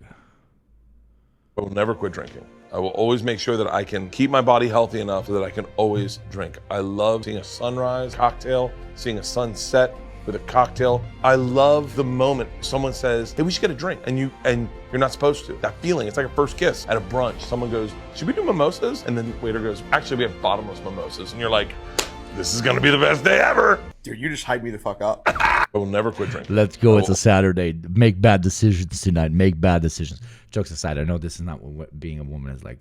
That's why this is a horror movie. That's why that what we watched is a horror movie, because it shows like very fucked up people and stuff. Yeah, my father thought like that. He didn't live long. Skill issue. Order. And executive orders like... Oh, I'm so sorry. No, it's fucked up. No, it's not. No, fuck, Jesus. No, God rest his soul. Of course, you shouldn't drink. I agree completely. Son of a bitch, Hugo, you're supposed to think this and I genuinely apologize. No, Axel, I genuinely apologize. Mate, no, that was not fucking cool, Chad. It was not fucking cool. I apologize. Alcoholic real man. No, that's not my point. I just made fun of women, and then I showed a video where I made fun of men. It's called humor. For fuck's... Who let the fucking... You guys, what? Chill the fuck out. Literally everybody, the left can't take a joke. The leftists. No, we can. Like, what the fuck? No. Somebody actually makes a joke who is also leftist. Everybody's like, that's fucking problematic. What the fuck? Let's stop proving their point. Maybe, like, we can make fun of each other. Oh, is this what a woman is like? Oh, is this what a guy is like? Ooh, alcoholism. Like, it's called being human. Like, fucking make fun of each other. Jesus. Don't take yourself so fucking serious, you fucking king of Westcastle here. Like this, let the government gut public schools. Good vibes, exactly. But I do apologize to the chatter for the dad comment. That was extremely fucked up. Like, I'm sorry. I'm genuinely sorry. Schools, if there's even a whiff of teachers respecting queer kids' pronouns or acknowledging that yes, structural racism is still a thing. Any good school should do this. Most schools in the country will. And that makes it easy for the government to both police speech they don't like and cut unrelated things that they wanted to cut anyway, like special ed. It's the same playbook they're running at the college level. They withhold billions from schools like Columbia and Harvard on the grounds that they've let anti-Semitism run wild on campus and used that financial pressure to get them to concede on conservative gender norms and increased surveillance. But rewind the clock. No problem, welcome boy to... Što ne kažeš bre u pičku materinu bre da si naš bre koji kurac? Ja ovdje se izvinjavam, mislim da si tamo njihovo neko govno koje ne može ni se zajebava za nekog starije koji si otišao. Axel, u pičku materinu, treba ti stavim tag do tebe jebote, nisam znao. Now maybe you're a Balkan that doesn't speak Serbo-Croatian, now you're like what the fuck is he screaming at me, but it was all positive.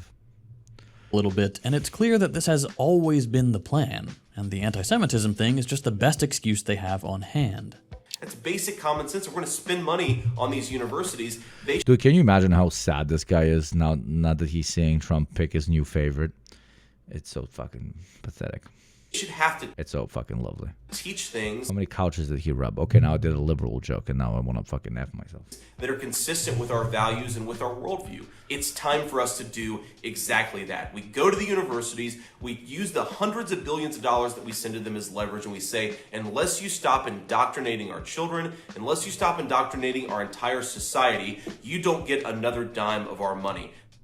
The point is to crush all dissent. A bunch of schools just recently got memos that they need to crack down on protests, muzzle professors, reinstitute SATs to give rich kids another leg up, and create safe spaces for conservatives or otherwise lose federal funding. And when you combine all this with how underfunded public schools already were, all the book banning campaigns from groups like Moms for Liberty, the Don't Say Gay bills that discriminate against queer teachers and students, and the new requirement in some states to put up the 10 Commandments in every class even though there's obviously going to be non-Christian kids going to public school, the result is that public education is looking less and less attractive for more and more people. And that's bad for everyone. Public education is a foundational element of democracy. We need to all be able to have critical reading skills, to understand math and statistics and science, to have an accurate understanding of history, to be well-rounded humans with an appreciation for art and music. Without all that, we can't make well-informed decisions about what our leaders should and shouldn't do, or what the truth is, or what we can reasonably demand. And that's the point. This is what the right wants. Public education taking such a hit means a lot of kids not getting the education they need to be full-fledged citizens. They'll learn civics, sure, just the kind that says that the founding fathers were brilliant, now shut up. That means a lot of people who will be way more passive about things just staying the same. Yeah. And it gives a leg up to people who already benefit from things being the way they are, because they're the ones who will be getting the best education. All the contextualization that we've been giving for the last 1 hour. This is a very good video. Especially, this is a very good fucking video. Because he doesn't immediately hook them. That's my fault, right? But then again, you know, his audience is very different to mine. This is Twitch. It's very different to YouTube. It's very different to YouTube. I can tell you, somebody who's been on both platforms. So I immediately jump scare you with, this is the Marxist, this is the, you know, Marxian analysis of why they're trying to make your kids stupid, right? Well, he did the opposite. He started with the hook. The hook was, nobody likes AI except like two cringe dudes on planet Earth, right? Quote unquote AI, generative algorithms creating imagery. So that's what he hooked them with. So the conversation was, oh, AI slop in schools, and, you know, fucking random people come in to watch the video. And then he starts talking about class interests to make your kids stupid, why they don't want teachers. Instead, they want algorithms so that they cannot develop intellectually and in every way, shape, or form. Blah, blah, blah, blah, blah, blah. This is great propaganda. This is, it's 10 out of 10. So good. This lack of good public education also gives conservatives an opportunity to bridge the gap with their own Christian nationalist, sometimes even explicitly fascist, homeschooling. PragerU, Turning Point, these groups make homeschooling materials with pretty strong far-right politics just below the surface. Yeah. But because homeschooling laws are pretty lax in a lot of parts of the country, some people are going out and producing explicitly fascist homeschooling materials, like Dissident Homeschool, a Telegram channel that made Nazi-approved lesson plans for 2,500 subscribers back in 2021. This again, for example, if we're talking meta, this is a really good approach, because this is copying what right-wingers do to us. Right-wingers will share a screenshot of like random Discord channels that have like 20 people, like very weird people. And the Discord channel is called something communist something. And then in Discord channel, like they post like weird fucking fetish art or something. And then right-wingers will screenshot this and they'll be like, do you want these types of people next to your children? Shoot trans people now. Type of shit, right? They do this to us all the time. They recontextualize some weird motherfuckers with, for example, very, very normal trans people, right? We should do the same to them. Like, there you go. This is 2,500-600 subscribers. This is not a lot of fucking people. Fuck it. No, fuck it. Screenshot that shit and be like, there you go. Look at what the Nazis are doing. What the fuck? Or the fucking right-wingers are crazy. They want their kids to be Nazis. Do it to them. That is the shitbag left. Use everything at your disposal. Everything. It's not a fucking ethics conversation. There's no moral front or immoral front. They're just fronts. Fuck's sakes. Be cunts. Please be cunts. They had kids learning about how General Lee was a, quote, grand role model for young white men, and MLK was the antithesis of our civilization and our people. And if that's not Nazi enough for you, kids following the Dissident Homeschool program were taught handwriting with literal Adolf Hitler quotes.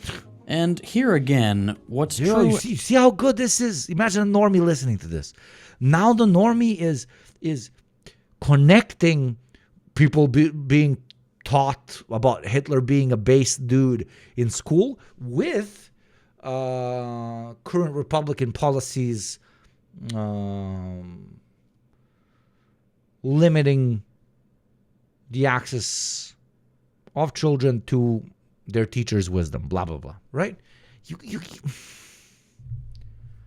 if you're not getting my point at this point, you're stupid, so I'm going to stop repeating it. At the elementary school level is true at the college level. Please send this to your parents. Yeah, this video is perfect. It's pinned. Send it. Yes, this is a great introductory video. It's an amazing introductory video. As all these schools with federal funding get kneecapped into self-censorship, new schools for conservatives are being propped up by the ruling class, like the brand new University of Austin. They're backed by Palantir, the same company that runs ads telling kids to drop out of college and that gives them scholarships to skip college entirely and work for them right out of high school. They have ads plastered on college campuses warning of a moment of reckoning for the West. And they fund schools that are not accredited and may never be for kids to be taught in classical Western liberal arts, meaning the same kind of patriotic white supremacist approach we've seen at all these different an alternative to the clip I was looking for, but still very good. We're very working class. Be honest. I am being honest. I am being honest. What car did your dad drive you to school in? So my dad did. No, one answer. My dad. What car was it? Alright, it's not a simple answer what because. What did you get your dad to drive? It depends. No. Okay, What in the car? 80s, my dad had a Rolls Royce. Thank you.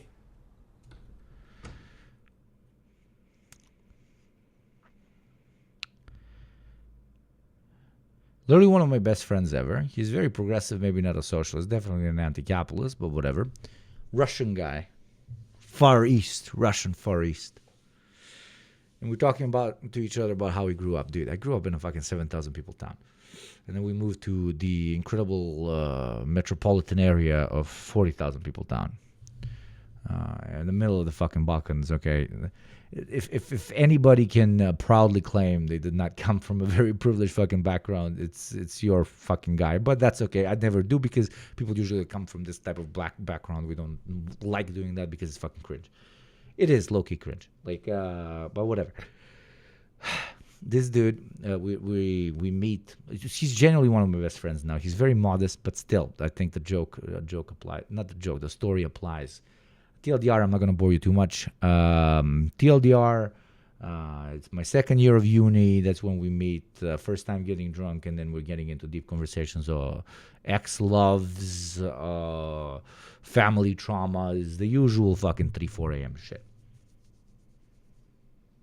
And I'm like, dude, it was so cool.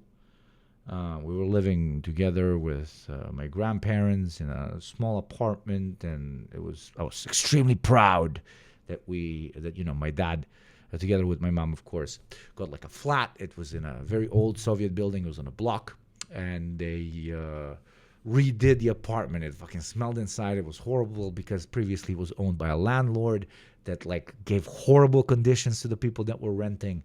And then we bought it from the landlord. It was fucking disgusting, and they were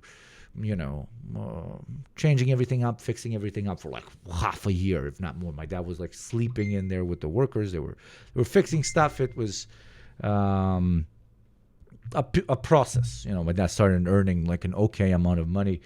Got this middle management, whatever, sales, a decent sales position. He was good at sales. He started making good money. Not crazy money, but good money, especially for our part of the world. God bless him. He literally pulled himself up. And then we fixed the apartment. And this is the type of story I'm telling this guy. I lived first in a house, but in a very small place. The house was built from a socialist loan, 0%. Grandpa made a 2-story house. It was amazing. But then everybody was like, oh, we got to live in a bigger town. It's too small. We go there. We live with my other grandparents in their little apartment, also given to them by socialism. It's too fucking crammed. It was very every stereotype of a third world country was fucking nasty, but to me it was a great time. I was a kid, I didn't get it. Then they finally gather some money, they buy the apartment, we go into the apartment, they remodel the apartment, and now we finally live in the apartment. And the whole conversation was pretty much that. I was like, oh, it was very cool when I could actually have a room that was sick as fuck. And my parents were super based. They slept, it was a 55 square meter apartment. That's where I was yesterday. It's a 55 square meter apartment, but then the living room is relatively large, right? And then there's a very small, it's for Western people, this is where you keep your clothes. But it was a bedroom for my two parents, and they would sleep in it. It could literally just fit a bed and two small wardrobes. So they went there. They didn't give me that one. They gave me the larger other bedroom because there I could have a desk and a computer and I would play GTA San Andreas. And I was like, ooh, now I'm one of the rich kids. I have a whole room. That's fucking insane, right? And I'm telling this whole story too. I'm telling this whole story to my guy. I had lovely parents. 100 out of 100, a million out of a million. I don't have student debt. Like I didn't have 100% fucking scholarship. No, and my university was expensive. Motherfuckers covered everything. They grinded their way. It's just brilliant. Anyway, and yes, I went to the States to make some money. I never made enough to cover the thing. They were lovely. But I'm telling this. Imagine now we're having a conversation. It's 3 a.m. I'm telling this story to this guy, and he looks me straight in the eye. And he's like, "Oh yeah." And I'm contextualizing to remind you what we just watched, right? And he's like, "Oh yeah, dude, I also lived the block life. It's tough, man, and the block, it's tough. We call the block life like people that live in the big Soviet blocks that fall apart, not because communism bad, architecture bad, but because capitalism entered and now nobody is upkeeping them. And they are shitholes very often. My building, to an extent, is a shithole once you exit the apartment, right? And I'm like, oh, really? Like, and I'm like, okay, he can relate. He's one of my guys, but he's from Far East Russia. I'm from the Balkans. He can relate. And then he starts telling me where he lived. And he did live in a block, but the 90s, let's say, treated his family very differently. And the Soviet block that he lived in, and the apartment that he lived in the particular block he lived in, there would be 4 apartments per floor. His parents, during the 90s, his dad specifically, bought 2 floors worth of 4 apartments. So they basically had a floating house, like 350 square meters, massive balconies, a shit ton of toilets, jacuzzis in every single one. He would tell me he would eat caviar with a spoon from the thing because they would, hit a truck. Now I don't want to snitch on the guy's dad. God bless him. He was providing to his family. He was not a capitalist. Youngsters are fine in my book, and I'm sitting there like, did you just say we lived the same block life? You lived in a floating house, and then he was like, okay, fair. I'm sorry, and then he was like, okay, we are different. It's a very different context, but yeah, TLDR. That was the story of me talking to a Russian guy that was like, oh, dude, I can relate. Block life is hard, Those old buildings, that's pretty hard. And I'm like, what? I lived in 55 square meters and you lived in 350 square meters. You and me are not the same, my friend. Just the fact that the Khrushchevkas from like the 50s are still standing is proof communism very good. Absolutely is, bro. I intentionally live in a 1970s building and it's great. We just need to, upkeep it, but otherwise it's a great building. I can scream on the streams as much as I want and nobody else can hear me. Like I can't do this in a brand new building.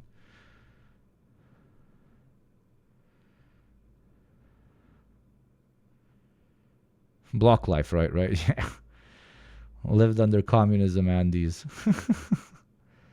I wasn't born yet when my parents were in a small apartment with my brother and sister.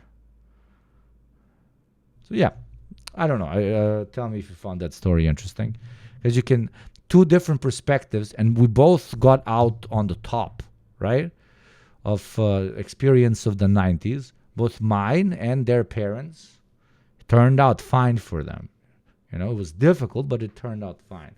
But our story is one of extreme luck. I will not say privilege because our parents fucking worked their fucking asses off respectfully. So definitely not privilege.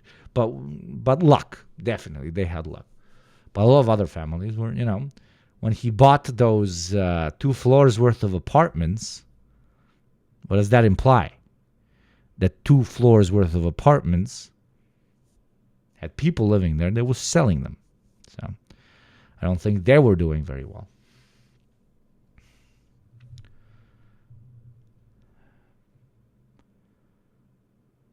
not accredited, and may never be for kids to be taught in classical Western liberal arts, meaning the same kind of patriotic, white supremacist approach we've seen at all these different levels, where kids are encouraged to engage with the Western canon while mostly ignoring all the scholarship that's come out of the rest of the world and the last century of political thought by non-white thinkers. This whole strategy works because Republicans are actively telling their base not to go to college any chance they get. And they're listening. I am making a plea to mothers out there. Do not send your children into these indoctrination camps. Don't do it. Do not do it. Now, a third worldist perspective or whatever, this is also very good. This is also very good. They are sabotaging their own intellectual and productive base. Empire is shooting itself in the foot just so that it can upkeep current class interests. But long term, this is unsustainable, and it will lead to basically America not having professionals of any field and having to compete with the United States, with China, that has just in that country more experts on particular fields than all experts around the world combined. So if you're particularly anti-American, this is, I guess, low-key a good accelerationist point. Fewer conservative parents trust four-year schools, and fewer young men, a group that leans conservative, are going. The picture you're left with here is bleak. From kindergarten to college, schools are either becoming underfunded, AI slop-driven places where you can learn to love the flag and who gives a shit about math, or they're these cowardly, militarized surveillance sites completely under the president's thumb. If you don't like it, don't worry, you can get cheap Nazi books delivered right to your Telegram inbox. If you want to look Puerto Rican, no, Italian-American. Till you're old enough to go to the Palantir School and learn that the West figured everything out 2,000 years ago and we should probably bomb everyone else. A lot of kids are going to fall through the cracks. A lot of kids are going to turn into fascists. As a parent myself, that is scary. Kids uses every opportunity to tell people that he's a parent, and same like Hakeem uses every opportunity to tell people he's a doctor. Shouldn't absolute classics suffer for the political machinations. No, I can't give them shit. I use every opportunity to tell people I'm an alcoholic. Of the worst people in the country. I think it's obvious that this isn't gonna turn out well. Great video. I sent you like a shit ton of links you guys should follow. My girlfriend is going to fuck me up the ass, and not in a good way, okay? Not in a pegging way, but with a fucking glass knife. So, last opportunity for any oilers who want to oil, any taxpayers that want to tax pay, or any gamblers that want to gamble is right now. The next 2 minutes, as I'm saying, thank you very much to everyone. So thank you very much to everyone that has followed. Thank you very much to everybody that has subscribed. If you're here and you haven't followed yet, what the fuck is wrong with you? Just press the button. It literally costs you nothing. And Crazy hamburger! Crazy hamburger! And Ryu wants to make me go bankrupt, even though, like, at the end of the month, I'll be in a plus, obviously. I'm very transparent with this shit. If I potentially lose the Gamba, I will be, until the next month, struggling, let's say the least. So, Ryu, thank you very much for the 25. Do you want us to gamble, or do you not want us to gamble, Ryu? Thank you very much. Everybody, please say thank you to Ryu. He's, please tell me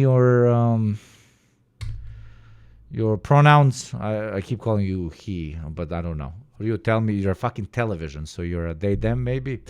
No Gamba? No Gamba! Bro! God bless you, Ryu. Thank you very much. You beautiful piece of shit. Everybody say thank you to you. You fucking legend, dude. You absolute fucking legend. Thank you. Thank you to all the other legends throughout the show that have supported the show. I will see you tomorrow, probably very cranky and hangover because I gotta go to this like semi-posh fucking what's it called? The birthday. But I love you, motherfuckers, okay? I will love you. I will gift double the sub it costs to mail me a true USSR AK-47. This is a new model. This is not a USSR 47, but I'm not from the USSR, so I can't. From the USSR region, but I could get you a guy. I know a guy that knows a guy that maybe something from the front at least. It's surprisingly easy to get guns from the front. Jesus Christ, the Ukrainians are selling them like hotcakes. It is so easy to get ammunition as well. Holy Mother of God, there's so much surplus ammunition in Europe. Holy fucking shit. Kubashi, if you're in Poland, it should be so easy to get illegal ammunition, which you shouldn't because that's illegal. Anyways, chat, I am sending you to Little Bear that has raided me so many times that I love so dearly. I try to raid Little Bear at least once a week, and Little Bear always raids me.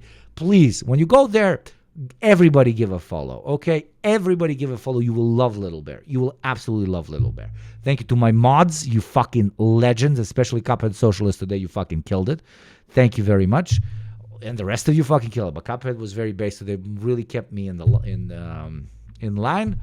Thank you to all this other. Thank you to everybody. Now I'm gonna go out and do stupid shit and follow me on the socials and have fun. Very nice, very good. Guten Tag, guten Abend. Bye bye.